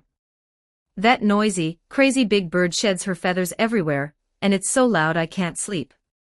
It's so annoying, meow. She leaned in closer, her lips almost touching Green's ear, and whispered. I can take you there. I can show you the way, or even, help you with some minor troubles. How about it? Tempted, meow. Green's brain raced. Cheshire Cat's proposal was extremely tempting, but her motives were a mystery, and her behavior was unpredictable. Does helping me benefit you? How do I know you won't demand something from me in return? Benefit? Cheshire Cat tilted her head, as if pondering a difficult problem. Fun. Does that count? Watching a guy like you, who is so serious and always wants to be a good person, yet is forced to be covered in blood and filth, trying hard to shake those deeply rooted nightmares. The process itself is very interesting, meow. It's 10,000 times more interesting than watching the unchanging madness. Her gaze deepened. And I'm a little curious. You have the scent of a story on you, a very special story. I want to see how big a ripple you, a stone dropped from the outside, can create in this quagmire, and whether you can truly change the direction of the water flow. She released Green's wrist but didn't get up, instead using her finger to twirl a lock of his dark green hair. Of course you can refuse, meow. Then I'll just keep lying on the rafters watching the show, waiting for you to be torn to pieces by some nightmare, or go completely insane, and then I'll go find new entertainment. Green looked at her. This cat was cunning, capricious, and viewed everything as a game, but her power and knowledge of this world were real. It was like bargaining with a tiger, but he didn't seem to have much choice right now. First, make it clear how you're going to help me. Cheshire Cat smiled, a smile that was both alluring and dangerous. First of all, we have to go back to the rabbit hole. The rabbit hole. We just came out of a similar place. Green frowned. No, the one you went to was just the entrance hall, and a little bit of the outer area. Cheshire Cat held up a finger and shook it. Remember what I said when I first met you? The red door is dangerous. You used that broken key to open the door and met that little rabbit knight, right? But you didn't truly explore the area behind the red door. It hides the path to the deeper parts, and that path is closer to that bird's lair. It's a shortcut. The tip of her tail brushed against Green's chin. Green thought of Benai, thought of that seemingly normal woodland behind the red door and the experiences that followed. There were indeed many unknowns there. Why the rabbit hole? Why help me find the mad bird? Green pressed, not mincing words. Cheshire Cat leaned down, their noses almost touching, her scent carrying a sweet, floral and fruity fragrance. Are you 100,000 wise? Because that Jabberwocky is too noisy, meow. Her madness and noise pollute my nap sanctuary. I want peace and quiet. And you look like you need experience and nourishment. Her gaze glanced meaningfully at the blank book Green had left by his pillow. Helping you is also helping me clean up my environment. Is that reason straightforward enough, my Sir Knight? She was playing word games again, but the logic seemed self-consistent. At least, it was more credible than purely fun. Green was silent for a long moment. Outside the window, the eternal night of the Ludwig city streets remained heavy, and on his body was the warm, soft, yet incredibly dangerous guide. Start with me. Also. Green stared into those eyes inches away, which reflected his own awkward image, and lowered his voice further. Stop suddenly lying on top of me. Now get off. Cheshire Cat's smile didn't diminish in the slightest, instead, it became even brighter because of his resistance. Not only did she not move, but she also deliberately rubbed her knees against the sensitive area on the side of his waist. Get off. Why? It's clearly very warm here, or is it? She drew out the tone, the tip of her pink tail like a nimble little snake, quietly exploring toward a certain area under the quilt. Our upright Mr. Green is actually a prude. Saying no with your mouth, but your body is very honest and has had some reaction. Come, let me see, let me check, meow. Qua. Don't you dare touch that. Green's temple throbbed. It wasn't that he hadn't thought about using brute force to throw this succubus off. Given his current physical fitness and combat experience, it wasn't impossible. But he didn't move, for a simple reason: he couldn't gauge the depth of this cat's strength at all. She could sneak into the Blackwell clinic without a sound, know his movements like the back of her hand, and easily reveal information about the four nightmares. Acting with force rashly could lead to unpredictable consequences. Moreover, what she was currently showing was playfulness and interest, not naked hostility. Conflict with such an entity was the stupidest choice. Just as his muscles tensed, preparing to at least restrain her restless claws. Creak. The door was pushed open. Patrick rubbed one sleepy cat eye, his other claw still on the doorknob, and poked his head in. Green, I just remembered, Blackwell said to change the medicine again in the morning. 28 Chapter 28 Allies. Chapter 28, Allies. His voice cut off abruptly. The scene in the room froze. His temporary partner, the Knight Green, who always looked like he was suffering from deep bitterness, at least that's what Patrick thought, was lying on the bed. The bedding was rumpled and raised, and a Cheshire Cat with a pink head, wearing shockingly little fabric, and sporting a smile so bright it was blinding, was straddling Green's waist, one hand pressed against Green's chest, her tail held high. Time seemed to freeze for 2 seconds. Yo, little puss in boots. The Cheshire Cat was the first to break the silence, tilting her head to greet Patrick in a tone as casual as if they had just bumped into each other on a street corner. Good evening, or should I say good morning? Did I interrupt you too? No, that's not right, I was here first, meow. Patrick's cat face remained expressionless. He looked at the Cheshire Cat, then at Green, who was frowning with an expression that said, it's not what you think, but was clearly too lazy to explain, and then, he let out a huge yawn. H-A-A-A. He scratched his belly where bandages were still wrapped. Whatever. Green, I'm here to tell you that dawn is coming, and Blackwell reminded you to change your bandages. Also, there seems to be some movement at the door. It might be a mouse, but I can't be bothered to catch it. He made absolutely no comment on the steamy scene before him, as if seeing Green being straddled by a giant spider would have been just as ordinary. Green. Cheshire Cat, ft. Ha ha ha.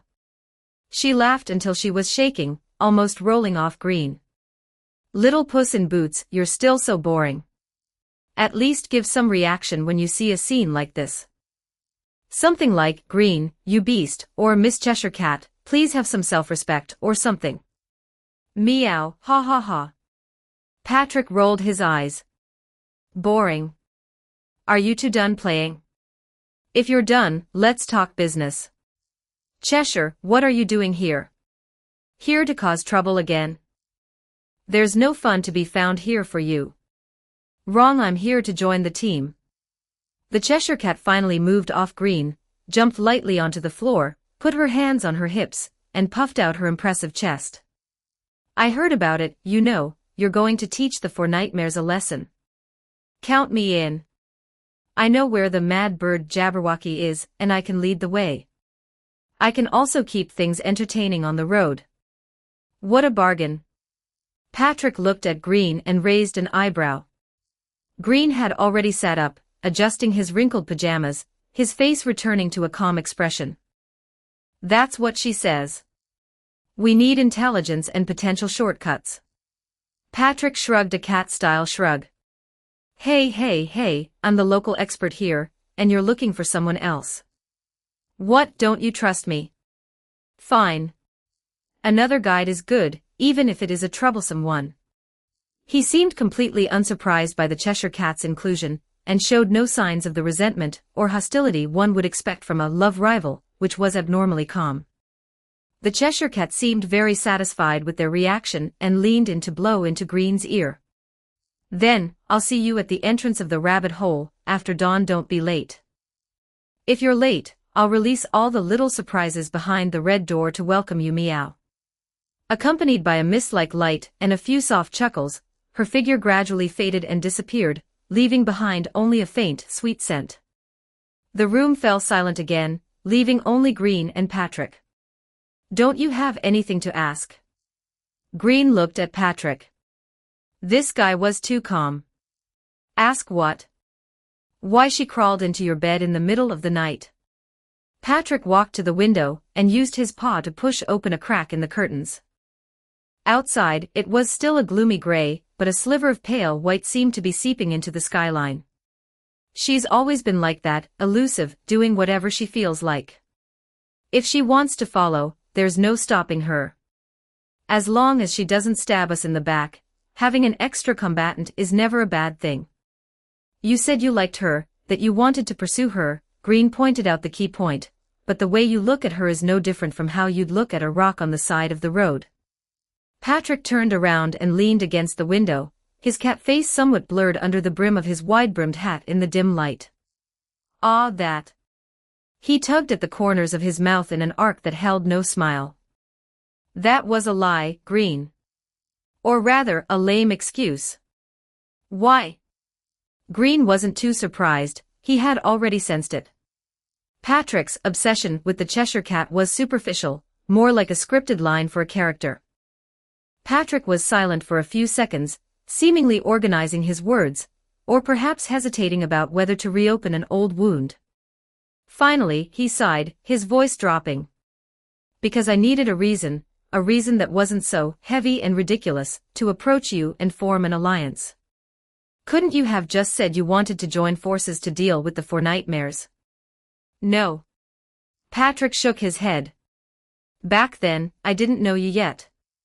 In this godforsaken place, people who go around talking about changing the world or slaying the nightmares are either complete lunatics or con artists with ulterior motives. I needed a reason that seemed more everyday, more personal. Pursuing a well-known, elusive female cat. It sounds very fitting for my persona of a loafing hero cat, right?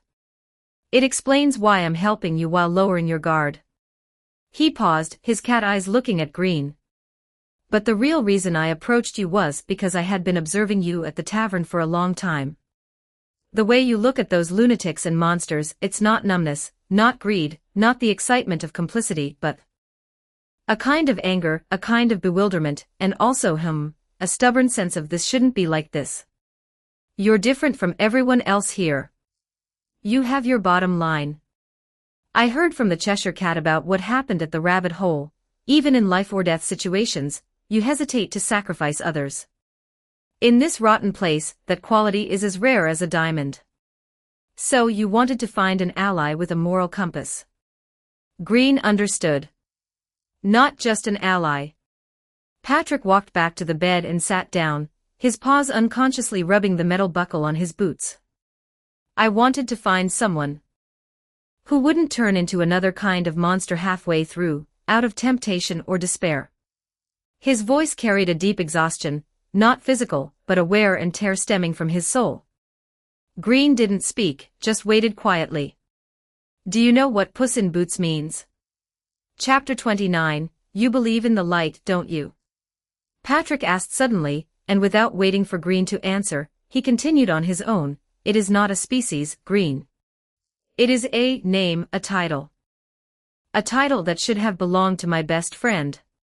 He raised his head, his gaze somewhat hollow, as if piercing through time and walls, seeing a scene from long ago. His name is Puss in Boots. The real Puss in Boots. Orange fur, taller than me, agile as a ghost, superb swordsmanship, and his smile could light up the darkest alley. He was the most chivalrous guy I have ever met. We wandered together since we were kids, stole bread to share, and beat the thugs who bullied the weak to a pulp. We have seen too much evil, but we also firmly believed in the existence of good. We swore that one day, we would use our own strength to make this damn world a little bit better, even if it was just one alley or one block. Patrick's claws tightened slightly. We really thought we could do it. Until I discovered he was using that stuff. The air in the room seemed to have frozen. It wasn't someone else enticing him, it wasn't forced. It was him, secretly, ever since the day we swore to change the world, he had already started. Patrick's voice was dry, like sandpaper rubbing. I caught him in a corner, using that greedy yet dazed expression that only the skinniest, most hateful addicts have, snorting those powders. I recognized that stuff. It ruined so many people in our neighborhood, turned them into walking corpses, and then their bodies were thrown into the sewers. Why? Patrick's roar from back then seemed to still be echoing in the room. Puss in Boots. Look at me, damn it. We made a vow. This is exactly the kind of thing we were supposed to fight. Why? What was Puss in Boots' expression back then? Recalling it, Patrick was left with only a blur, mixed with shame, numbness, and a grayness of even deeper despair. Patrick. Puss in Boots' voice was hoarse. You believe in the light, right? You believe we can do it, right? But I can't hold on any more, damn it. Every day, all I see is deeper rot, a more hopeless cycle. The people we save turn around and betray others, the good we thought existed is crawling with maggots underneath. Change the world. We don't even know if we'll be able to eat a decent meal tomorrow. That doesn't mean you can touch this. Patrick shrieked. This is escapism. This is surrender. This is becoming the very thing you hate the most. I know. Puss in Boots suddenly roared back, tears and snot streaming down his face. I know this is poison. I know it's turning me into trash. But I can't help it, Patrick. Being sober is too painful. It's so painful it feels like every bone in my body is being gnawed on by ants. Only in that light, airy hallucination where I can't feel anything, can I catch my breath, can I temporarily forget this world that will never see dawn. He grabbed his fur and crouched down, curling into a ball. I'm sorry. I really can't hold on. Reality is too heavy. And I am too weak. Patrick stood there, feeling his own world cracking inch by inch before his eyes.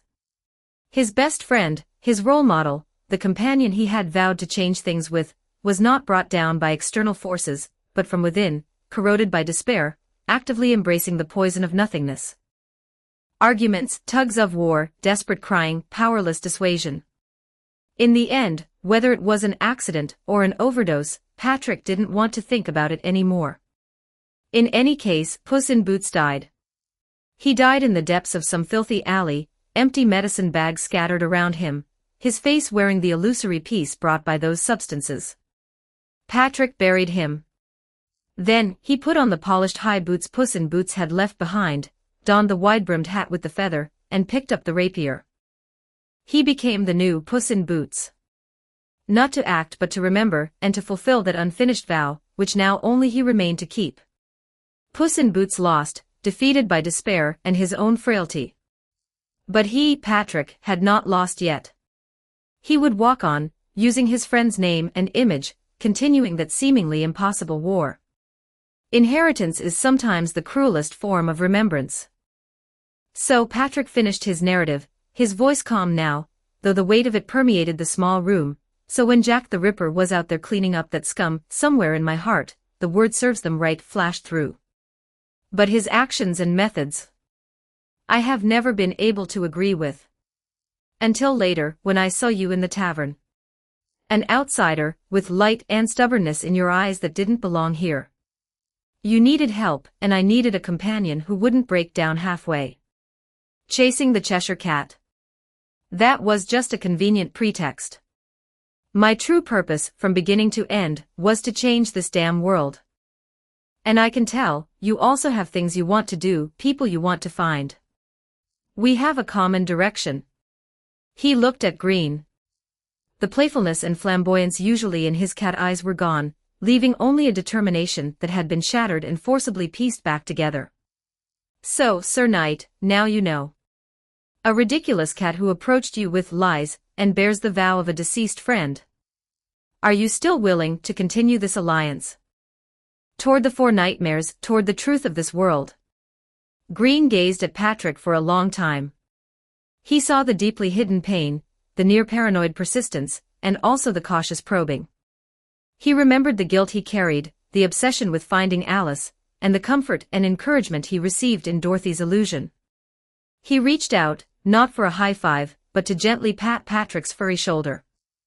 The terms of our deal have changed, Green said, his voice clear. You help me find Alice and unravel the mysteries of this world.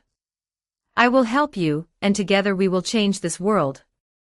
As for the Cheshire Cat. He paused. We'll just consider it an extra, troublesome travel bonus. Patrick was stunned for a moment, then, a truly relieved smile appeared on his cat face, and he reached out his paw to shake Green's hand. Deal. Outside the window, that sliver of pale dawn light seemed to have finally struggled to tear open a corner of the night. A new journey was about to begin. And this time, the cornerstone of their alliance was no longer lies, but two heavy yet incomparably real vows. Chapter 30 Assumptions. Chapter 30, Hypothesis. Just as Patrick finished confessing that heavy past, the voice of Blackwell drifted up from downstairs, slightly muffled by her plague doctor mask, yet still clear. Patrick, it is time to change your bandages. Do not linger up there. If the medication wears off, you will be the one in pain. Patrick's cat ears twitched, and a flicker of something imperceptible, embarrassment, flashed across his face. He muttered. I know. Coming. Though his movements were somewhat sluggish. Green watched him. Combining the recent conversation with his observations since last night, the instinct of a writer, adept at piecing together details and constructing character relationships, began to churn. That Dr. Blackwell, Green began, she is more than just a doctor to you, isn't she? The tone she uses, it doesn't sound like she is treating an ordinary patient or customer, it is more like. He weighed his words, his gaze sweeping over Patrick's subconscious gesture of adjusting his hat brim. It is a bit like disciplining a pet that is always running off and getting into trouble, or perhaps a guardian. Patrick's body stiffened slightly, then his shoulders slumped in defeat. TSK, you so right through me. Your observational skills are just too unfair. Green did not gloat. When she treated you last night, her tone was familiar and chiding, yet her technique was meticulous. She did not mention payment. And this morning, she called you directly to change your bandages, clearly well acquainted with your routine and injuries. Most importantly, she did not seem surprised that you were here with me, participating in dangerous activities. She merely warned you not to play the hero. This suggests she understands your style of operation, and to a certain extent, tacitly approves, perhaps even providing logistical support. In this mad country, to possess such a relatively safe haven and someone who cares for you is by no means an ordinary friendship. So family or protector might be more fitting than friend. Patrick scratched his cheek. Something like that. Blackwell, she is my guarantor perhaps. Or rather, one of the reasons I still have any credit on this street. As for the specifics, we can talk about it when we have time later. He seemed reluctant to delve deeper into the topic and waved his hand. I am going down to change my bandages. You should get ready too, that Cheshire Cat said we leave at daybreak. Although I do not know what her standard for a daybreak is, it never hurts to be prepared early. Watching Patrick head downstairs with a hint of haste, Green did not press further. Everyone has their own secrets and corners they are unwilling to touch, he understood. The room fell quiet again. Outside the window, the eternally gloomy sky of the Ludwig city streets finally revealed a faint, gray, almost perfunctory hint of daybreak. Green walked over to the simple wooden rack and began to put on the suit of knight's armor he had obtained from the rabbit hole, piece by piece. The cold metal components clung to his body, emitting a familiar scraping sound. This process allowed him to gradually detach from the heavy conversations and chaotic dreams of the night, pulling his attention back to the actions of reality. When his fingertips fastened the last buckle, he paused. Unconsciously, he raised his hand and lightly touched his forehead. It felt as if a trace of an illusory, feather-light sensation still lingered there, a kiss left by Alice in his dream. Alice. This name, which permeated his dreams, his obsessions, and this entire bizarre journey, surfaced in his mind once more, accompanied by even stronger doubts. Last night's dream was too clear, too real. The details of the conversation, the flow of emotions, and even the warmth and palpitations brought by that final kiss were all vivid, far surpassing an ordinary dream. This was not the first time. From the vague fragments of memory that emerged during his earliest psychological consultations, to the hints from Norden in the Library of Dreams, and now to such a complete interaction last night. Our books will be tied together by golden threads. Mine will always be right next to yours. This was how Alice in the dream described the connection of the library of the afterlife. And the place where Norden resided, the one that recorded his experiences, was it not a library? Was this a coincidence or some kind of metaphorical intertextuality? Green frowned, skillfully winding his dark green long hair into a bun for battle while letting his thoughts flow. Hypothesis 1. Alice exists in reality, and has a deep connection with me. If so, why is there absolutely no concrete memory of her in reality, only a vague sense of familiarity, and dream fragments? Perhaps some power has sealed or tampered with my memories, but what kind of power could achieve this? Was it Alice herself? Hypothesis 2. Alice is a symbol or projection, in other words, my fantasy. She is the embodiment of my inner desire for perfection, a home, and a source of creation. It is because I have long written fairy tales and pursued perfect endings, resulting in hallucinations or personality fragments under mental stress. But this hypothesis cannot explain that Alice spoken of by Norden and the Cheshire Cat. Their attitudes seem to point to an independently existing individual. Hypothesis 3. Alice is a keynote of the story itself.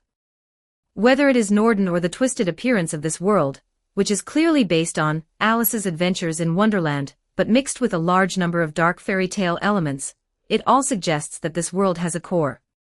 Could Alice be the incarnation of this core? Is my search for her equivalent to searching for the source code, or the main quest giver of this mad world? Finished dressing, Green picked up the sword that was slightly notched but still handy, and checked the murderer's shotgun once more to confirm its condition. Finally, he picked up the blank Alice's Adventures in Wonderland. Library, memory loss, guided dreams.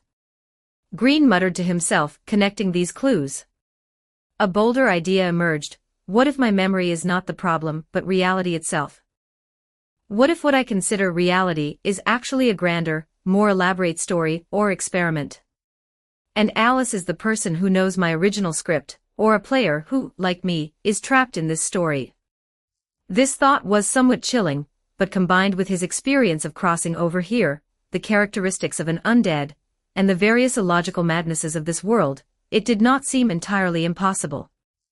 The Cheshire Cat knows many things but likes to wrap them in riddles and games.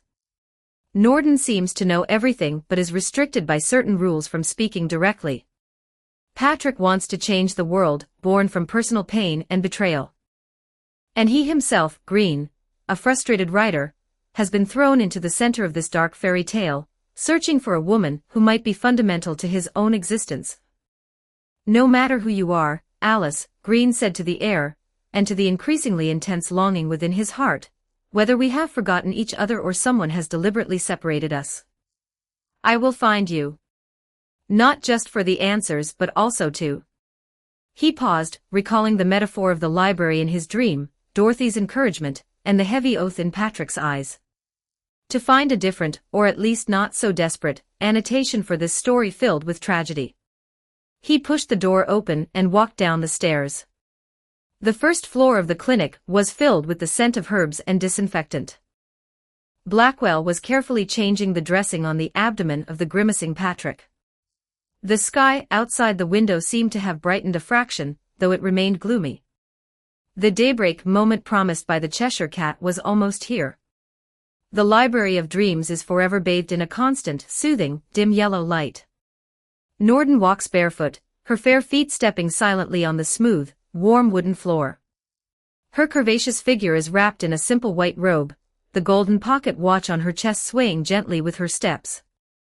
At this moment, she is humming a tune that is somewhat peculiar, with lyrics that are even more unsettling, holding a thick book in her arms as she walks slowly through rows of bookshelves that tower into the darkness, her gaze sweeping over the spines of books, some brand new and others ancient. Falling into the rabbit's hole, the pathetic, foolish little girl Alice. Roaming in Wonderland, madness gradually erodes, the cat lets out a mocking laugh. At the endless tea party, the tea has already gone cold, and even this hazy consciousness fades, overflows, and blends together. Her singing voice is soft, possessing an ethereal quality that forms a subtle contrast with the gradually crumbling atmosphere of the lyrics. When she hums to the part, even in this mirror, dreams and hopes cannot be reflected, she stops in front of a relatively secluded bookshelf, stands on tiptoe, and takes down a book that looks quite old from a higher shelf. The title is in handwritten German, The Watcher in the Mist and the Iris Behind the Wall. Norden opens the pages. Inside, it is not printed text, but dense, neatly written handwriting that carries emotions so intense they seem to pierce through the paper. This is precisely one of the manuscripts that Green failed to complete in reality, and eventually discarded himself. It is the prototype of a novel attempting to explore human persistence and mutual redemption in extreme environments, with the protagonists vaguely resembling Holmes and Edith. Oh my! Norden's fingertips graze the indentations caused by the forceful writing, and she sighs softly. Lord Green is always like this. Even though he perceived such profound loneliness and the possibility of connection, he buried the seeds of the story in the scrap heap simply because he felt it was not perfect enough, or that he couldn't provide a complete answer. She turns to the middle page, where there is a dialogue that has been repeatedly revised and rewritten, vaguely a debate about cleansing and redemption. You see, he had long since seen the tragedy of Holmes's extreme purification logic, and he also felt the fragility of Edith's pure dependence. But at the time, he didn't believe he could write such an ending well, preferring to leave the story in an unfinished state. She closes the book and carefully places it back in its original spot. However, it's different now. The seeds have sprouted on their own in this garden, growing into a real story of their own, filled with blood and tears. Although the ending is still heartbreaking, at least, that warmth from across the wall reached each other in the end in another form. This is more moving than any fictional perfection, isn't it? She seems to be speaking to the book, or perhaps whispering to someone who is not present. Hey, Miss Librarian. White Bear rolls out from some corner, clawing at the bottom of the bookshelf. I've had a question bottled up for a long time. Why do you make that kid dream of Alice? And this one in your arms? He points with his short, thick claw at the thick, wordless book that Norden has been holding to her chest the whole time. What on earth is this thing? Why does it feel like words automatically appear on it, and it's all about what that kid Green is doing? Norden turns around, hugging the book in her arms tighter, a look mixed with gentleness, slyness, and a faint sadness appearing on her face. Oh my, I've been found out. Letting Lord Green dream of Miss Alice is, of course, to help him. Help. I think it's just causing trouble. Be careful not to do more harm than good. Do you know that, Alice? White Bear presses. Of course I know her, why would Mr. Whitebear ask that? Norden walks to the long reading table and gently places the book in her arms on the table, but does not open it immediately. Miss Alice is one of the original conceptualizers of this Wonderland, and also the key to bringing Lord Green here. However, her current situation is a bit special, and she cannot appear directly. And Lord Green's memories have become incomplete for certain reasons, especially the parts about Miss Alice. She pauses, her fingers unconsciously twining around a lock of silver-white hair. So you just gave him a dream-weaving cram school. Whitebear rolls his eyes if a bear could roll his eyes. It's not weaving, Norden corrects, her tone becoming serious. I am simply sorting and reproducing those fragments of memory deep in his subconscious that have been covered up or disturbed, using the rules of the library. These bookshelves you see. She spreads her arms, pointing to the endless rows of books. Each one is the condensation of a soul's life story. When a person closes the book in the original world, the essence of their soul comes here, is automatically compiled into a volume by the power of the narrative corridor, and added to the collection. This is the final destination for souls, a library that records all truth. And Miss Alice's soul book has been tied to Lord Green's by a very special thread since a long time ago. Her gaze drifts into the distance. I let Lord Green see her in his dreams, and hear her descriptions of the library, wanting to use the way he understands best to slowly awaken that sense of connection, help him find his direction, and also give him a little solace to keep moving forward. After all, groping in such a dark world, it's easy to get lost without signposts and hope. Whitebear shakes his head, half understanding, so, when people die, they really turn into books. Then what about those fighting and killing outside? The residents outside are more complicated, Norden gently interrupts. Many are creations derived from the stories themselves, or alienated products of souls fusing with madness and rules in extreme states. Let's not talk about this. She seems not to want to delve into this topic, turning around and walking back toward the bookshelves. I need to check the status of a few more reference books. She moves lightly between the bookshelves, occasionally pulling one out to flip through a few pages, then putting it back, while muttering to herself, the Joan of Arc area's emotional fluctuations are stable. The Wizard of Oz Lost Index is within the safety threshold. The Hansel and Gretel which energy residue needs regular purification, honestly, it's so troublesome to clean every time. She picks up a stack of books that need to be repositioned, her tone carrying a hint of cute complaint. Speaking of which, Lord Green is really something. He could clearly return here to rest and talk to me at any time through the bonfire, but he is always risking his life outside. Although I know he's anxious, wouldn't it be nice to come back occasionally to drink a cup of the herbal tea I brewed and chat about the things he's encountered? Norden could also give him a lot of advice. Whitebear follows behind, listening to Norden's muttering, which sounds increasingly like a young girl in love, covering his face with his paws. Here we go again. Where are you, a librarian? You're practically a lovesick statue come to life. And don't think about changing the subject. What on earth is that precious book in your arms? Show me quickly. Norden has already returned all the books that needed checking to their places, and she, holding the wordless book, slowly strolls back to the long table and sits down beside the oil lamp. The lamplight casts a warm golden halo over the beautiful contours of her profile. Mr. Whitebear, are you that curious about this book? A smile plays on her lips, her eyes sparkling with a sly light under the lamp. No kidding. You even hold it while you sleep. It even writes Green's story by itself. This thing must be a super treasure, right? Could it be the central controller of this world? Whitebear jumps onto the table, leaning in to take a look. Norden gently strokes the smooth spine of the book, her movements cherishing. It is very special. But it's not any kind of controller. She opens the pages and inside, it is indeed no longer blank, but instead, in elegant and fluid handwriting, it records in real time Green's conversation with Patrick just now, his psychological activities, and even his subtle movements of touching his forehead. You see, it can faithfully record the protagonist's journey. Norden turns the pages one by one, not quickly, as if savoring them, but it is not just a record. It will arrange the facts that occurred according to the story thread most suitable for reading, making the plot clearer and the emotions more focused. After all, a pure account of events can't be considered a good story. 32 Chapter 32 Mother.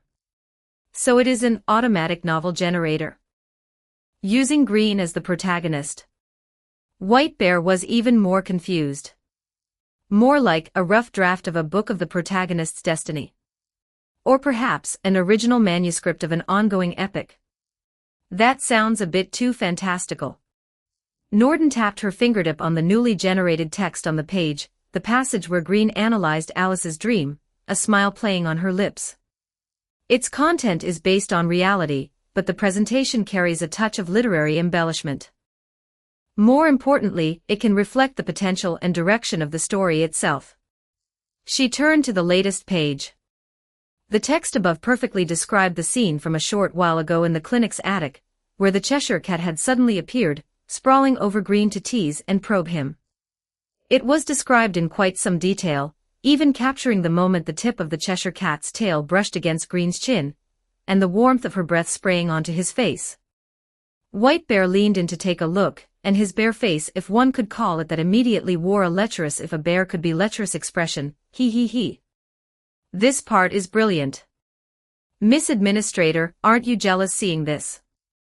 That kitty is teasing your male lead. Norden's gaze lingered on that text for a moment, her long white eyelashes drooping to cast faint shadows on her cheeks. She was neither angry nor shy, she only sighed softly, almost inaudibly. That sigh contained incredibly complex emotions, concern, helplessness, a trace of indulgence, and an even deeper gentleness. Miss Cheshire Cat has her own way of doing things and her own pleasures. Norden's voice remained soft, as long as she does not truly harm Lord Green, and does not overly interfere with the necessary progression of the story. How Lord Green interacts with others is his own choice and experience. I trust his judgment, and I respect all the encounters on his journey. She raised her eyes to look at the leaping flame of the oil lamp, as if she could see through it. The man with ink-green hair, currently packing his gear, with a slight frown. No matter what he does, what he experiences, or what he chooses, as long as it is done by following the light and kindness within his heart, I will support him. That is simply coddling. White Bear muttered. Let's call it that. Norden smiled slightly, neither confirming nor denying. She finally turned to the title page of the book. Before this, she had always been careful to avoid showing it. White Bear eagerly stretched his head to look. Under the soft light, the title page clearly displayed a row of elegant and ancient ornate font, Alice in Wonderland. And below the title, there was another line of smaller, equally elegant signatures, authors, Alice and Green provisional draft. Norden traced the name Green, with her fingertip, her touch incomparably gentle, while her eyes swirled with a light as deep and tender as 1,000 stars. She did not offer any further explanation, simply closing the book gently and clutching it tightly to her chest again, as if embracing her entire world and a heavy, silently watching tenderness. When Green walked down the stairs, dressed and ready, the first floor of the clinic was filled with the distinct bitter fragrance of boiled herbs. Blackwell was standing beside a bubbling cauldron, slowly stirring the thick, ink-green liquid inside with a long-handled wooden spoon. Hearing footsteps, she turned her head, her spiral-patterned lenses reflecting the firelight. Patrick went upstairs to pack his adventure luggage. She spoke first, her voice sounding a bit muffled through the plague doctor mask, yet unexpectedly clear and calm. He's always like this. Before leaving, he wants to pack up the entire clinic, but every time he returns, he's lost things and comes back covered in injuries.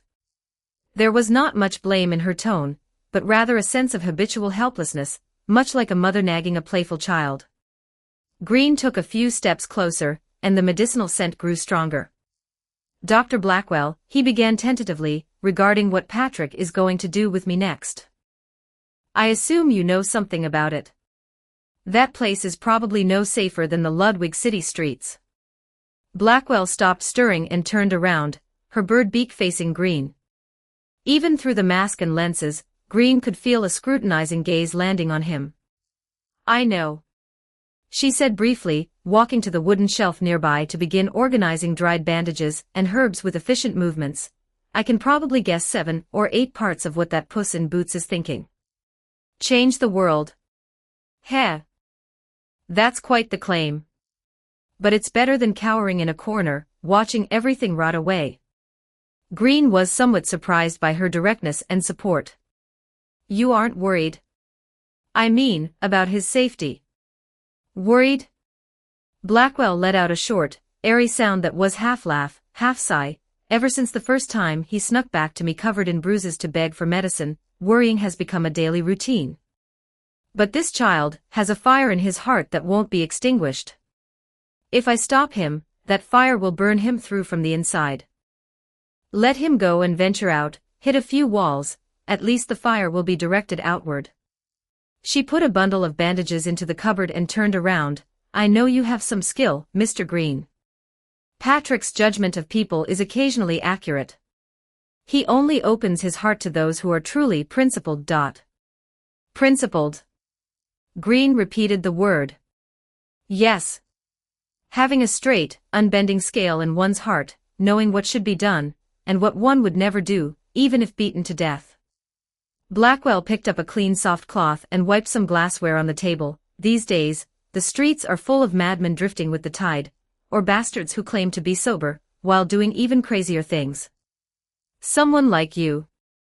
Well, in the words Patrick secretly muttered, like a decent person lost in an old-school story, is rare to see. Green couldn't help but curl the corners of his lips. That description was truly Patrick's style. You flatter me. I just don't want to become the person I hate. That is enough. Blackwell put down the soft cloth and folded her hands in front of her. Her posture was dignified, somewhat out of place in the cluttered clinic environment, yet strangely harmonious. I can treat physical wounds, but I cannot treat the ones on the heart. Patrick needs companions. He needs to believe that there is still a possibility for the world to get better, even if that possibility is as faint as a candle in a storm. If you can accompany him, watch his back, and keep him from doing something irreversible in a fit of hot-headedness, I would be very grateful. The trust and entrustment contained in these words moved Green. He seemed to see a mother who loved her child deeply, yet chose to let him fly despite knowing the dangers ahead. This warm and complex emotion made his heart soften inexplicably, and a corner of his memory was gently touched, his own mother. Wait. Green suddenly froze. Mother. His mother. What was she like? In his impression, she always seemed blurry, with a gentle smile and a soft voice. But thinking about it carefully, the outline of her face, the tone of her voice, even that feeling of unconditional support, why did it overlap somewhat with the shadow of Alice in his dreams? This wasn't right. Was it because he hadn't recalled it in too long, and his memories were mixed up? Or Chapter 33, Madness and the Bonfire. What's wrong? Blackwell noticed his distraction. It's nothing. Green quickly reined in his thoughts and shook his head. I just think you are amazing. At that moment, the thumping sound of footsteps came from the stairs. Patrick came wobbling down, carrying a bulging backpack that looked a size larger than his own cat body. Ready? Vamonos. Let's go. Green looked at his moving house get-up and was somewhat speechless. Blackwell walked over, unceremoniously opened the backpack, and pulled out several items. A heavy iron pot. Are you going to war or camping? A large bag of dried meat suspected to be snacks, eating on the road. Do you think this is a picnic? And even a thick book that looked like a popular novel you still have time to read.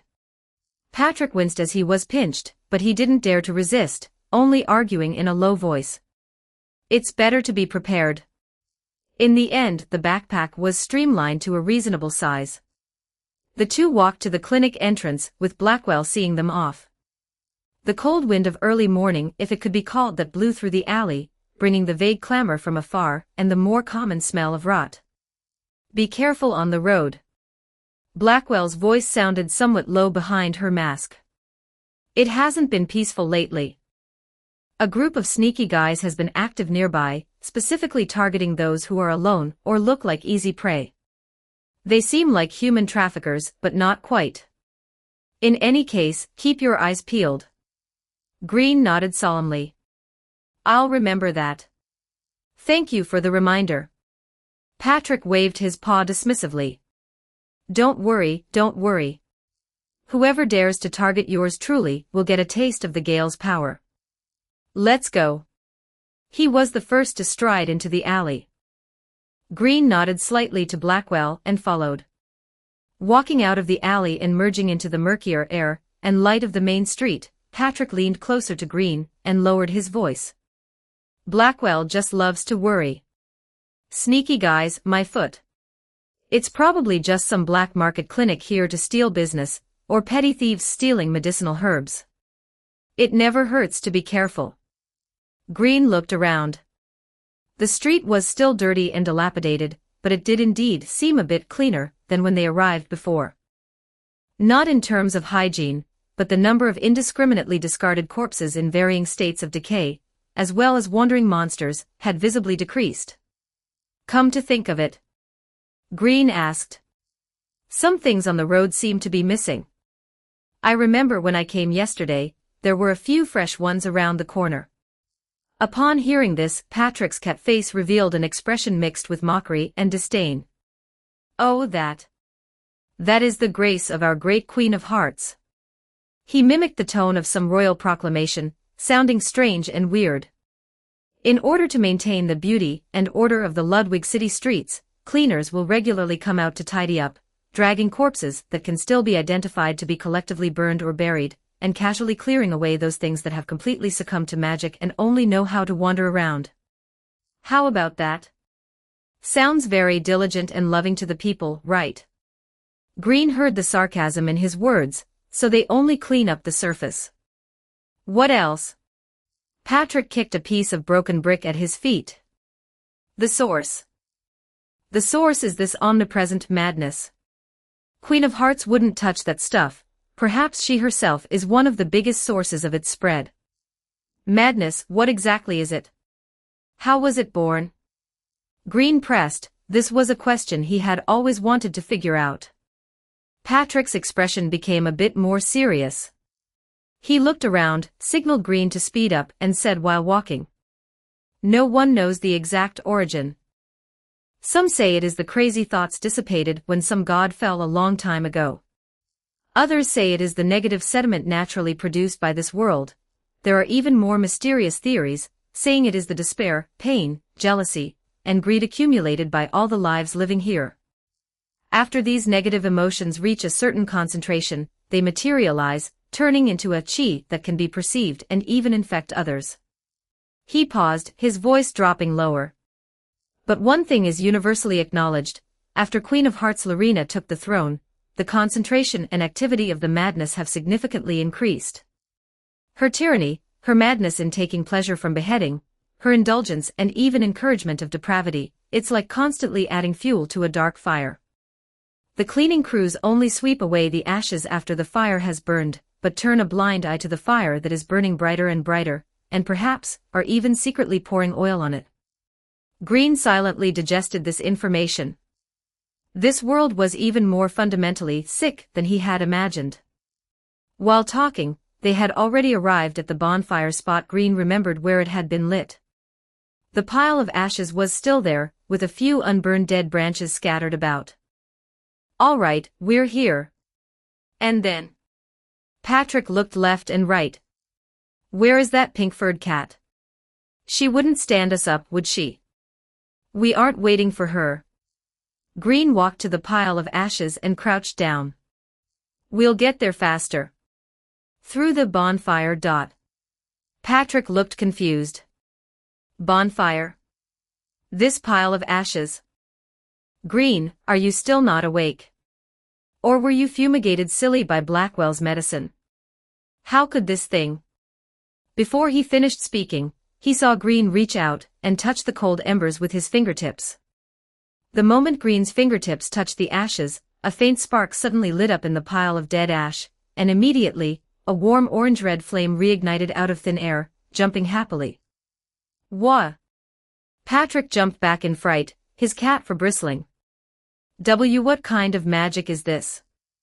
Green didn't explain, he was also still in the exploration phase himself. He turned back to look at Patrick. Hold my hand. Close your eyes and no matter what happens, don't let go.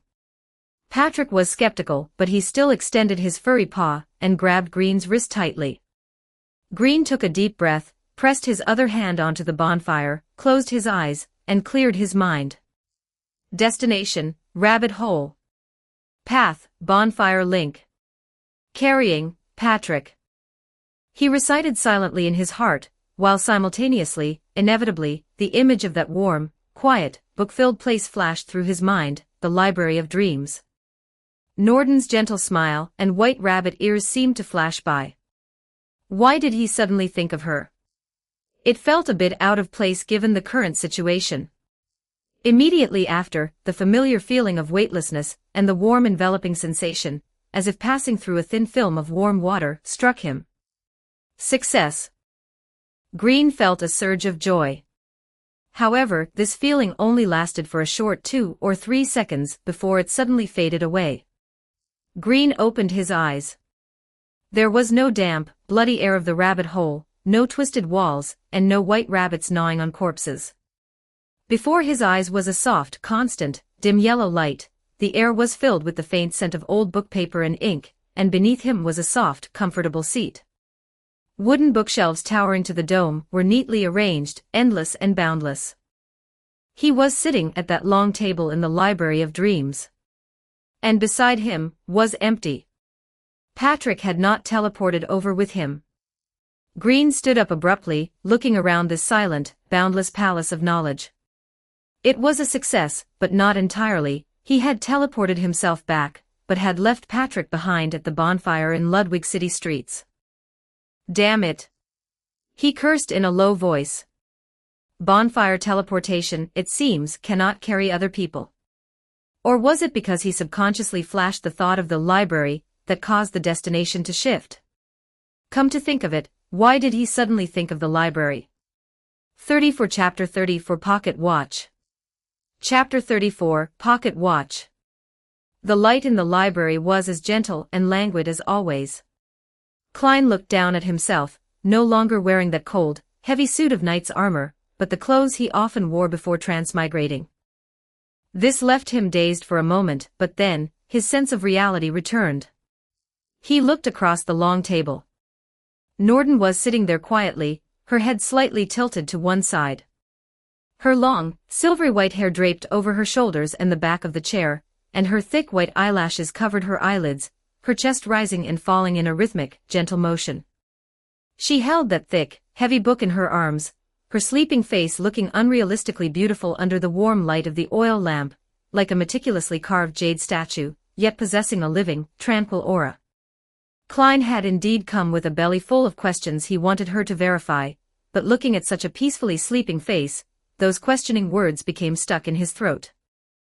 Disturbing such tranquility seemed like a sin.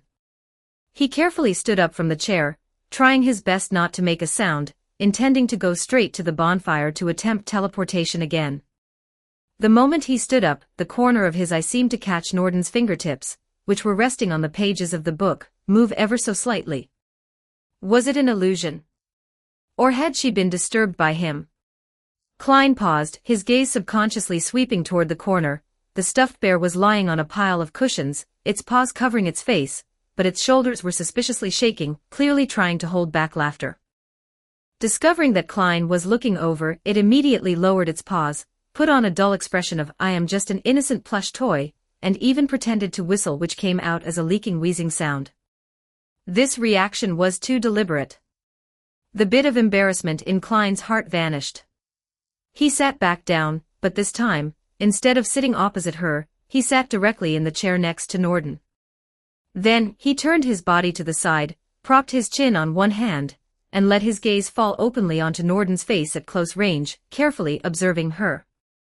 1 second, 2 seconds, 3 seconds. He clearly saw a faint pinkish hue slowly spreading across Nordon's jade-like, fair cheeks. Her eyelashes fluttered more noticeably, and even the breathing rate of her nostrils accelerated just a little. Well, confirmed, she was feigning sleep. Klein didn't expose her, just watched with great interest. Finally, the tips of Norden's ears also turned pink, and she finally woke up, slowly opening her eyes, her gaze still somewhat bewildered. When she met Klein's inquisitive gaze from such close range, she revealed just the right amount of surprise and shyness. "Oh, Master Klein. When did you return? And you're leaning so close. This is truly regrettable, to have shown you such an ungraceful sleeping face. Please, you must punish me, Norden, no matter what the disciplinary action is, I am willing to accept it," she said in a low voice, subconsciously shrinking back, clutching the book in her arms even tighter, like a little girl caught doing something bad. "Just got back." Klein's tone was flat, he withdrew his gaze and sat up straight. "Seeing you sleeping so soundly, I didn't want to disturb you. But looking at it now, it seems you weren't sleeping that deeply." Norden's face turned even redder, and she lowered her head, her silvery white hair sliding down to cover part of her cheeks. "Ahem, I just have a light sleep. A library administrator needs to remain vigilant at all times to handle the needs of visitors." Her excuse was pale and weak. From the corner came a snort of laughter from the white bear, who finally couldn't hold it in. Norden immediately glared over, though it had no power. Then, as if to change the subject, or perhaps having gathered her courage, she raised her head and looked at Klein with those watery, large eyes, softly and sweetly making a completely unexpected request. "Master Klein, please allow me to make one excessive request. Could you help me comb my hair? It seems a bit messy. Just a braid will do. Also, if it's possible." Her voice grew smaller and smaller, almost inaudible. "Could you gently pat my head?" Klein was stunned. This request came too abruptly, and was too intimate. He looked at Norden's face, which held pleading, anticipation, and a deep sense of reliance, and found himself unable to say the words of refusal. Driven by some inexplicable impulse, he nodded. Norden immediately beamed with joy, like a child who had received candy, and obediently turned around, with her back to Klein. Klein picked up an ancient wooden comb that had appeared on the table at some point, and began to comb her silky, silvery white long hair. Her hair quality was excellent, it felt cool and smooth to the touch, carrying a faint scent like a mixture of moonlight and old books. His movements were not skilled, but careful enough. He divided the long hair into 3 strands and earnestly began to braid it. The process was very quiet, with only the rustling sound of the comb passing through the hair. A strange, almost heartwarming atmosphere flowed between the two. "Master Klein." Norden tilted her head slightly, seemingly noticing the pause in his movements. "It's nothing." Klein continued his movements, quickly braiding a neat plait and tying it with the ribbon on the table. Then, he hesitated for a moment, but still raised his hand, and with his palm, slightly hesitantly, rubbed the top of Norden's head, where her soft rabbit ears were. Norden's body stiffened significantly, then completely relaxed, even letting out an extremely faint, satisfied sigh, her ears twitching comfortably along with it. The white bear in the corner covered its eyes with its paws, letting out a groan of "can't bear to look." "All done." Klein withdrew his hand, feeling the sensation of the soft fur and warm skin still lingering on his fingertips, feeling a bit uncomfortable. Norden turned back around, the blush on her face not yet faded, her eyes sparkling. She touched the beautiful braid at the back of her head, her smile dazzlingly sweet. "Thank you, Master Klein. It feels very comfortable." But Klein noticed that deep in her eyes, a fleeting trace of extremely faint disappointment seemed to flash by. Yellow looking down, disappointed.jpg. "What are you disappointed about?" "Disappointed that I just properly combed and patted your head, and didn't do anything else." Klein decided not to beat around the bush anymore. He put down the comb and looked Norden straight in the eyes. "Now can you tell me, Miss Norden, why was I suddenly teleported here instead of the rabbit hole I intended to go to? Don't tell me this was just an accident." His gaze glanced back at the white bear playing dead. Or a system glitch? The smile on Norden's face faded, her fingers twisting the hem of her clothes, her eyes shifting away. Klein took all of this in, and felt even more certain. He softened his tone, but his question was even more direct. Miss Norden, I don't mean to blame you. But understanding the rules is very important to me. It concerns the safety of me and my companions. You brought me here, there must be a reason, right? Is it to tell me something? Or just to see me? The last sentence was tinged with probing. Norden's face turned red again, this time even more intensely. She bit her lower lip, seemingly engaged in an intense mental struggle. Finally, as if having made up her mind, she raised her hand and unclasped the exquisite, ornate golden pocket watch she had been wearing on her chest. Ahem, it's because of this. She gently placed the pocket watch on the table in front of Klein, the watch case shimmering with a gentle luster under the light. It has a slight ability to influence the bonfire coordinates, especially when the wearer harbors a strong concern for a specific reader. She didn't dare to look into Klein's eyes, staring at the tabletop. I sensed that you were using the bonfire, and it seemed a bit urgent and chaotic. I was afraid you might teleport incorrectly, or encounter danger and not have time to react, so I used the pocket watch to slightly correct the coordinates and brought you here, to the safest place. She paused, continuing to explain the function of the pocket watch. It is an auxiliary small item itself. Besides what I mentioned before, it can also calibrate timing to a certain extent. When you use skills like gunfire route that require precise timing, wearing it can make your perception of the critical moment clearer and your execution more stable. The road ahead might require this kind of precision even more. Chapter 35, Where the Road Ends, the Sea Begins. She finally raised her eyes, which reflected the lamplight, clear and bottomless. Please accept it. Think of it as a small investment and show of support from a librarian to the protagonist of the serialized story she is most concerned about. The reason sounded perfectly valid and justified, but Green was no fool. He could tell that Norden's earlier words about concern and correcting coordinates were the main point, while the combat assistance was added merely to make the gift seem more practical. Her true motive was likely just to find an excuse to see him, talk to him, or perhaps even act coy and ask to have her hair brushed or head patted. Green did not accept the pocket watch immediately. He weighed it in his hand first, opened the cover to take a look, and finally closed it, holding it firmly. His reaction was calm to the point of indifference. There was no gratitude, no suspicion, and no joy. This calmness stemmed from several factors. First, he was rational by nature and not accustomed to easily revealing his emotions. Second, he knew well that gifts often came with costs or hidden meanings, so it was not the time to appear too eager. Third, he saw through the girlish sentiment behind Norden's gift, which made him feel subtly uncomfortable and even more vigilant. What was the root of this excessive kindness? Thank you. He eventually just gave a concise word of thanks, safely tucked the pocket watch into his pocket, and then seized the opportunity to start asking questions. Now, I have a few questions I would like to ask, Miss Norden. Please go ahead. Are you, or perhaps this library, observing and recording my actions? Norden's eyes flickered, she nodded, then quickly shook her head. Observing, yes. This is a function of the library to record important chapters, but recording them as stories is primarily a spontaneous behavior, not something I deliberately write. I am only responsible for archiving and maintenance. She pointed to the thick book in her arms. Who is Alice? Where is she? Green asked the most core question. Although he had asked it once before, he still asked it subconsciously.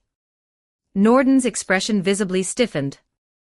She lowered her head, her fingers unconsciously stroking the edge of the page, and only after a long while did she say softly.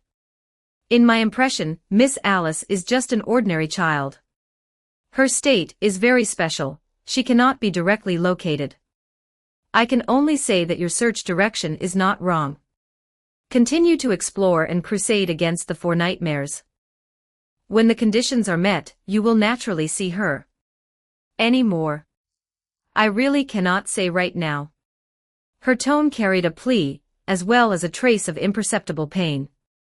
Green could see this was her bottom line, and did not press further. He asked a few more questions about the nature of the 4 nightmares and madness.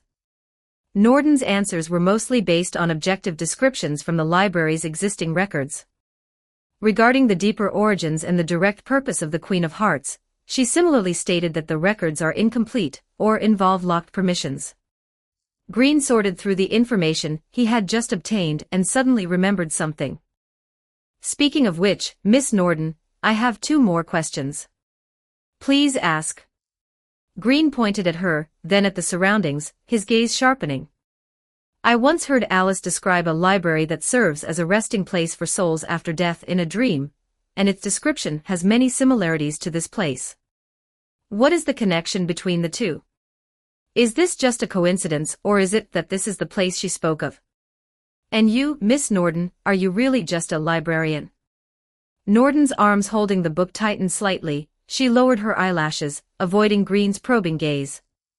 This library houses the trajectories and possibilities of many stories, including those concepts you mentioned in your dreams. Her voice was very soft, as if she were weighing her words.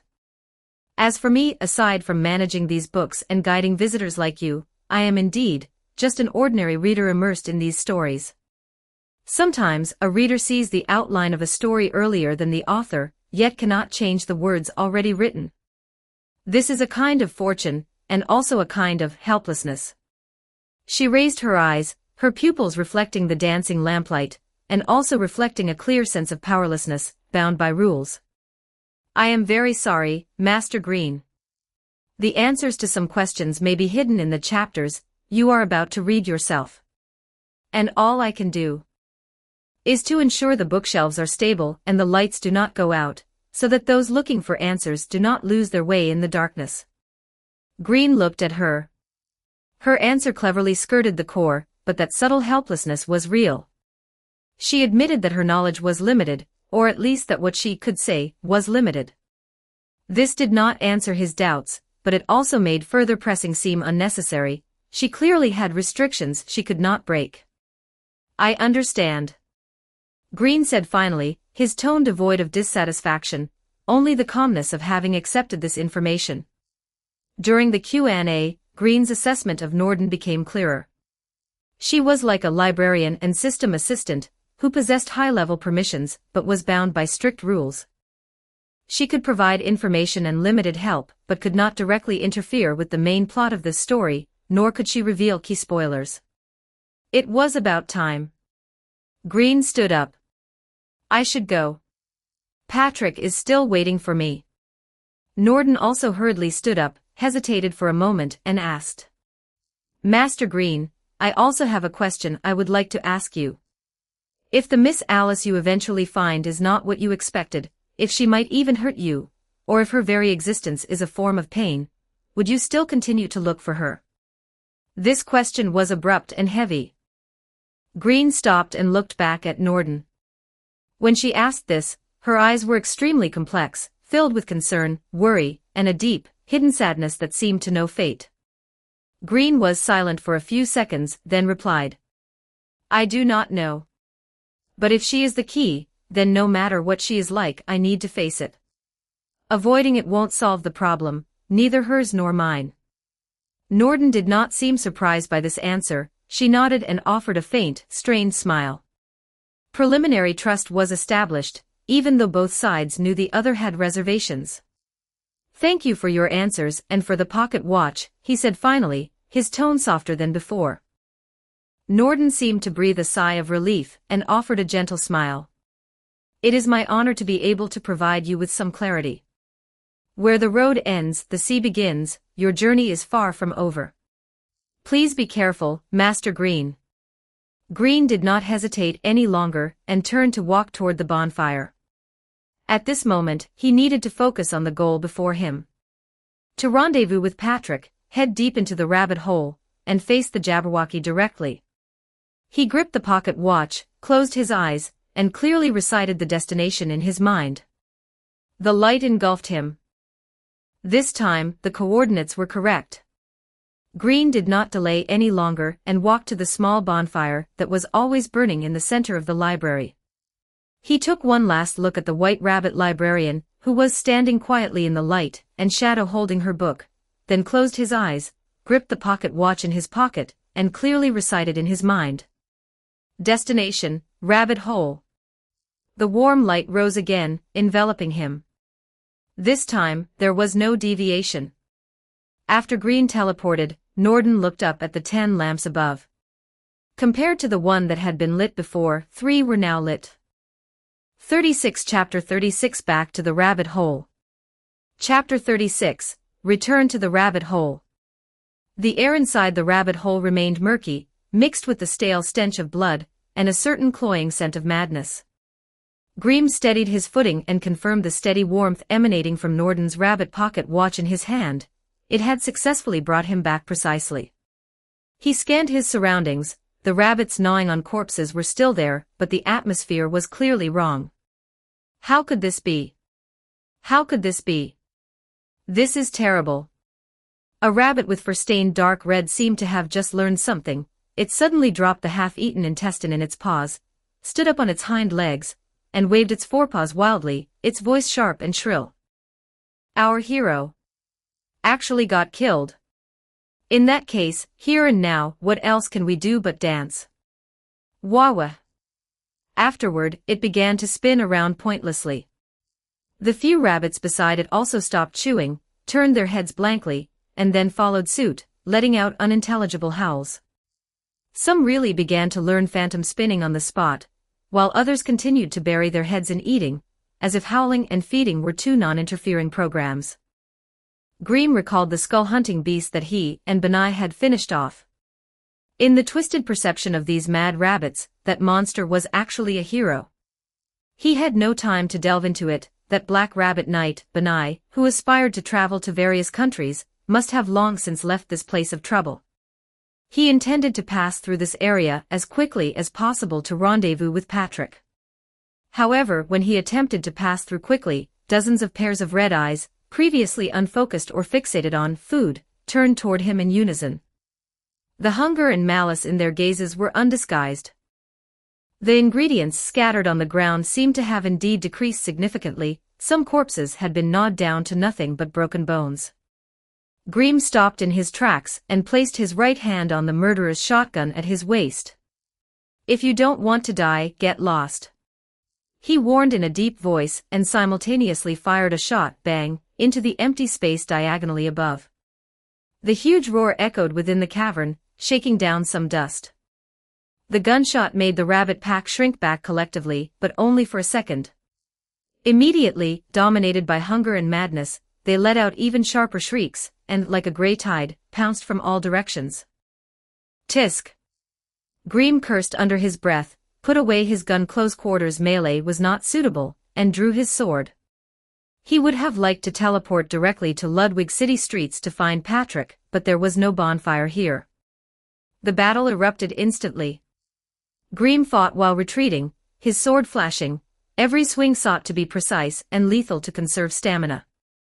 But these rabbits were numerous, fast, and their attacks were chaotic yet relentless, causing him quite a bit of pressure.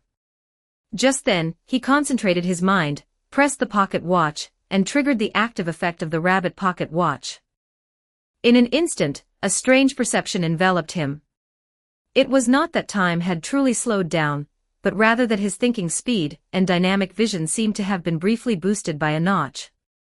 He could more clearly see the sequence and trajectory angles of the 3 rabbits pouncing in front of him, and could predict the sneak attack about to be launched by a rabbit on his left from a blind spot.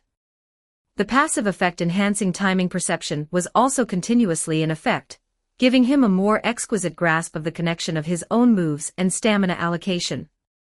He sidestepped, avoiding the first 2 that pounced by a hair's breadth, turned his wrist, and the sword blade slashed across the third one's throat. At the same time, his left elbow struck backward fiercely, precisely smashing the nose of the sneak attacker. The movements were fluid, the efficiency astonishing. But the active effect only lasted for about 4 seconds before a slight dizziness and sense of fatigue washed over him, He knew he couldn't enable this overclocking state again in the short term. However, those 4 seconds were enough for him to clear out the most troublesome small group and open up a breakthrough. Just as he was fighting and retreating, pondering how to shake off the increasingly numerous rabbit pack, a section of what should have been a wall beside him suddenly slid open silently to reveal a gap. A hand adorned with chain decorations suddenly reached out, precisely grabbing Grimm's wrist. A tremendous force came through, dragging him inside entirely. Grimm was greatly alarmed. While still in the air, he twisted his waist and smashed his other fist backward fiercely. But what came into view was a pretty face with a wicked smile and pink curly hair. Cheshire Cat. She not only didn't dodge but instead took the opportunity to open her arms, as if welcoming him, and gave Grimm, who had been dragged in, a solid embrace. The two of them fell together onto the soft, relatively speaking, compared to outside carpet. Cheshire Cat was on top, Grimm was on the bottom. The position was quite awkward. Grimm's elbow bumped into something warm and soft, while his wrist was gently pinched by another slightly cool hand. Cheshire Cat's pretty face, wearing its signature wicked smile, suddenly leaned in close to his. She didn't know what method she used, but she had used her body to dissipate the force of his elbow strike and even pinched his wrist, the one drawing the blade, with 2 fingers. Shoo! Oh my, so fierce, meow. Cheshire Cat pressed a finger against Grimm's lips, actually against his helmet. Her eyes curved into crescents, and her tail swept across Grimm's chin pleasurably. Fighting and killing is so noisy, little Grimm, I was specifically waiting for you here, you know. Are you touched? Grimm felt chest tightness from being pinned by her, his nose filled with the cloying fragrance on her body, a mixture of candy and some kind of wild aura. He furrowed his brows tightly and tried hard to push her away. Let go. You. Oh my, don't be so cold. Cheshire Cat was like a slippery fish. When Grimm pushed her shoulders, she would slide down a bit, rubbing against his chest. Grimm tried to prop up his body, and she stuck to him again as if boneless, her cheek almost brushing against his neck. Look, I saved you from the mouths of those filthy rabbits. Shouldn't there be a little reward? For example, a thank you kiss. Meow. Chapter 37, Drink Me. Then I'd rather fight a rabbit. Grimm gritted his teeth, feeling extremely uncomfortable with this kind of boundary-less intimate contact. He finally understood, this cat girl took complete pleasure in teasing him. Oh? Really? The Cheshire Cat licked the corner of her mouth, her eyes even more playful. Then shall I open the door again? You dare. Grimm finally found an opportunity, turned over with a deft move, and pinned the Cheshire Cat beneath him, pressing one hand onto her shoulder. The touch was unexpectedly firm and strong. What exactly are you trying to do? Is teasing me all day fun? Where is Patrick? I need to go find him. Right here. A lazy, deeply exasperated voice came from the other side of the room. Grimm looked up and saw Patrick in a thunderous pose, slouching in a feline manner, sunk into an excessively ornate crimson velvet sofa in the center of the room. One of his paws rested on the armrest, while the other held an apple he'd dug up from somewhere, gnawing on it. His wide-brimmed hat covered half his face, revealing only a chin that seemed to say, I didn't see anything, and I don't want to get involved. Yo, done already. Patrick chewed on the apple and said vaguely, I say, Cheshire Cat, have you had enough fun? Are we going to get down to business or not? The Cheshire Cat was pinned by Grimm, but didn't panic at all. Instead, she laughed even more happily and used her lower leg to hook Grimm's waist. Look, little Puss in Boots is getting impatient. All right, no more playing, meow. She suddenly slipped out from under Grimm's hand like a puddle of water, leapt gracefully onto a delicate small round table nearby, and stood with her smooth, bare feet on the edge of the table, not afraid of falling off at all. Grimm stood up with a dark face, straightening his disheveled armor. Only then did Patrick sit up straight and toss the apple core into a trash can. In the distance he missed, and it landed on the carpet. She found me and said you'd been teleported away, but that you'd meet up here soon. So I followed. This place is a bit cleaner than outside. The room really did look like a small, strangely styled living room, with a sofa, coffee table, bookshelf, and even a fireplace. Ahem, all right. Everyone is here, meow. The Cheshire Cat clapped her hands, drawing their attention. She pointed to the center of the round table, where a small, crystal-clear glass bottle sat, filled with a colorless, transparent liquid. A small, elegant card was stuck to the bottle, reading, "Drink me." So, to celebrate the formation of our temporary adventure team, and to go teach that noisy mad bird a lesson. The Cheshire Cat's smile was sweet, but her tone was unquestionable. "Please, both gentlemen, drink this, meow. This is the express ticket to the Jabberwocky's lair, meow." Green and Patrick's gazes landed on the drink me bottle simultaneously, then shifted away at the same time. They exchanged a look, silently seeing two words in each other's eyes: absurd. "Not drinking it," Green said concisely, crossing his arms. "Same here." Patrick slumped back onto the sofa, pulling the brim of his hat lower with a paw. "Who knows what kind of tricks you crazy cat are plotting?" The Cheshire Cat puffed up her cheeks like an inflated pink pufferfish. "Oh my, what kind of attitude is that, meow? I'll be very sad, meow. If you don't drink it, do you know where the Jabberwocky's lair is, meow? Without my internal passage, you're afraid to get lost in the rabbit hole until you're old men, meow. The internal passage requires drinking a liquid of unknown origin." Green raised an eyebrow, walked to the table, and carefully examined the bottle. "Ingredients. Mechanism of action. Duration. Side effects. Are there any alternatives? If you cannot provide this basic information, based on risk management principles, we have the right to refuse. Ingredients are a secret, the mechanism is magic, the duration depends on my mood, the side effect is becoming cuter. Alternatives. None. This is the rule. Don't you understand the rules of fairy tales, meow?" Green, in fairy tales, Alice didn't stay small forever after drinking it. Patrick let out a scoff from under his hat. "Is this some cheap, wholesale, low-quality permanent shrinking potion from a street stall? If we drink this and end up smaller than a mouse, how are we supposed to fight the mad bird?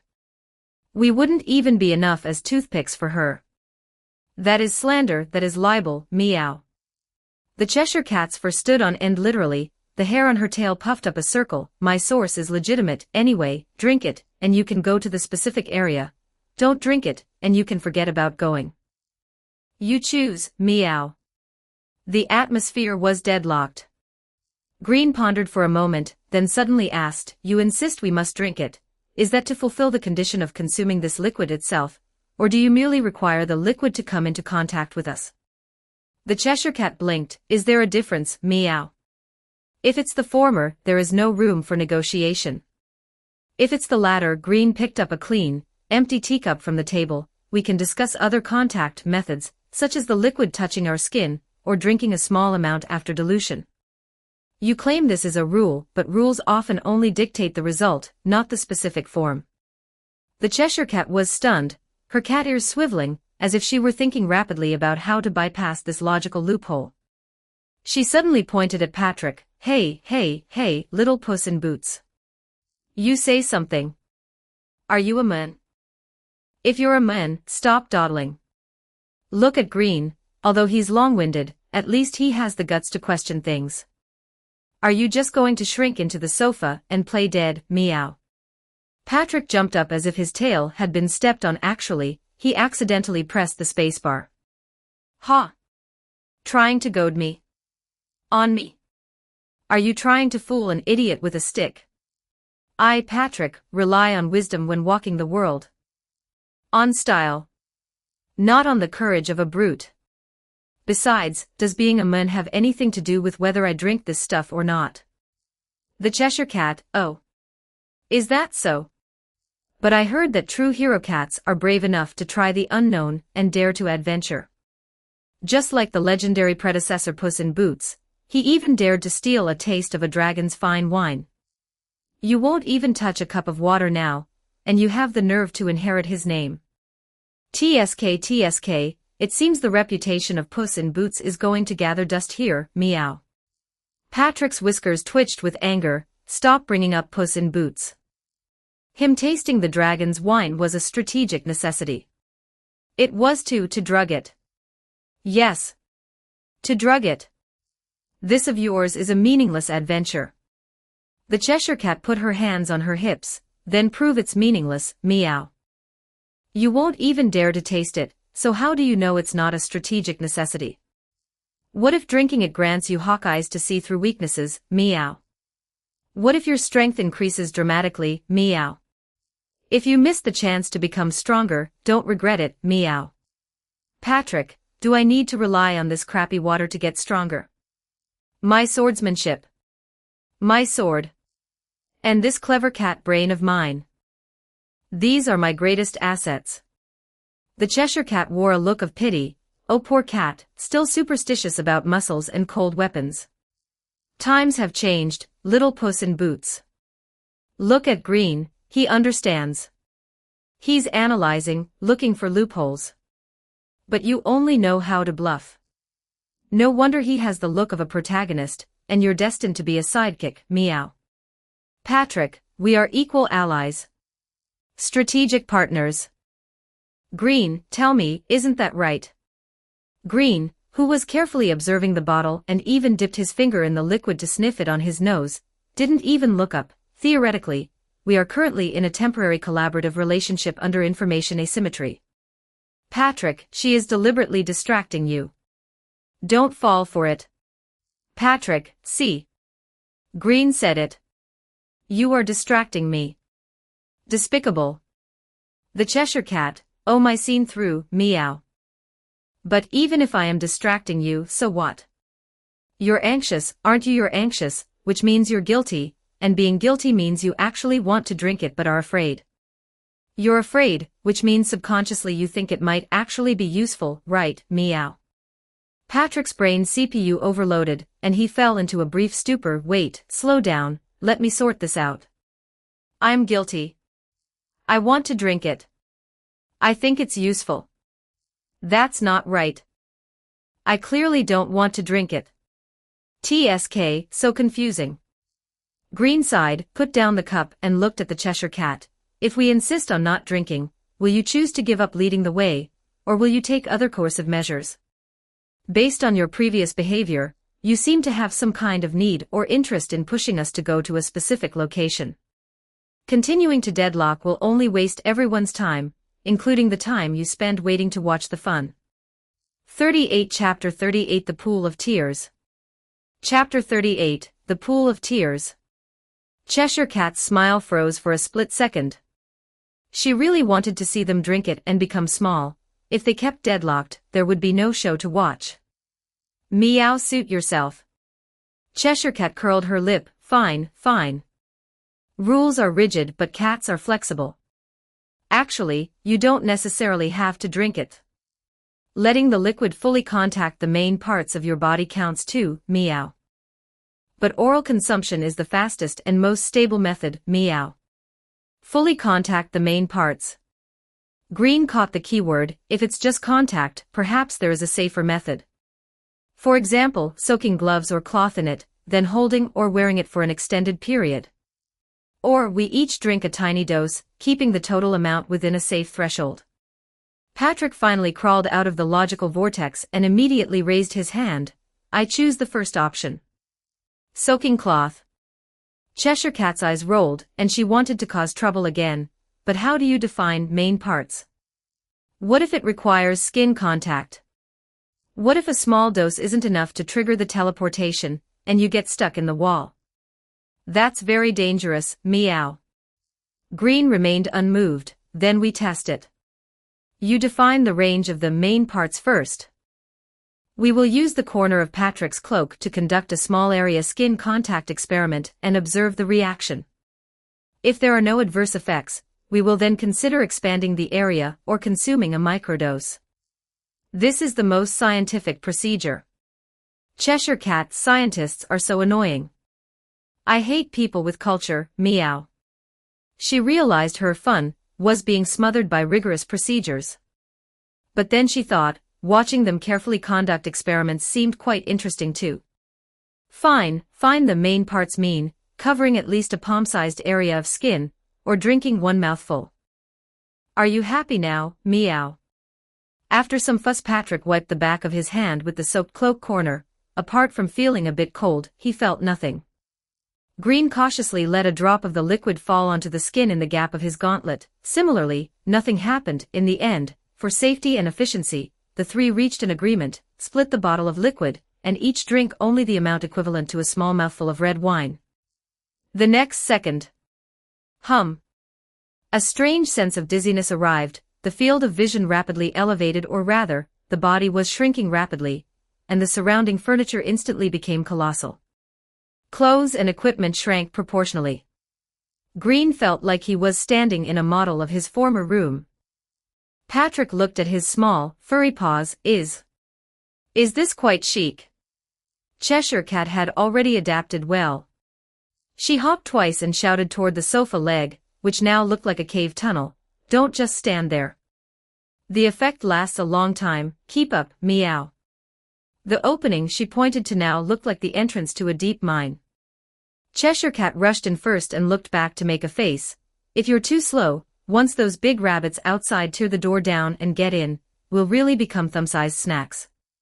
Bye-bye." As if to confirm her words, the heavy wooden door of the room emitted a teeth-grinding sound of impact and tearing. Clearly, the crazy rabbit pack hadn't given up. Green and Patrick exchanged a look, hesitated no more, and set off on their now short legs, running desperately toward the mine where Cheshire Cat had disappeared. Behind them, the loud crash of the wooden door breaking, and the sharp shrieks of the rabbits flooded in. A new, miniature-sized adventure had been forced into a hasty start.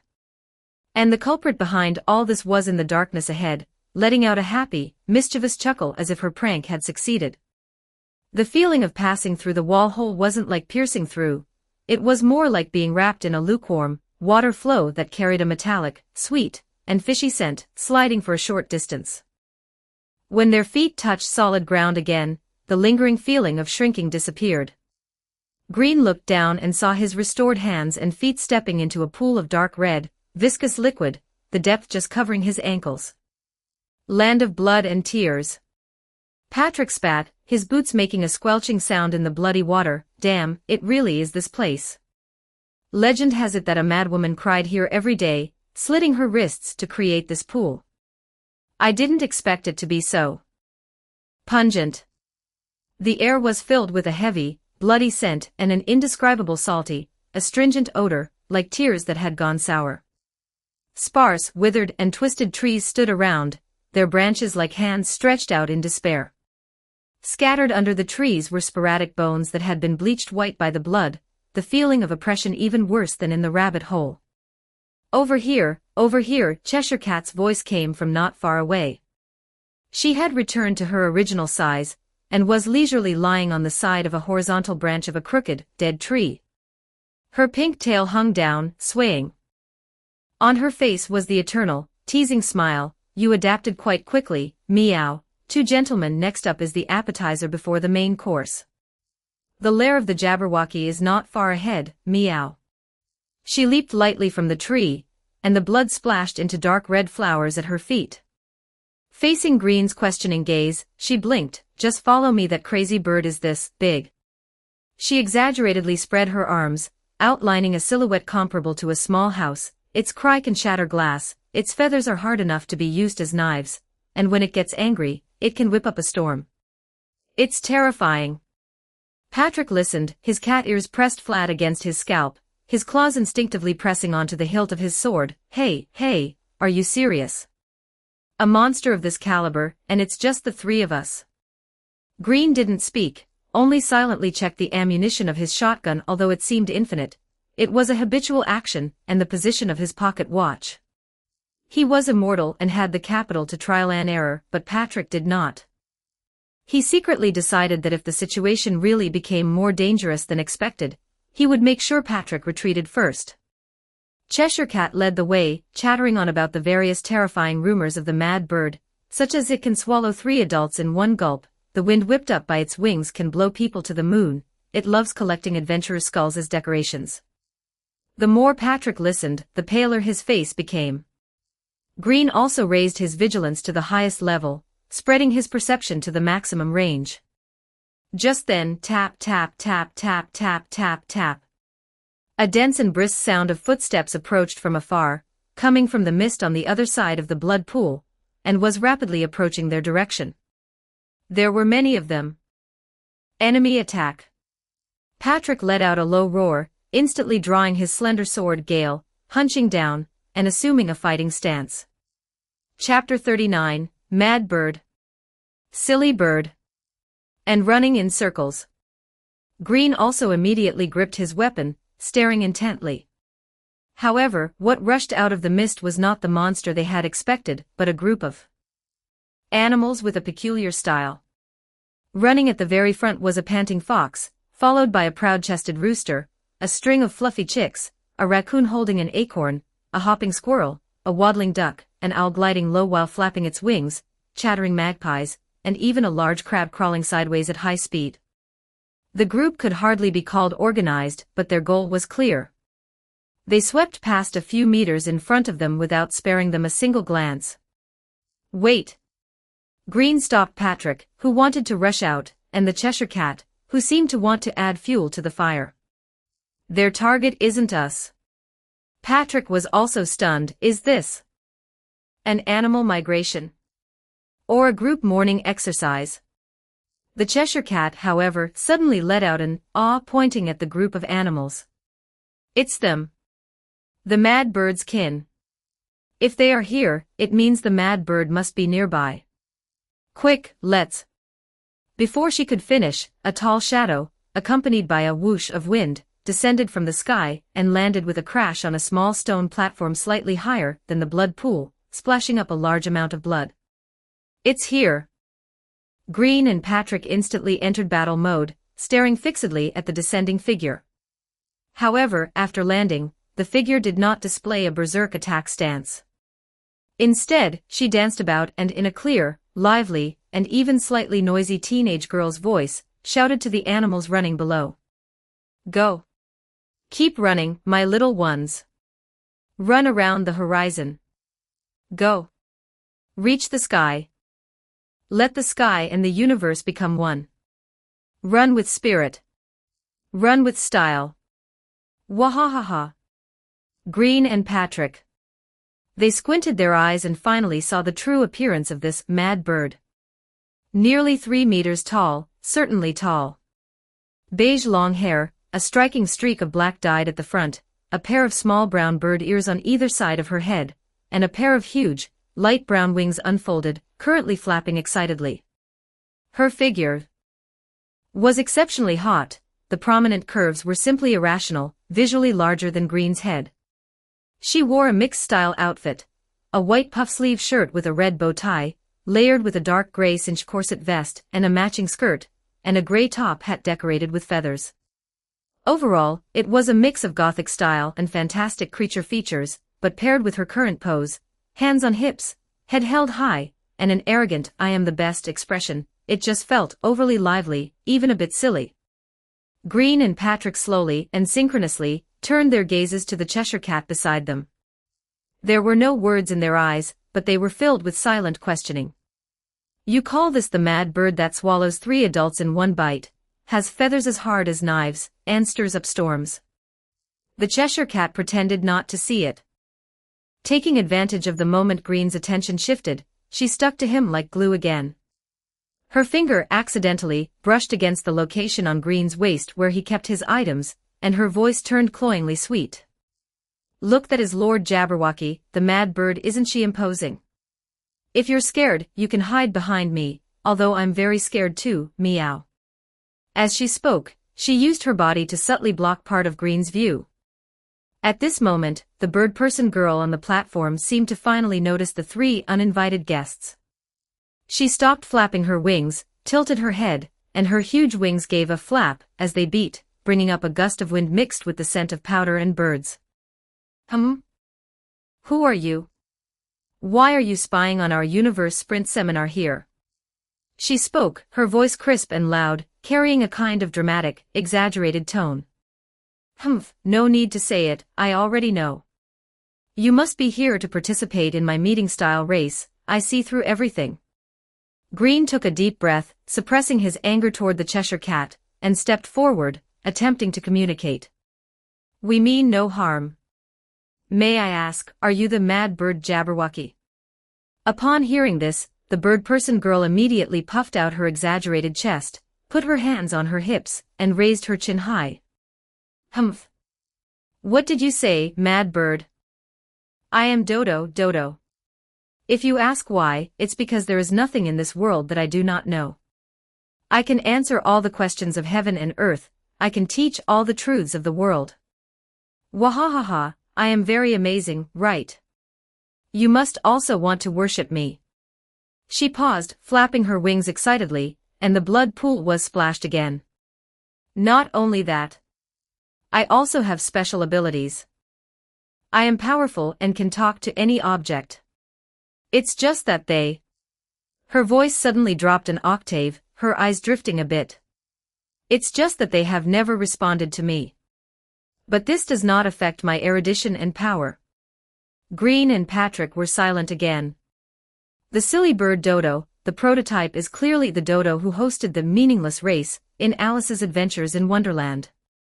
Claiming to know everything, acting out of line, bursting with confidence, carrying a naive tsundere and confused air. Green couldn't help it and asked the Cheshire Cat directly. Are you sure she is the mad bird Jabberwocky? And your description? Oh my.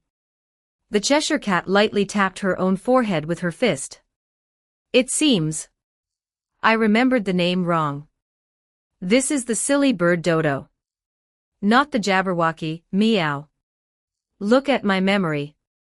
She stuck out her tongue and apologized insincerely. Sorry, you two, what a nervous waste of time. The Cheshire Cat is doomed. Patrick was already speechless. Green rubbed his temples, feeling his intelligence had been insulted. He decided not to dwell on this question anymore and looked directly at Dodo. Miss Dodo, we are looking for a person named Alice. Do you know her whereabouts? You mean Alice? Dodo's reaction was extremely exaggerated. She jumped back, covered her mouth with her wings, her eyes wide, and then suddenly laughed up at the sky. Wahahaha. You actually asked me such a simple question. Of course I know where Alice is.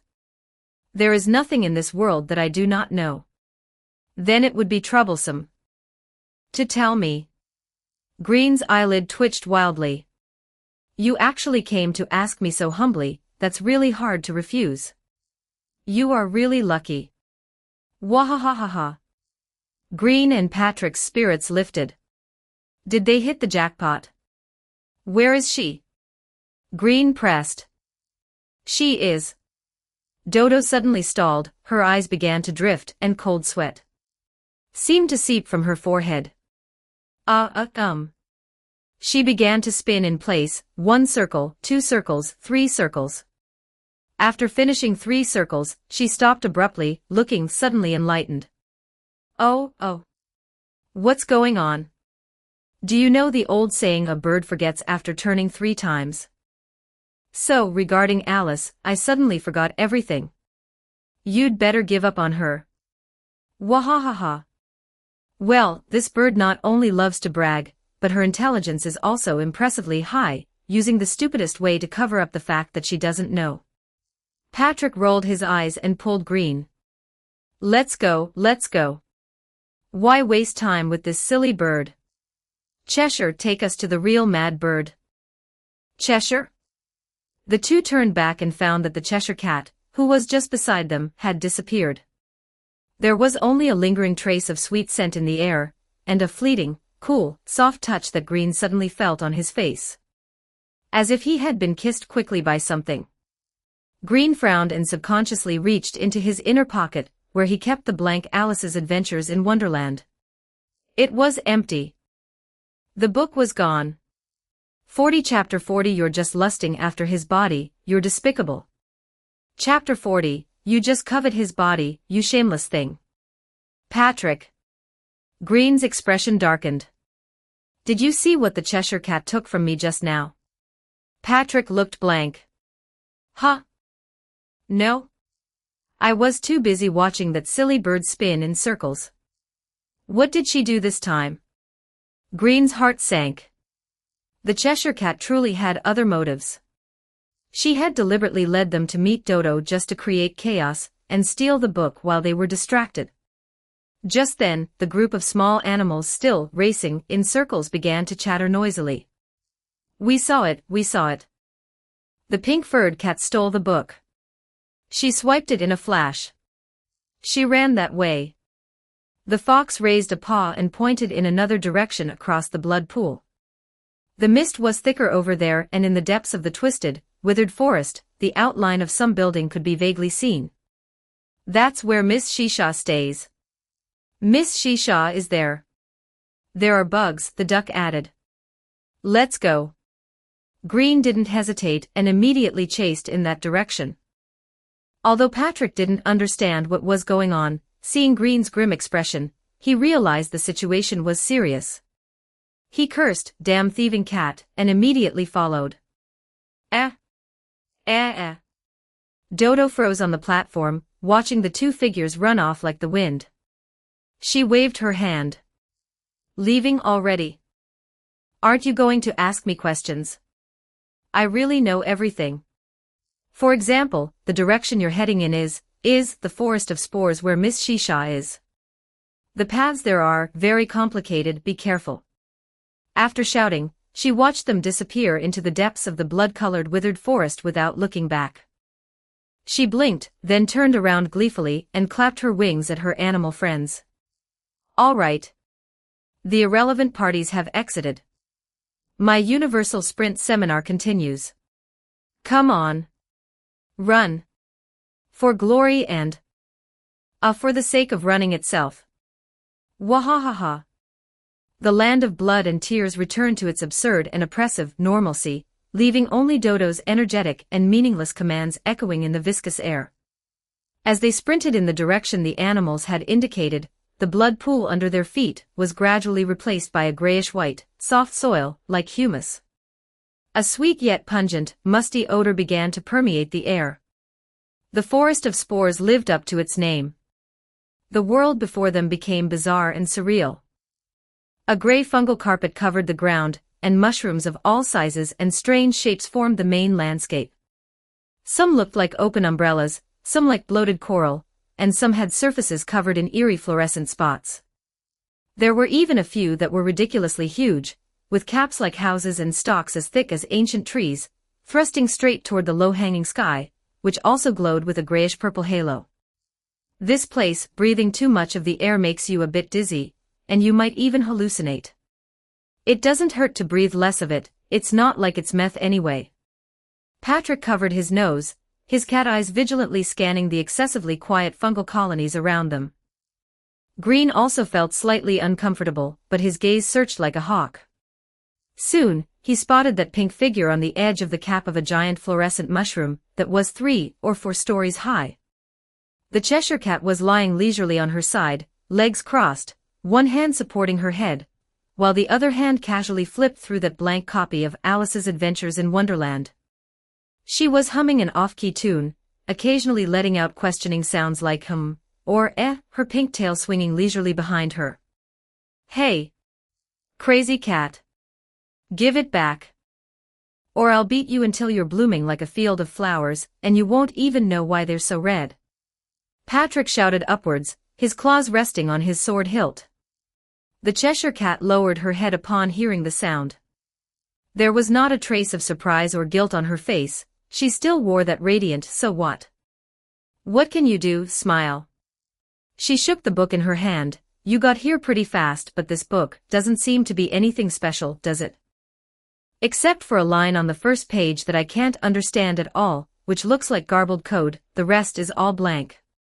Say, little Green, you treat this thing like a treasure. Could it be that you use it to write a love diary?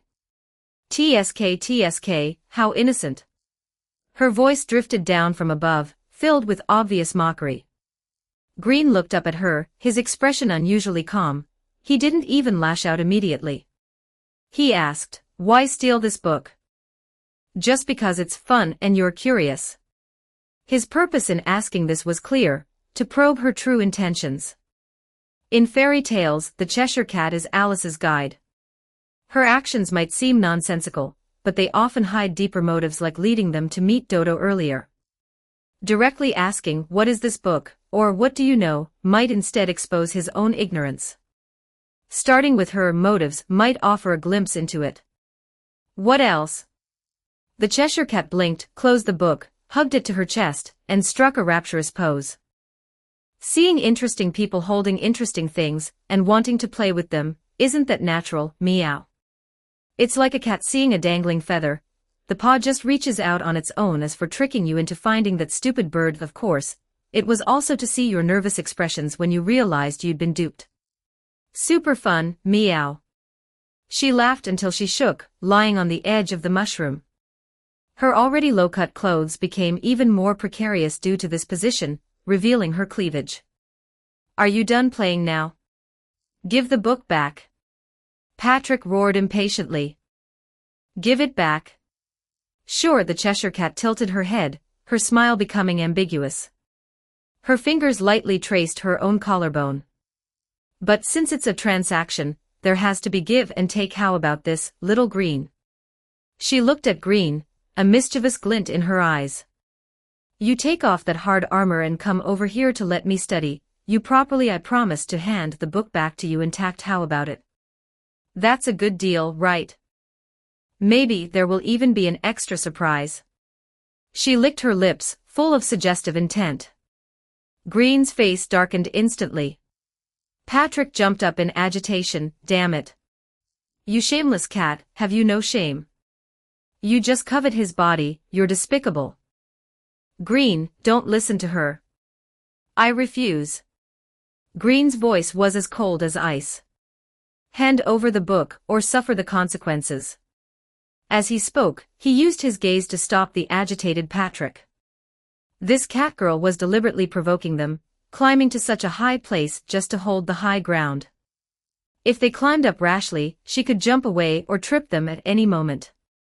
Moreover, she could silently steal a book he kept close to his body, and she had considerable strength, being able to pull him while he was fully armed.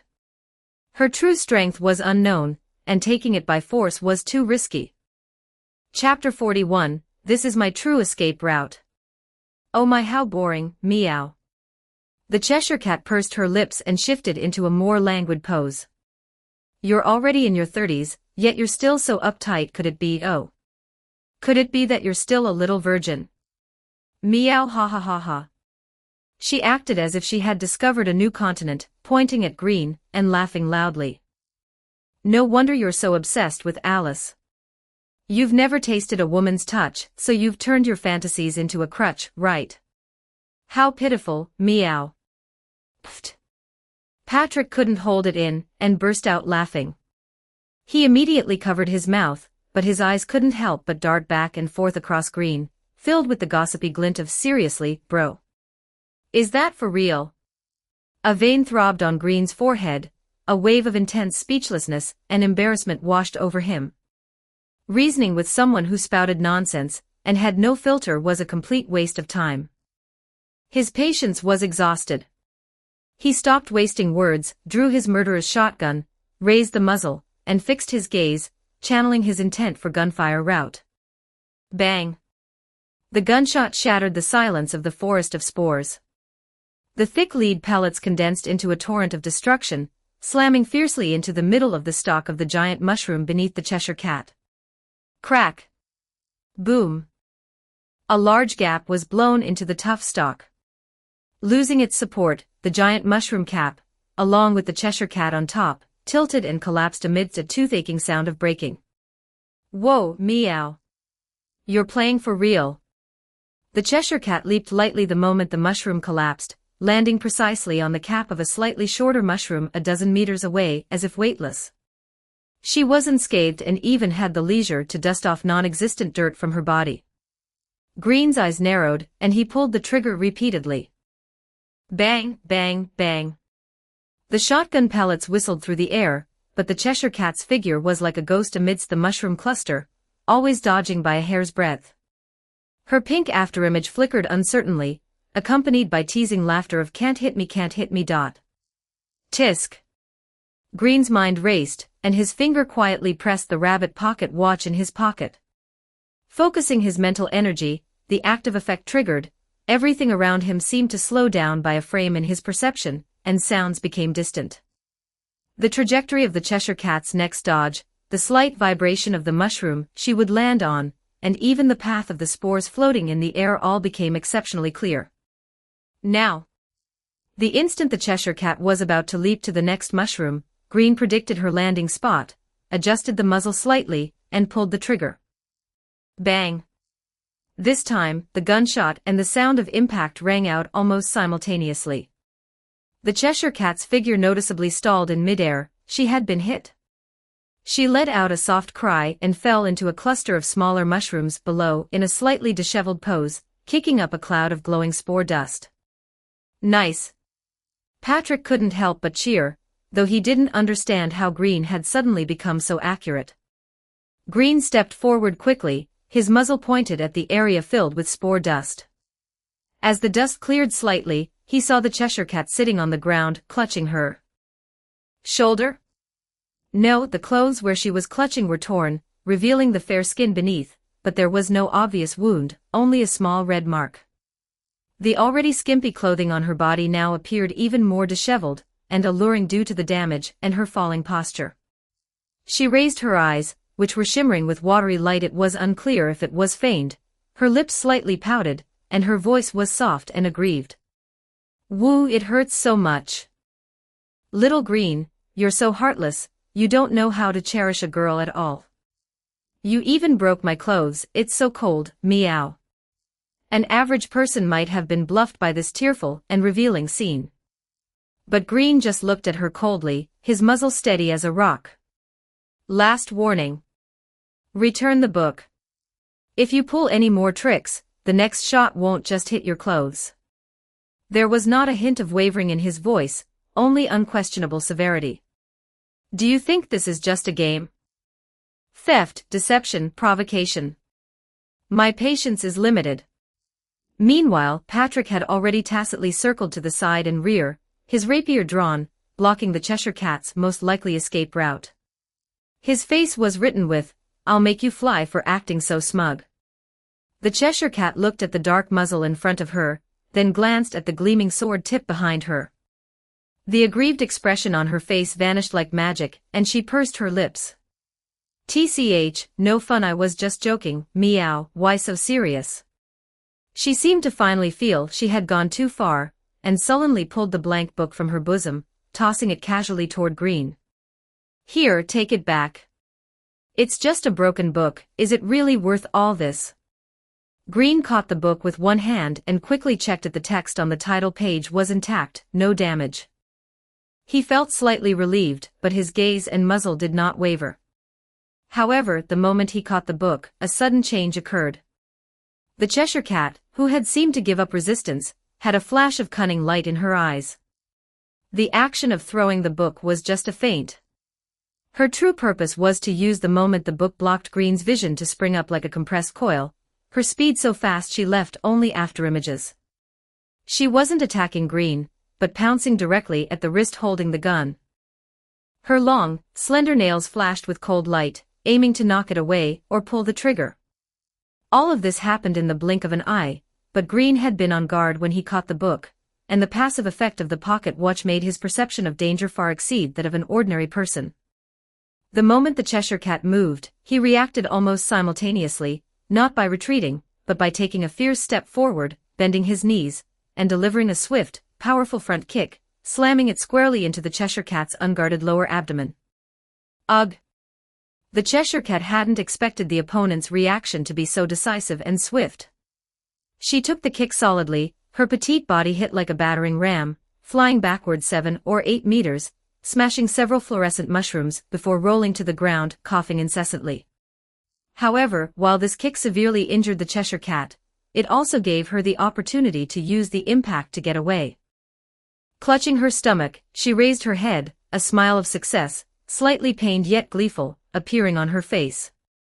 Cough, cough. You fell for it, Green. This is my true escape route. Bye-bye, boring virgin knight and sidekick cat, thanks for the treat, I'll remember this kick. As her voice fell, her body began to fluctuate and fade like an image with a bad signal, rapidly turning into a dissipating mist, finally leaving only a string of bell-like giggles. Returned the book to you, but it seems I accidentally knocked off some spores onto these mushrooms. Wish you have fun. Meow. Green and Patrick's heart sank, and they immediately realized something was wrong. They looked around and saw that the glowing mushrooms that had been smashed or hit by the shotgun pellets were now frantically spewing out dense, colorful clouds of spores from their ruptures. Even more terrifyingly, the things on the surrounding ground and tree trunks that had originally been quietly dormant and resembled mushrooms were now all wriggling. Shedding their camouflaged coats, they revealed hideous mouthparts, waving mycelial tentacles, and glowing eyes emitting malice. They were silent, yet extremely fast, closing in from all directions, completely blocking every possible escape route. The air was sickeningly sweet, and the feeling of dizziness doubled. Damn it. Tricked by this crazy cat again. Patrick cursed, holding his rapier in front of him. Green quickly stuffed the book back into his bosom, gripped the shotgun with both hands, and scanned the increasingly numerous, impossible to reason with fungal beasts with sharp eyes. Prepare for battle, he said coldly, and pulled the trigger. New trouble had arrived in the worst possible way. 42 Chapter 42 I'm here to help you. Chapter 42 I'll help you. Bang, bang, bang, bang. The murderer's shotgun erupted with a series of thunderous roars in the narrow space of the forest of spores, each blast carrying a storm of scorching lead pellets that sent the lunging fungal monsters flying, their juices spraying everywhere and their limbs shattered. Sticky bodily fluids, emitting a sickly sweet, rotten odor, splattered everywhere, hissing as they landed on the gray fungal carpet. Left. 3 of them grouped together. Patrick ducked to avoid a whipping mycelial tentacle, and thrust his rapier through a cap-like monster attempting to ambush him from the side. His movements were swifter and sharper than they had been at the infirmary. The pain seemed to have been suppressed by adrenaline. Green backed against a relatively solid, large fungal pillar, becoming the pillar of their firepower. He quickly discovered the key: these things feared fire. Being hit by ordinary bullets only caused damage, but areas struck by the concentrated firepower of gunfire route would immediately ignite, the flames spreading rapidly and causing the monsters to twist and wither in agony. Pocket watch. Green murmured internally, his fingers brushing against the metal casing in his pocket. He didn't need to activate the mentally draining active effect. The passive, timing perception, granted by wearing it was enough to bring his shooting rhythm and Patrick's cover into astonishing sync. He could fire in the gaps between Patrick's sword flashes, filling the defensive voids. He could also predict the momentary crowding before a cluster of monsters lunged, blasting them with a gunfire route to ignite the area and create a temporary wall of fire. Nice coordination. Patrick called out during another cross-positioning maneuver, his cat-like eyes gleaming with excitement. Although the battle was perilous, the feeling of fighting side by side with a reliable teammate was far more reassuring than facing the Ripper or the shadows of the infirmary alone. After about 10 minutes, the ground was littered with fungal remains that were either charred and curled from the burning or still twitching slightly. The sweet, cloying odor in the air mixed with the stench of burning, making it even more nauseating. Although Green and Patrick had expended a significant amount of stamina, they had gradually stabilized their position by relying on tactics and the fire's effectiveness, and had even begun to systematically clear a path for retreat. However, these seemingly foolish monsters seemed to possess a minimal level of tactical awareness. After realizing that frontal assaults and their fear of fire were ineffective, their offensive suddenly slowed. Immediately afterward, all the remaining and newly arrived fungal monsters began to violently expand and contract their caps, gills, and even their ruptured wounds, spewing out massive, visible clouds of spores. These spores were unlike the previous dust. They were thicker, luminescent, and rapidly spread, wrapping the area where Green and Patrick stood in layer after layer. Not good. It's toxic spores. Patrick's expression changed. He had clearly heard of this. Watch out, breathing too much will make you dizzy, and then you'll fall into a death-like sleep. Quickly, cover your nose and mouth. He reacted extremely quickly, tearing off his signature cloak, ripping it in two, tightly wrapping one half around his own nose and mouth, and throwing the other half to Green. Green immediately followed suit, covering his nose and mouth with the cloth, leaving only his vigilant eyes exposed. But the spores were too thick, seeping into every crevice. Even through the cloth, faint, numbing, sweet-smelling gases were still seeping in. Green felt his vision beginning to blur, his temples throbbing, and a slight, imperceptible tremor appeared in the hand holding his gun. What was even worse was that the monsters, taking advantage of the spore cover, launched another attack, forcing the two to keep moving and breathing. They had to break out as soon as possible. Green gritted his teeth, and once again activated the active effect of the rabbit pocket watch. The world slightly slowed down in his perception, and he saw a gap to the front left where the spores were relatively thin, as well as the positioning flaws of a few monsters there. Patrick. Charge with me. 3 o'clock direction. He let out a low roar, pouring his remaining energy into the next gunfire route, blasting a burning path toward the designated direction. The two of them were like arrows leaving the bowstring, rushing toward the gap that offered a slim chance of survival. Patrick cleared the path with sword flashes, while Green brought up the rear, continuously picking off the tentacles that pursued them. Just as they were about to burst out of the thickest part of the spore encirclement, Green suddenly felt a wave of dizzying, violent vertigo, his lungs burning as the inhaled toxic spores finally reached a critical point. The back of Patrick sprinting in front of him began to blur and sway. Can't fall here, at least. Just at the moment when Green's vision began to shake, and he could barely make out the outlines of the monsters, he bit his tongue hard, the sharp pain bringing a moment of clarity. Exhausting his last bit of strength and clarity, he made one move. He stopped trying to shoot the monsters in the distance, and instead aimed his gun at the ground around his and Patrick's feet, pulling the trigger repeatedly. Bang, bang, bang, bang. Scorching lead pellets and flames exploded in a circle on the ground. The burning shrapnel and ignited mycelium formed a wall of fire that, while not very wide, was blazing fiercely, temporarily separating them from the monsters on the outside. The high heat and flames temporarily suppressed the spread of the spores and forced back the nearest monsters. This fire won't last long. Patrick, find a chance. Green's words remained unfinished as a wave of intense dizziness and weakness overwhelmed him. His knees went soft, and he fell forward, the shotgun and longsword slipping from his hands. In the final instant before losing consciousness, the corner of his eye seemed to catch a glimpse of a massive, blurry shadow descending rapidly from above the dense spore fog. Green! Patrick exclaimed, wanting to rush over to support him, but he too was dizzy and disoriented. Just at this critical moment. Whoosh! I'll help you. A violent gust of air swept down from above, dispersing quite a bit of the dense spore fog. Patrick saw the figure descending from the sky and recognized the newcomer.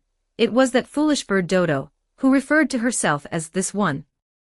She was flapping her large wings to land in a pose that looked majestic, but was actually a bit out of control. As the dust settled slightly, it revealed Dodo's nearly 3-meter-tall figure and her smug face, which was practically screaming, "I've come to save the day." She landed on a large mushroom, brushed non-existent dust off her wings, puffed out her exaggerated chest, cleared her throat, and announced to the surrounding, menacing fungal monsters with her loud and eccentric voice. Ahem.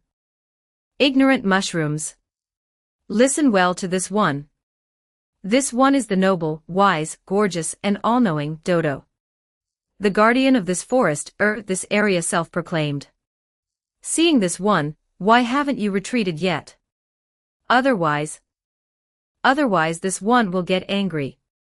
When this one gets angry, even this one is scared. Wahahaha. She struck a pose she deemed incredibly majestic, spreading her wings wide, attempting to intimidate the opponents with her size and presence. The scene she imagined, where the monsters would flee at the sight of her, did not occur. The fungal monsters only paused briefly, seemingly identifying what kind of fertilizer this noisy, large creature that had suddenly intruded was. Immediately afterward, they ignored Dodo's domineering declaration, and continued to squirm and close in, spraying spores even more vigorously. Dodo's laughter caught in her throat, and the scene became incredibly awkward. Her wings froze in midair, cold sweat seemed to trickle down her temple, and she blinked her large eyes, scratching her head in embarrassment. You don't recognize this one. That shouldn't be. Could it be that this one's fame hasn't spread? Well, then, how about this? She seemed to have had a sudden flash of inspiration, or perhaps a flash of stupidity, puffed out her chest again, and raised her voice an octave. This one is actually the mad bird. Gabu. Yes. That mad bird who can swallow a mountain in one bite, and whose cry can shatter souls. Scared now, aren't you? Hurry up and get away, get away. The monsters continued on their own way, and a few even turned their direction to spray acid and spores at her, the larger target. Wah! Dodo panicked and flapped her wings to dodge, but because she was nervous and already a bit confused, she flapped too hard, and the strong wind she created instead stirred up even more spore dust, causing her to cough and nearly bring tears to her eyes. What was worse, while panicking and dodging, she also fell off the large mushroom she had been standing on. Eek! Thump!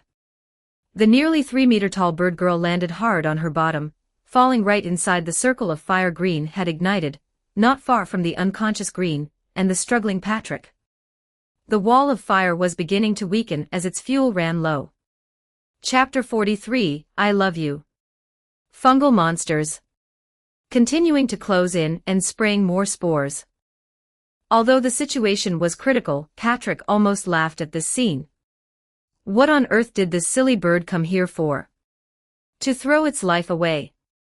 Dodo rubbed her butt and climbed up, looking at the approaching monsters, the increasingly thick poisonous fog, and the unconscious Green on the ground.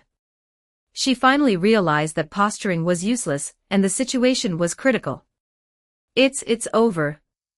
Dodo had been knocked dizzy, her hat was crooked, and looking at the dense fluorescent eyes and surging spores around her, her voice was filled with a crying tone from fear. I was just passing by and wanted to save someone. How did I get myself dragged into this? What should I do now? Damn it, you silly bird. Do you want to die that much? Aren't you able to fly? Hurry up and take us away from here. Green is poisoned and unconscious, he won't last long. Patrick covered his mouth and nose, his voice muffled and filled with anxiety. If that doesn't work, can you fight? Or can you neutralize poison? Fight. Dodo's eyes darted around, but seeing Green's pale appearance, she gritted her teeth. I don't know how to fight. But I can fly. That's right, I can fly. MMPH. I know someone who can save him. Hold on to me. Without another word, she spread her huge wings, and a powerful gust of wind temporarily dispersed some of the encroaching poisonous fog. She carefully though still clumsily grabbed Green's belt and Patrick's cloak respectively. Patrick himself clung tightly to one of her legs. Takeoff might be a bit unstable. Hold on tight. Let's go to the sky. With that, she flapped her wings vigorously, and amidst the chaos of monster mycelium entangling them, and acid jets spraying in, she wobbled and perilously lifted off the ground, flying deeper into the forest of spores. Behind them, only the gradually extinguishing wall of fire, and the still churning colorful poisonous fog remained. Before losing consciousness, he heard a familiar voice chuckle beside his ear. Someone was calling to him, a lovable, brilliant, slightly transparent-sounding voice reached Green's ears. He had heard this voice before. The consciousness and memories awakening from a long slumber gradually began to clear up. Yes, the one by his side is my very own Alice. Cold, sticky, sinking. Green felt himself falling continuously into a pitch-black, viscous liquid. His consciousness was blurred, but some strong pulling force dragged him toward a bright direction. The halo of light expanded, and he stood in a familiar scene, the warm study from his dreams where he spoke with Alice, with its fireplace and rain against the window. But this time, Alice stood with her back to him, in front of that huge window reflecting the silhouettes of towering trees. Her long golden hair hung down like a waterfall, and the hem of her pale green dress swayed slightly. "We meet again," Green whispered in his heart. He knew this was a dream, but his perception this time was exceptionally clear. He could even smell a faint scent of books in the air, similar to the real library, and a trace of an extremely faint, indescribable cold aura. Alice did not turn back. Her voice came softly, yet it carried a longing and sorrow deeper than ever before, as if soaked in the passage of long time. The rain stops and falls again, the trees grow and wither. The storybook pages turn one after another. Is the person waiting still in the same place? Green's heart felt as if it had been gently squeezed. He took a few steps forward and couldn't help but ask, "Alice, why can I only see you in my dreams?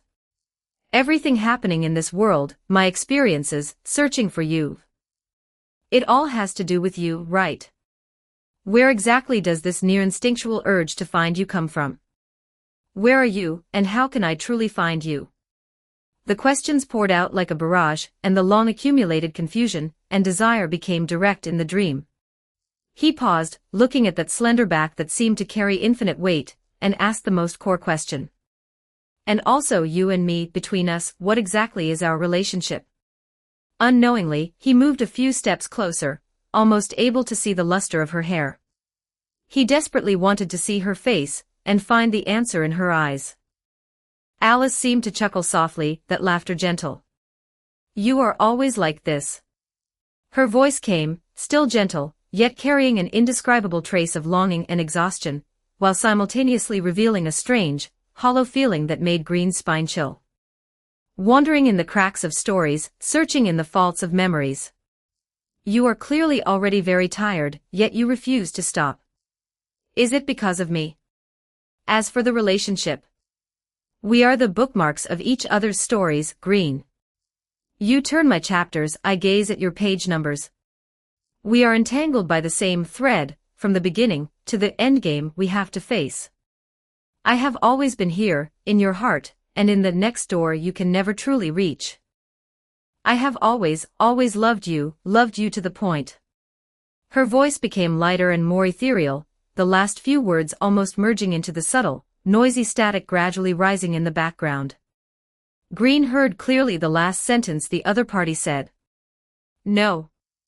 This is absolutely not the warm, intelligent, absolutely perfect Alice in his memories or subconscious who gave him hope. You are not Alice at all. And there is absolutely no way you could exist in my dream. Green shouted sternly, the trance brought by the dream instantly replaced by intense vigilance. He no longer hesitated, took a big step forward, and reached out to turn her shoulders. He saw her profile, and then her face. In an instant, Green felt as if he had fallen into an ice cellar, gasped, and his blood froze instantly. The figure in front of him was indeed wearing Alice's pale green dress, and had long golden hair. Her figure, clothing, and hairstyle were exactly the same as the Alice in his memories or dreams. But where her face should have been, there was only a patch of pure black, bottomless emptiness. No features, no contours, only darkness so dense it seemed capable of swallowing even light. Asphalt-like black liquid was constantly seeping from the edges of that emptiness, dripping down, yet making no sound as it hit the carpet. That is not Alice. Just at the moment Green saw this terrifying scene. Crack. A sound like breaking glass came from all directions, and the entire warm study scene began to twist and collapse violently. The walls peeled away, revealing squirming, flesh-like dark red matter behind them. The fire in the fireplace turned into jumping black shadows. The trees outside the window withered and petrified. The sky tore open, revealing countless malicious eyes rotating behind it. I love you. A voice rang out. It did not come from her hollow face, but directly from all directions, from the cracked ground, from the withered tree trunks, from the entire dream space that was rapidly collapsing. The voice was sharp and distorted, like a mixture of countless human voices, or like the static of malfunctioning electronic equipment, repeatedly accelerating and overlapping.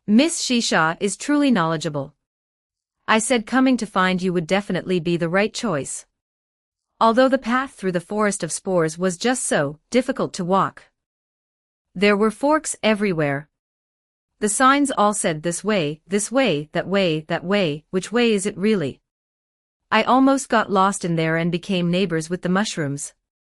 Only then did Green realize where the voice from above his head and the warm, soft pressure were coming from. He struggled to roll his eyes upward. His neck was stuck by something soft and elastic, making it very difficult to move. What came into view was Dodo's face, close at hand, wearing a silly grin, and her large eyes shining with happiness.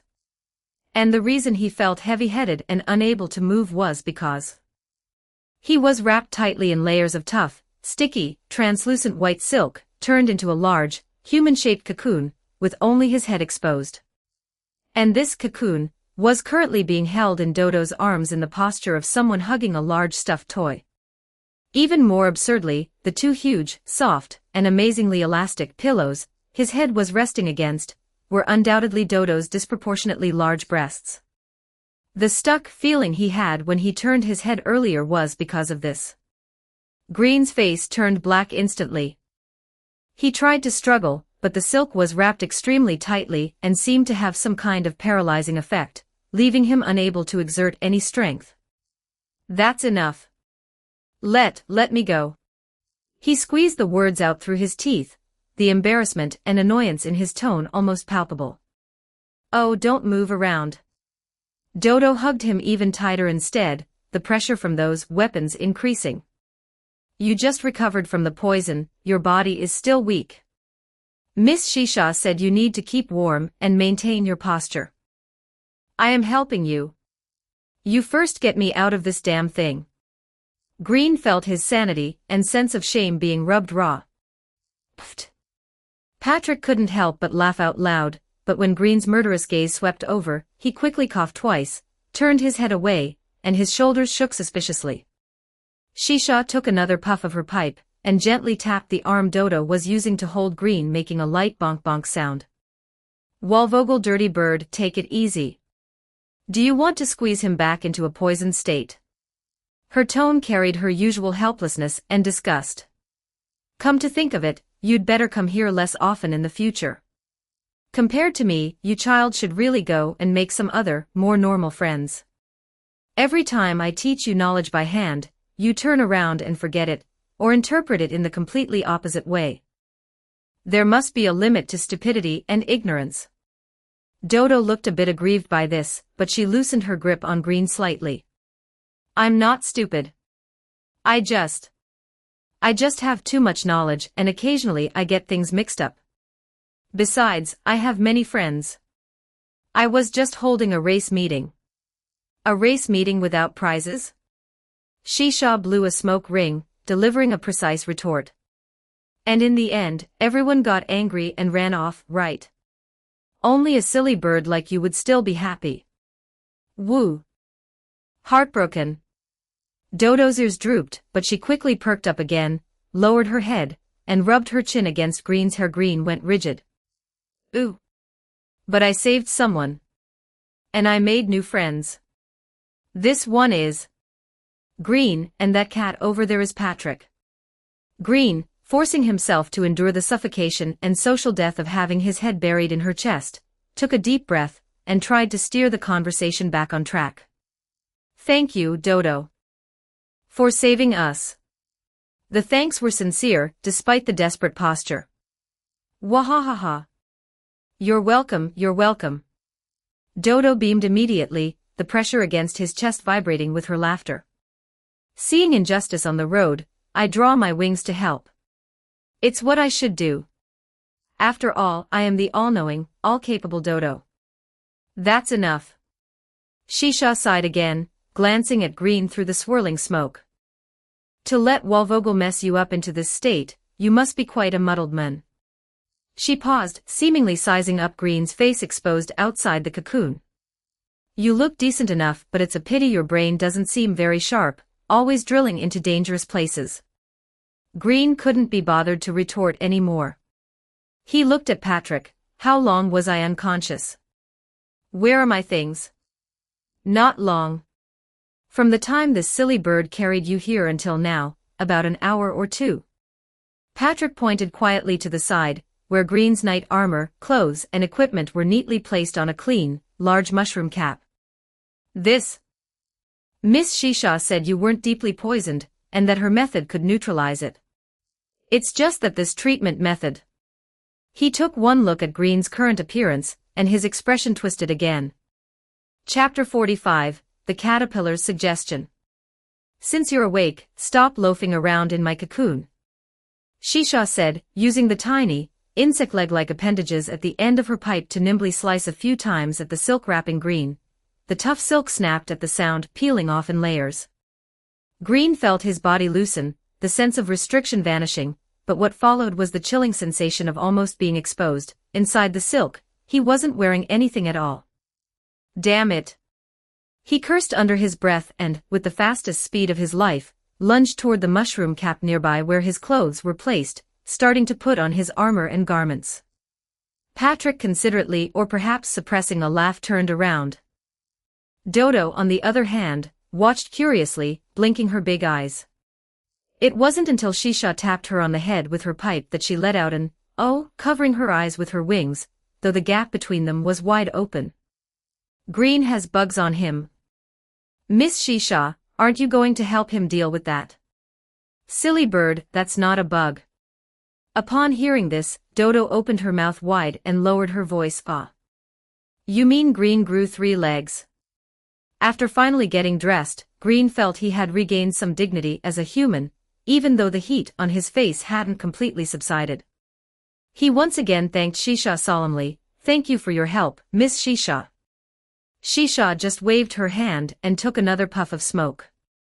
I just hate it when people die nearby, it's bad luck. Where do you plan to go next? Keep running around in this dangerous forest or find a place to rest? Patrick looked at Green, his expression also turning serious.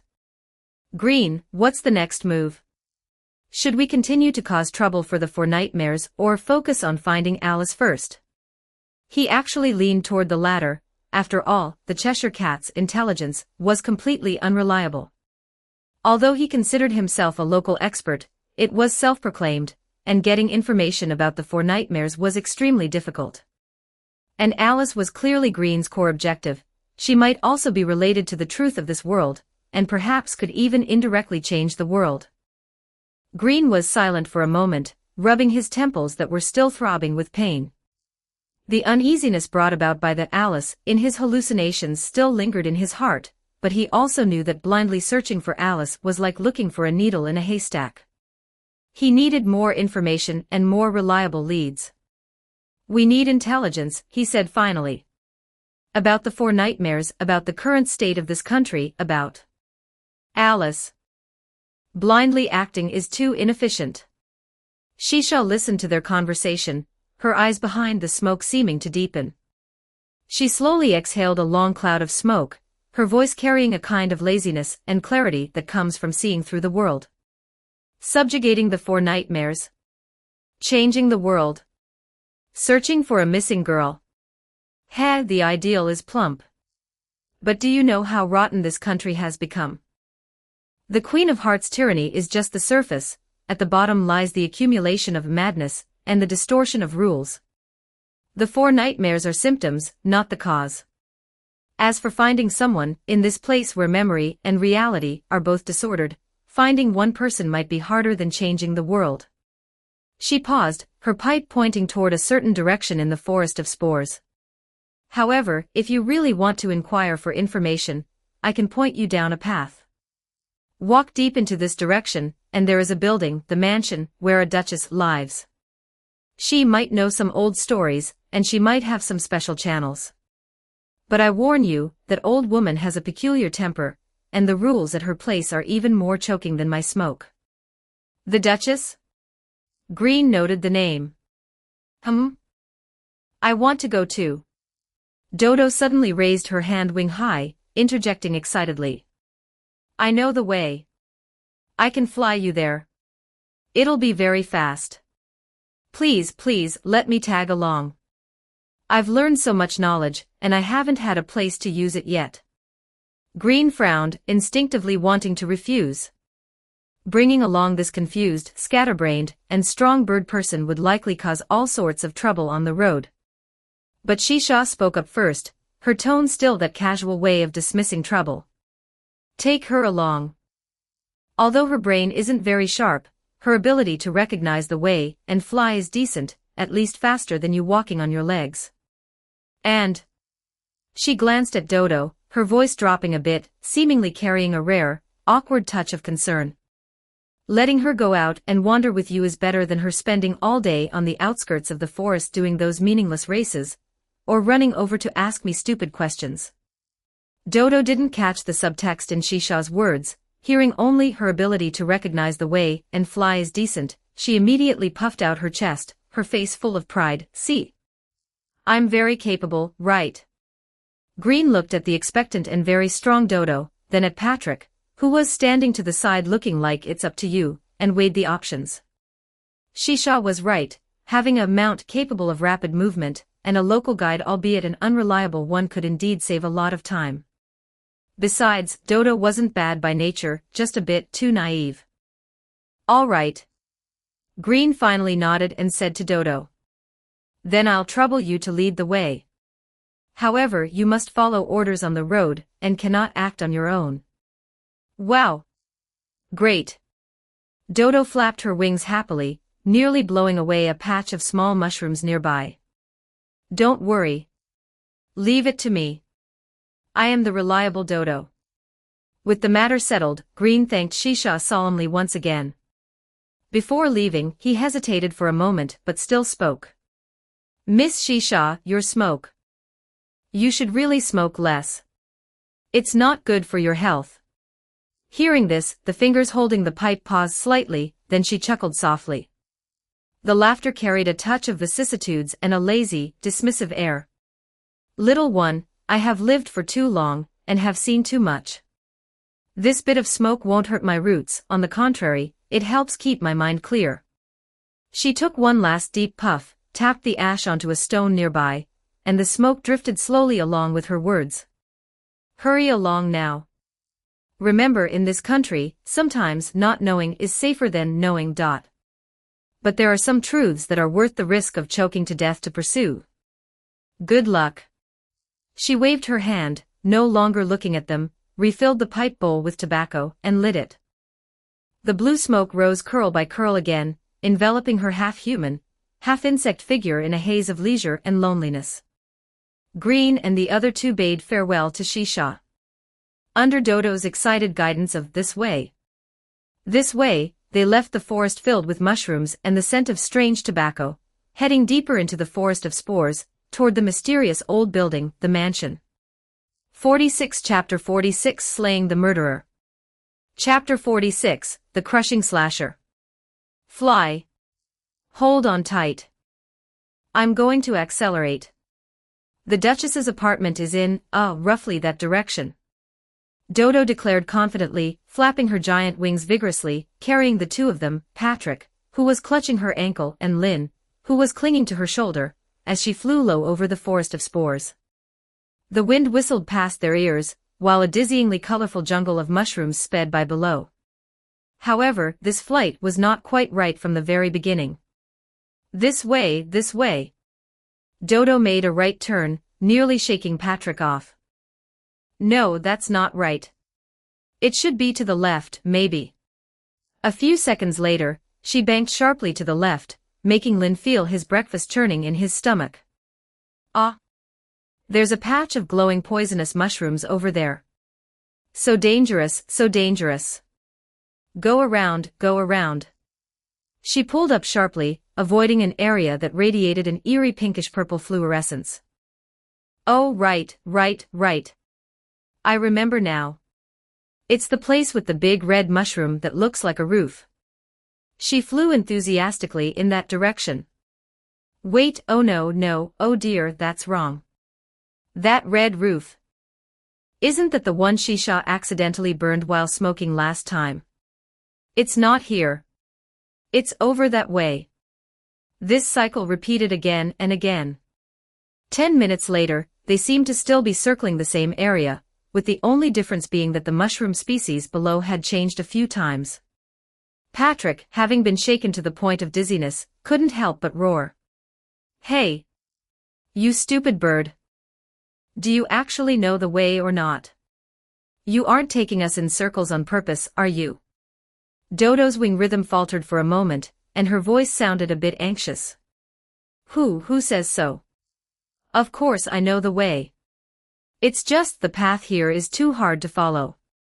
Look, there are no road signs in the sky. Besides, the clouds drift, and the sun hides away, though there isn't a normal sun here anyway. How can you blame me for that?" Lin had been observing silently the whole time. He noticed that although Dodo had a poor sense of direction, her reactions when turning or avoiding dangerous areas were genuine. It didn't seem like she was faking it. He took a deep breath, suppressing the nausea from being shaken around, and spoke in a tone that was as gentle and coaxing as possible. "Dodo, is it that you don't actually know where the Duchess's the mansion is?" Dodo, who was struggling to identify the direction, stiffened visibly, and her flight path tilted slightly. She stiffened her neck, still wanting to act tough. I certainly know. I just need a little time to recall." "Yes, recall. I have too much knowledge and sometimes I need to search through it." "It's all right," Lin interrupted her, his voice remaining gentle. "It's okay to say you don't know. We can find it together slowly, there's no need to fly so fast. Let's find a safe place to land first, okay?" "Woo." Dodo finally pouted, her wing beats losing their vigor, her voice filled with the grievance and dejection of having been found out. "I'm sorry. I only know how to get to Shisha's place. That's a path I took a long time to memorize. The Duchess's the mansion. I've only heard other flying creatures mention it, saying it's in a very deep, quiet part of the forest, but I've never been there. Am I very useless?" Seeing her on the verge of tears, though it was highly likely because her all-knowing persona had collapsed, Lin and Patrick found it hard to say anything more. "Let's land first," Lin said. "Oh, okay." Dodo obediently began to lower her altitude, looking for a suitable place to land. Patrick took the opportunity to climb up and whispered to Lin. "I told you, this bird is unreliable. But she doesn't seem to have any bad intentions, just a simple case of being directionally challenged and not very bright." Lin nodded in agreement. However, just as Dodo was about to land in a relatively flat clearing covered in low-growing glowing moss, she seemed to remember something and suddenly perked up. "No. I remembered. There's a place that looks very similar. I'll take you there to see." With that, not only did she not land, but she flapped her wings violently, accelerated again, and charged toward a direction where the fog was thicker and the light was dimmer. "Again? Hey! Slow down!" Patrick exclaimed. "This place feels wrong. I heard that an old knight went missing in this forest, and later, it seemed he turned into a very fierce monster called something like the Crushing Slasher. Even if it's just a rumor, we should be careful." Before he could finish speaking, a shrill whistling sound tore through the fog, erupting from the dark forest floor below. A black shadow spun toward them at a terrifying speed. It was a monstrous two-handed greatsword with a blade nearly 2 meters long. The blade was wreathed in visible dark red malevolent energy, tearing through the air with a shriek like a ghost's wail. Dodo and Patrick hadn't reacted at all, and were still looking around in confusion. Only Lin, the moment the whistling sound erupted, had his danger perception explode due to the passive effect of the rabbit pocket watch. He didn't even have time to think, his body moved before his consciousness. He leaped from Dodo's shoulder, twisted in midair, and channeled all his strength into his right leg to slam a kick into the side of the spinning greatsword. Clang! A deafening sound of metal clashing exploded. Lin felt his entire leg go numb instantly, but that kick successfully altered the greatsword's trajectory, causing it to narrowly graze past the underside of Dodo's wing, and wedge itself deep into the cap of a giant mushroom behind them, splitting it in two. As for Lin himself, due to the immense recoil, he accelerated toward the ground. He managed to adjust his posture, rolling upon landing to dissipate some of the impact, but his knees and elbows still slammed hard against the hard ground, sending sharp pain radiating through him. Lin. Dodo and Patrick exclaimed belatedly, hurriedly following him down to land. Lin stood up quickly, ignoring the pain, his gaze locked tightly on the tall figure slowly emerging from the fog ahead. It was a giant who stood a head taller than Dodo, estimated to be over 3.5 meters tall. His entire body was covered in thick, pitch-black plate armor, riddled with scratches and dried blood. And slung over his shoulder was that monstrous greatsword, the very one Lin had just kicked away, which had been instantly recalled to his hand by some unknown means. A chilling killing intent and madness radiated from him. "Who are you? Why are you attacking us?" Lin demanded in a deep voice, his hand already resting on the weapon at his waist. Patrick also quickly drew his rapier and stood shoulder to shoulder with Lin, his cat face filled with gravity. "That is William." Patrick's voice tightened as he recognized the iconic armor style, which belonged to the rumored fallen old knight. "No, it should be called the Crushing Slasher now. TSK, it really has turned into a monster." The answer to Lin was a muffled, hoarse growl from beneath the faceplate. The Crushing Slasher had no intention of communicating at all, he moved. Chapter 47, It seems I get more annoyed the more I think about it. That seemingly cumbersome body erupted with terrifying speed completely at odds with his size, crossing a distance of more than 10 meters in almost a single step, while his heavy footsteps caused the fungal moss on the ground to shatter. The giant blade was swung up with one hand, slashing down directly at Green and Patrick. The wind from the blade was so oppressive it made it hard to breathe. "Dodge!" Green and Patrick rolled to the sides simultaneously to evade. Boom! Where the giant blade struck, a deep trench was cleaved into the ground, and gravel and fungal chunks scattered everywhere. The shockwave alone was enough to make Patrick unsteady on his feet. They started fighting. Dodo only fully grasped the situation at this moment. Watching that terrifying giant and his shocking destructive power, she was so scared her feathers stood on end. She subconsciously tucked in her massive wings, and retreated step by step.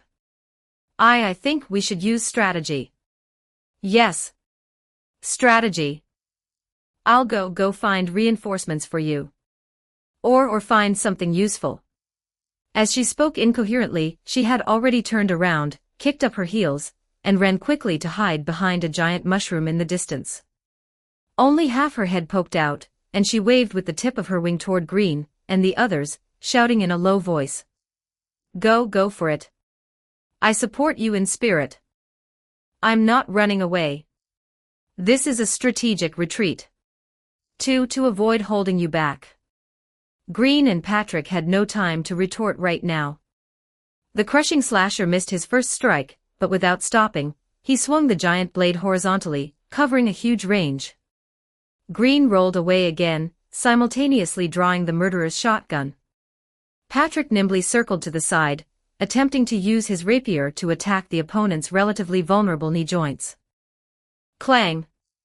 Patrick's sword struck the armor, sparking only a tiny bit, and the opponent didn't budge. He threw a backhand punch, and Patrick narrowly jumped away. Bang!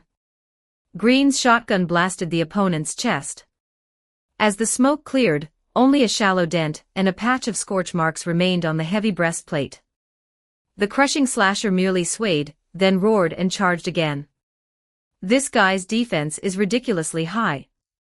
And his strength and speed are terrifying. I must find a weak point, or create an opportunity. The library's constant, dim yellow halo seemed to be covered by a thin film in Norden's eyes at this moment. She sat alone at the long table, the thick book Alice in Wonderland spread open before her. Her long, silvery white eyelashes drooped, casting shallow shadows on her porcelain-white cheeks, her fingertips lingering for a long time on the page recording Green's poisoned dream. The handwriting on the page had become strange and weird. It was no longer a neat and smooth narrative, it was more like it had been scribbled over by a naughty child with an ink-soaked brush, or perhaps a musical score blurred by rainwater. Twisted strokes appeared within the neatness, entangled with unrecognizable symbols, exuding a sense of chaos so overbearing it was unsettling. Norden's fingertips gently brushed over those frantic handwritings, as if she could feel the restless ominousness beneath them. She furrowed her brows slightly, not out of anger, but a deep sense of worry, like an artisan repairing ancient books seeing wormholes spreading to the core chapters. She tried to understand, to smooth it out, but all that returned was a cold, communication-refusing chaos. Sigh. A barely audible sigh escaped her lips. She was not an omniscient administrator, but more like a librarian guarding a precious rare book, feeling helpless and heartbroken in the face of the sudden damage on the page. This damage was not directed at the book itself, but at the person struggling forward within the pages. She closed the book, sealing away that unsettling anomaly. The slight vexation in her chest had nowhere to go, transforming into a slightly childish action. She gently tapped her bare feet on the smooth floor. This small emotional fluctuation quickly subsided, and she raised her hand, subconsciously stroking the back of her head. What her fingertips touched was the silver hair meticulously braided into a plait. The hair was cool and smooth, but the braided pattern seemed to still retain the temperature and slightly clumsy patience of another person's fingertips. This realization was like a drop of clear dew falling into the lake of her heart, quietly rippling out the circles named worry, sparking a trace of warm, soft light. She lowered her eyes, looking at the tips of her hair, her expression complex. The worry hadn't faded, but something more resolute had been added. White Bear, who had been pretending to be a decorative plush toy, peeked at her through the gap in his arm, and finally couldn't help but mutter softly. "Miss Norden, your expression was so scary just now. What did that damn book write again?" Norden looked up, her eyes having recovered their usual tranquility, like a deep pool after the rain. "Well, it's nothing, just that the pages were accidentally blown about by the wind and got a bit of dust on them." Her tone was gentle and slow as she hugged the heavy book tighter to her chest. "Some stories will always encounter wind and rain while being written. And my job is to ensure this lamp stays lit, so that the person writing the story can at least see clearly how to take the next step. It seems I get more annoyed the more I think about it. Bottling up anger inside isn't comfortable either. If Lord Green comes back in a while and sees me like this, he would be worried, right?" Norden tapped her chin with her index finger, pretending to be thoughtful as she asked White Bear in the corner. Mister White Bear, do you think I should give Diana a small, not too big, but sufficient reminder for her to learn her lesson?" "As long as you're happy, Miss Norden. If you want to punish Cheshire Cat for making your protagonist have a nightmare, then go do it yourself. Why are you pretending to ask for my opinion?" "What kind of opinion could I possibly give? Just because you're in a bad mood, does that mean you can beat me up?" She said no more, just sat quietly under the lamp like a gentle lighthouse, watching over that single boat tossing in the rough waves within the endless sea of books. The twilight light outside the window lingered eternally, stretching her shadow long, a silent guardianship settling within the tranquility. At the same time, William, or rather the crushing slasher, was definitely the most difficult opponent Green and Patrick had encountered so far. He had no complex moves, only the most primitive and violent slashing and sweeping, combined with terrifying speed and strength that did not match his cumbersome appearance. Relying on feline agility and his petite build, Patrick narrowly avoided the deadly blade time and again, his rapier, Gale, specifically targeting the gaps in the armor and the joints. But apart from the cling-clang sparks and faint white marks, he achieved nothing. The defense of this pitch-black heavy armor was despairingly high. "Damn it. This turtle shell is too hard." Patrick rolled away again in a sorry state, dodging the heavy slash that smashed a deep pit into the ground, and cursed while panting heavily. His role was currently limited to containment and harassment, creating attack windows for Green. After the initial probing shots, ordinary shotgun shells could only leave dents on the armor. Green gave up on ordinary attacks. He increased the distance, gripping the murderer's shotgun with both hands, his focus highly concentrated. The rabbit pocket watch emitted a cool sensation in his pocket, as if it were synchronized with his heartbeat. He observed. The writer's obsession with detail and the instincts accumulated from multiple life-and-death battles merged at this moment. The brief stiffness after each of William's swings, the subtle metal friction and squeezing sounds from the armor joints during specific movements, and especially the rhythm of the dimming and brightening of the flames in his eye sockets. This is it. In the instant William finished a wide, heavy slash, and the old force was spent, but the new force had not yet arisen. Green activated the active effect of the pocket watch. The world slowed by an insignificant frame in his perception, but that one frame was enough for him to capture that fleeting opening. Due to the swinging motion, a gap less than a finger wide opened between William's heavy breastplate and waist armor. And the ghostly fire in his eye sockets dimmed slightly at the moment of force transition. Bang! Gunfire rout. 48 Chapter 48 Jackpot. Chapter 48, Jackpot. A condensed torrent of flames and lead pellets poured into that brief gap in the armor.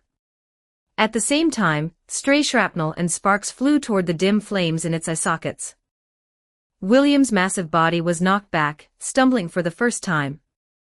Weakness 1, the gap at the armor's junction. In the moment it shifts its force, its defense develops a brief flaw.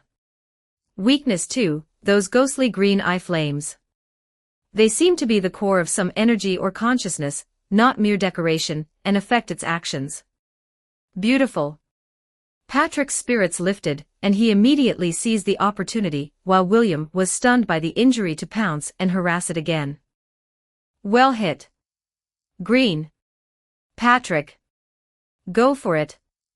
Wahahaha. That's it. Dodo, hiding behind a mushroom in the distance, saw this scene, and jumped up excitedly, flapping her wings and cheering loudly, completely forgetting her fear. However, her shouting sounded exceptionally abrupt in the silence save for the sounds of combat forest of spores. William's violently flickering eye flames suddenly locked onto the source of the sound, the direction of Dodo. In the next second, the killing machine that had just been injured moved faster than before, abandoning Green and Patrick before it, and roared into motion, charging toward the patch of mushrooms where Dodo was hiding. Kya! Dodo's cheer instantly turned into a scream of terror, her huge wings flapping frantically as she turned and ran. Don't come over here. I'm not tasty. I'm just a spectator. Run, Dodo, run. You silly bird. Fly. Patrick shouted urgently. I can't fly. My wings won't spread. Dodo made a mournful face and sprinted with her long legs, but her speed was clearly no match for the enraged charging William. That terrifying giant blade was already raised behind her, the shadow of death rapidly closing in. Damn it, this silly bird, I knew I shouldn't have brought her along. Patrick. Stay back. Green only had time to shout this before he had already rushed out. He gripped the rabbit pocket watch tightly in his right hand, pushing his mental energy to the limit.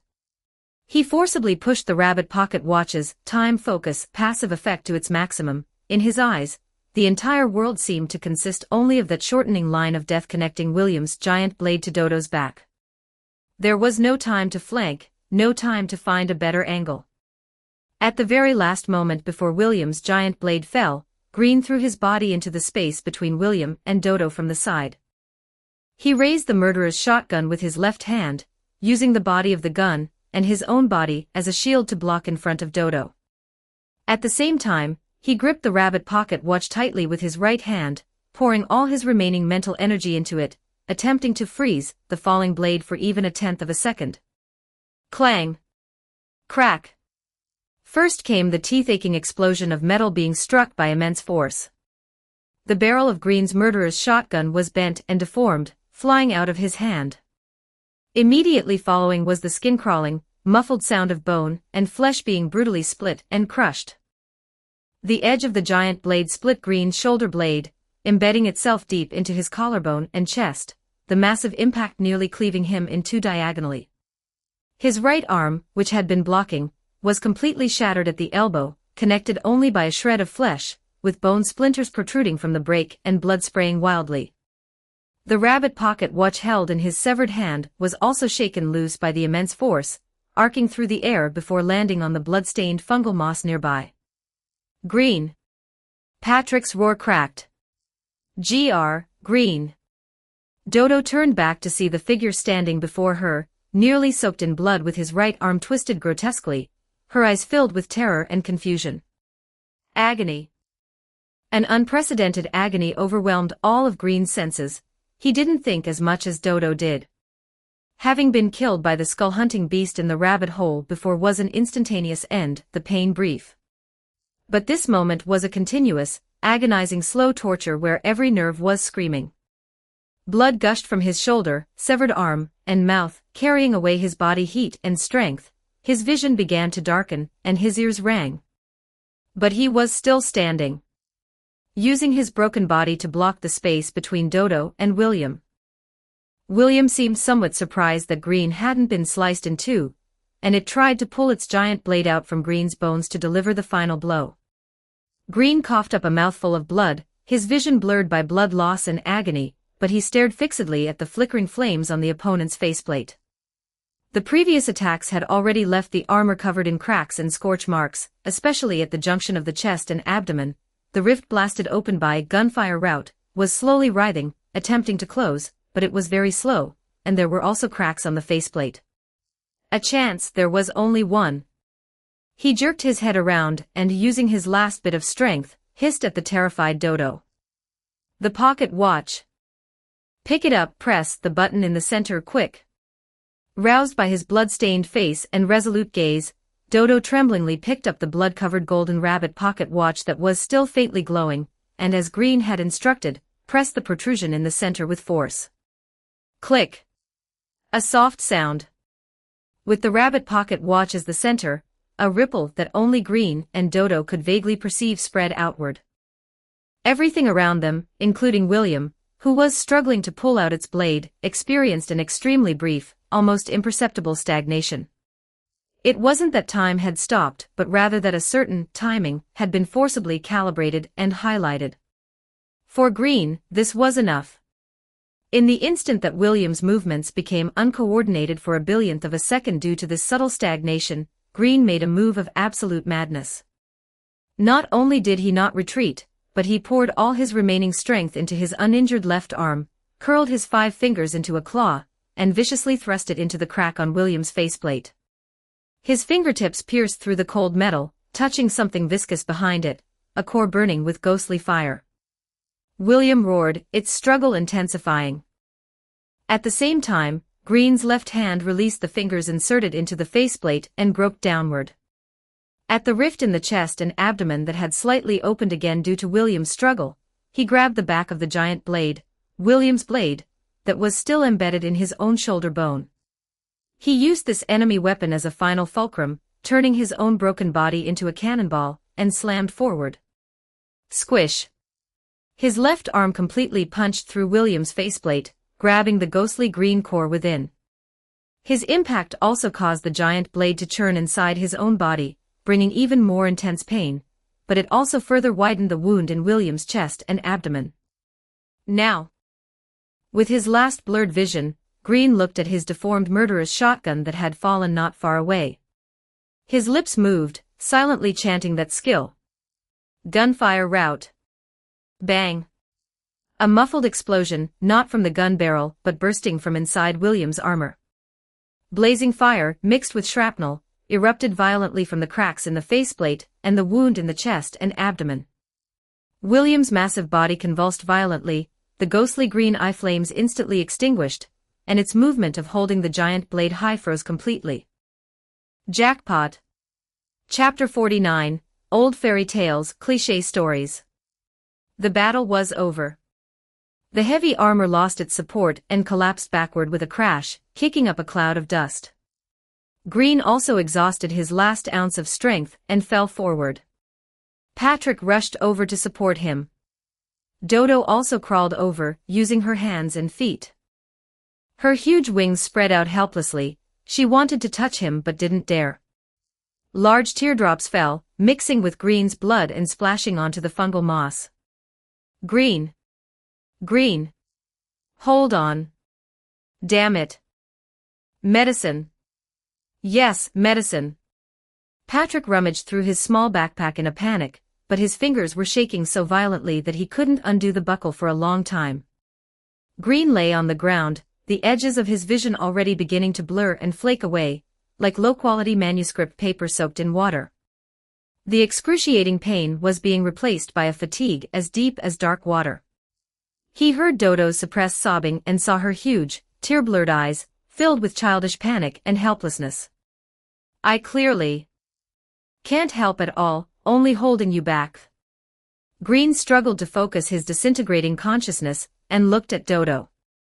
His voice was very soft, tinged with the scent of blood, yet strangely steady, like telling a final story to a child awakened by a nightmare. All right, this is nothing, he said softly, articulating each word slowly. You see, I am actually quite boring. Always observing, recording, fabricating the joys and sorrows of others in my mind, but when it comes to my own story, it's always written stumble-prone, full of deletions and revisions.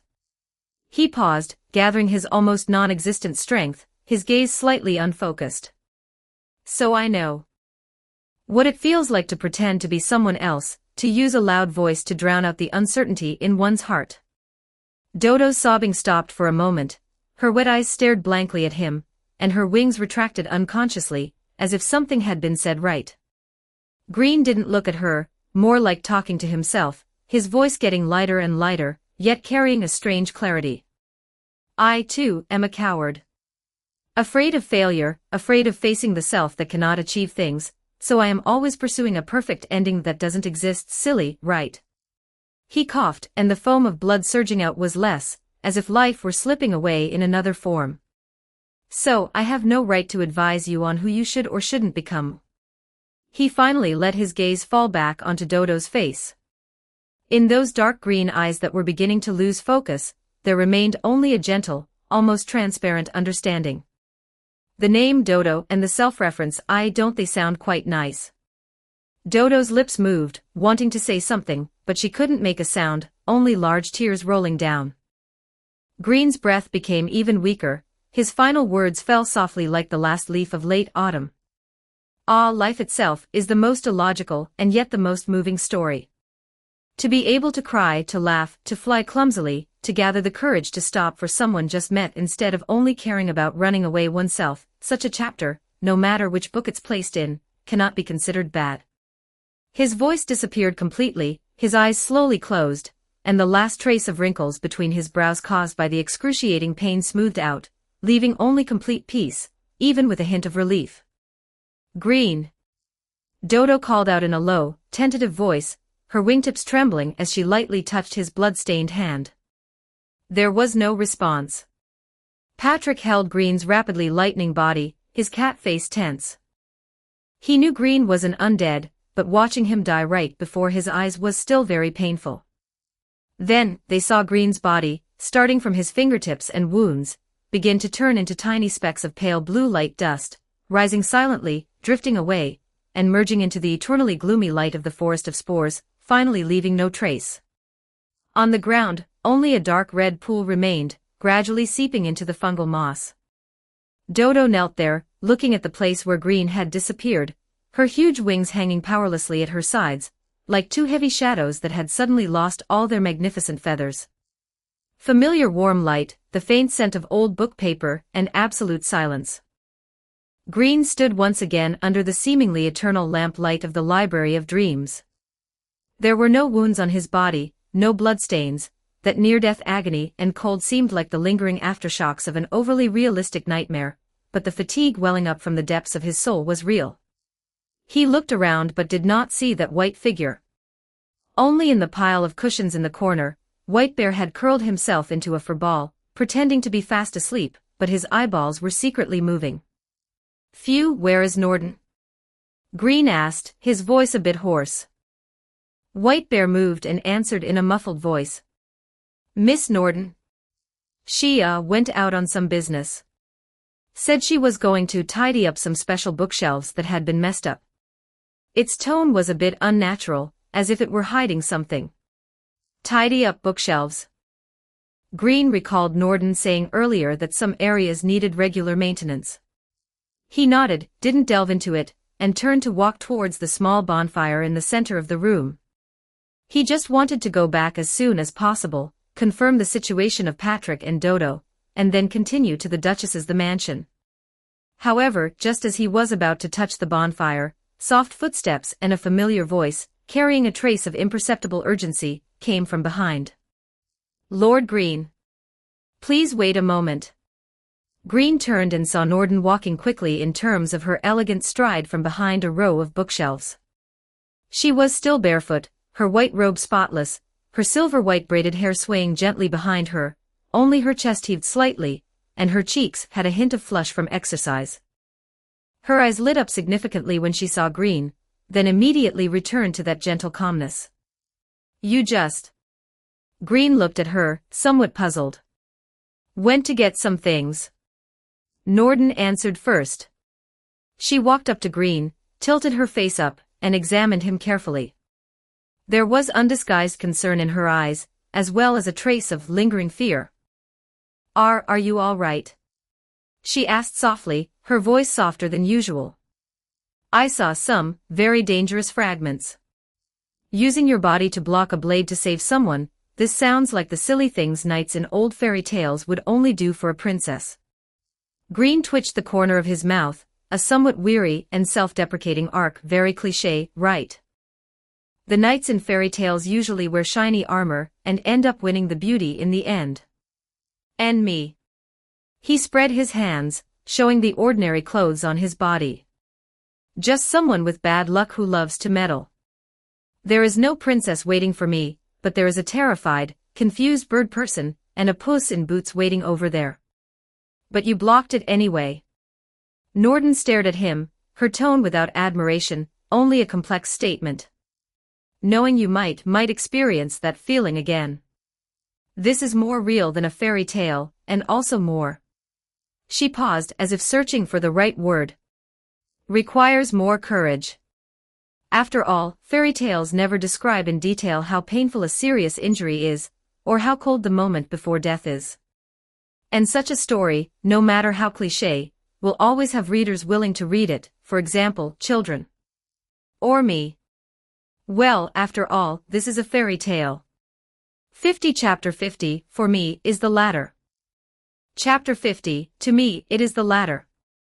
Green fell silent for a moment. Norden's words had precisely struck a chord with the feelings he was unwilling to revisit.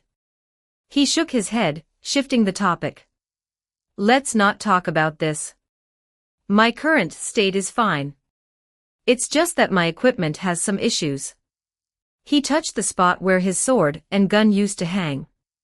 "My sword is broken, and I've basically never used it all this time. Now I only have a short-barreled gun obtained from Holmes, and the pocket watch you gave me." Norden's brows furrowed slightly. That's not good.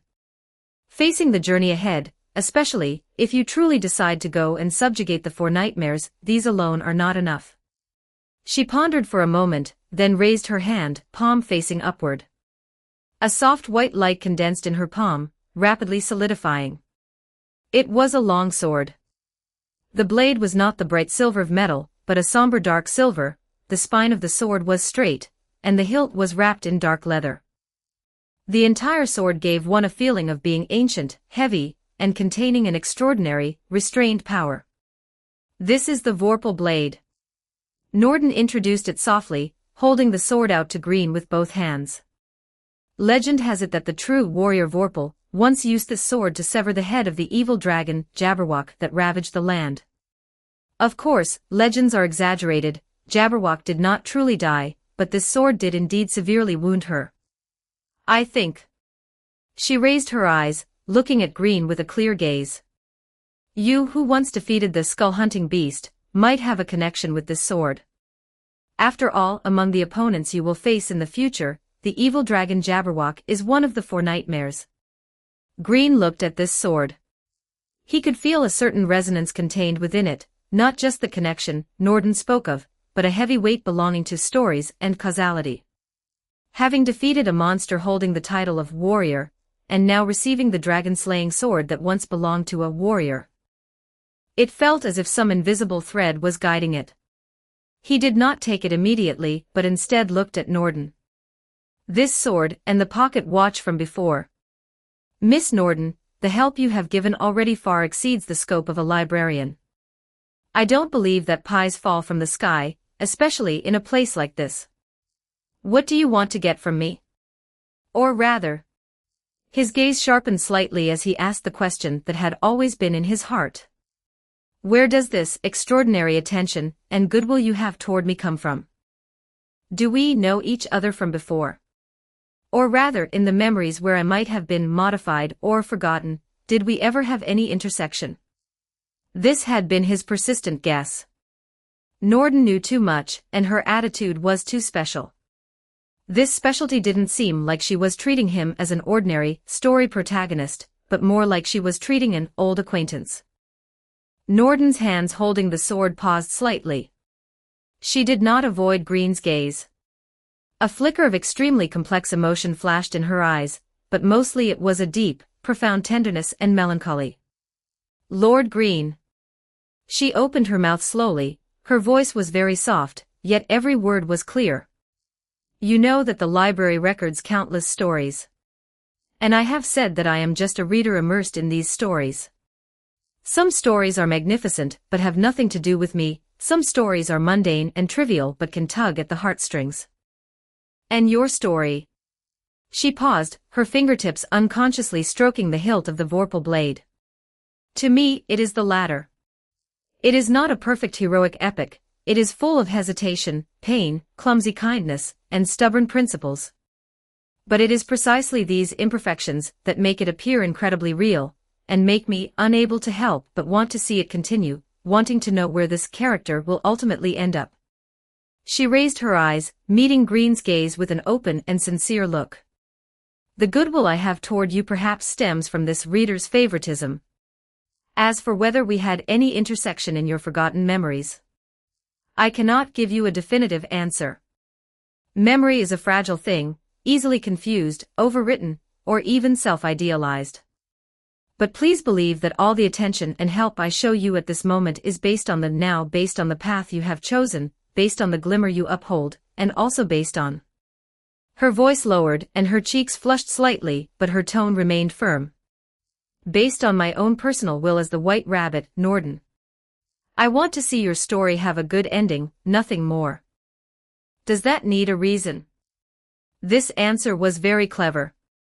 She admitted her favoritism, explained the nature of this favoritism, a reader's investment, avoided specific questions about past memories because they could not be verified or falsified, but emphasized the sincerity of her current emotions. Green could tell she was not lying, just not telling the whole truth. For instance, she was not just a reader, but to some extent also a narrator and even a potential collaborator. Or, for example, the root of her favoritism was far deeper than just a wonderful story. Green gazed at her for a long time. He could feel the sincerity in Norden's words, and could also detect the unspoken reservations. But at this moment, the clarity and calmness in the other party's eyes, along with that unmasked concern and support, were real. In a world filled with lies, madness, and indifference, this reality itself was already precious. He temporarily categorized her as a trusted ally, even though this ally's background was a mystery. I understand. Green finally said, reaching out to take the vorpal blade. The sword felt heavy in his hand, but the weight distribution was excellent, as if it had been tailor-made for him. A warm and restrained sense of power came from the hilt, faintly echoing with the soul power absorbed by the blank book inside his body. Thank you, Norden. I accept this gift. I will make good use of it. Seeing Green accept the sword, Norden seemed to breathe a sigh of relief, a bright smile appearing on her face. Afterward, Norden produced a huge pile of books from who knows where and stacked them on the long reading table. The scene was quite exaggerated, and it was still increasing.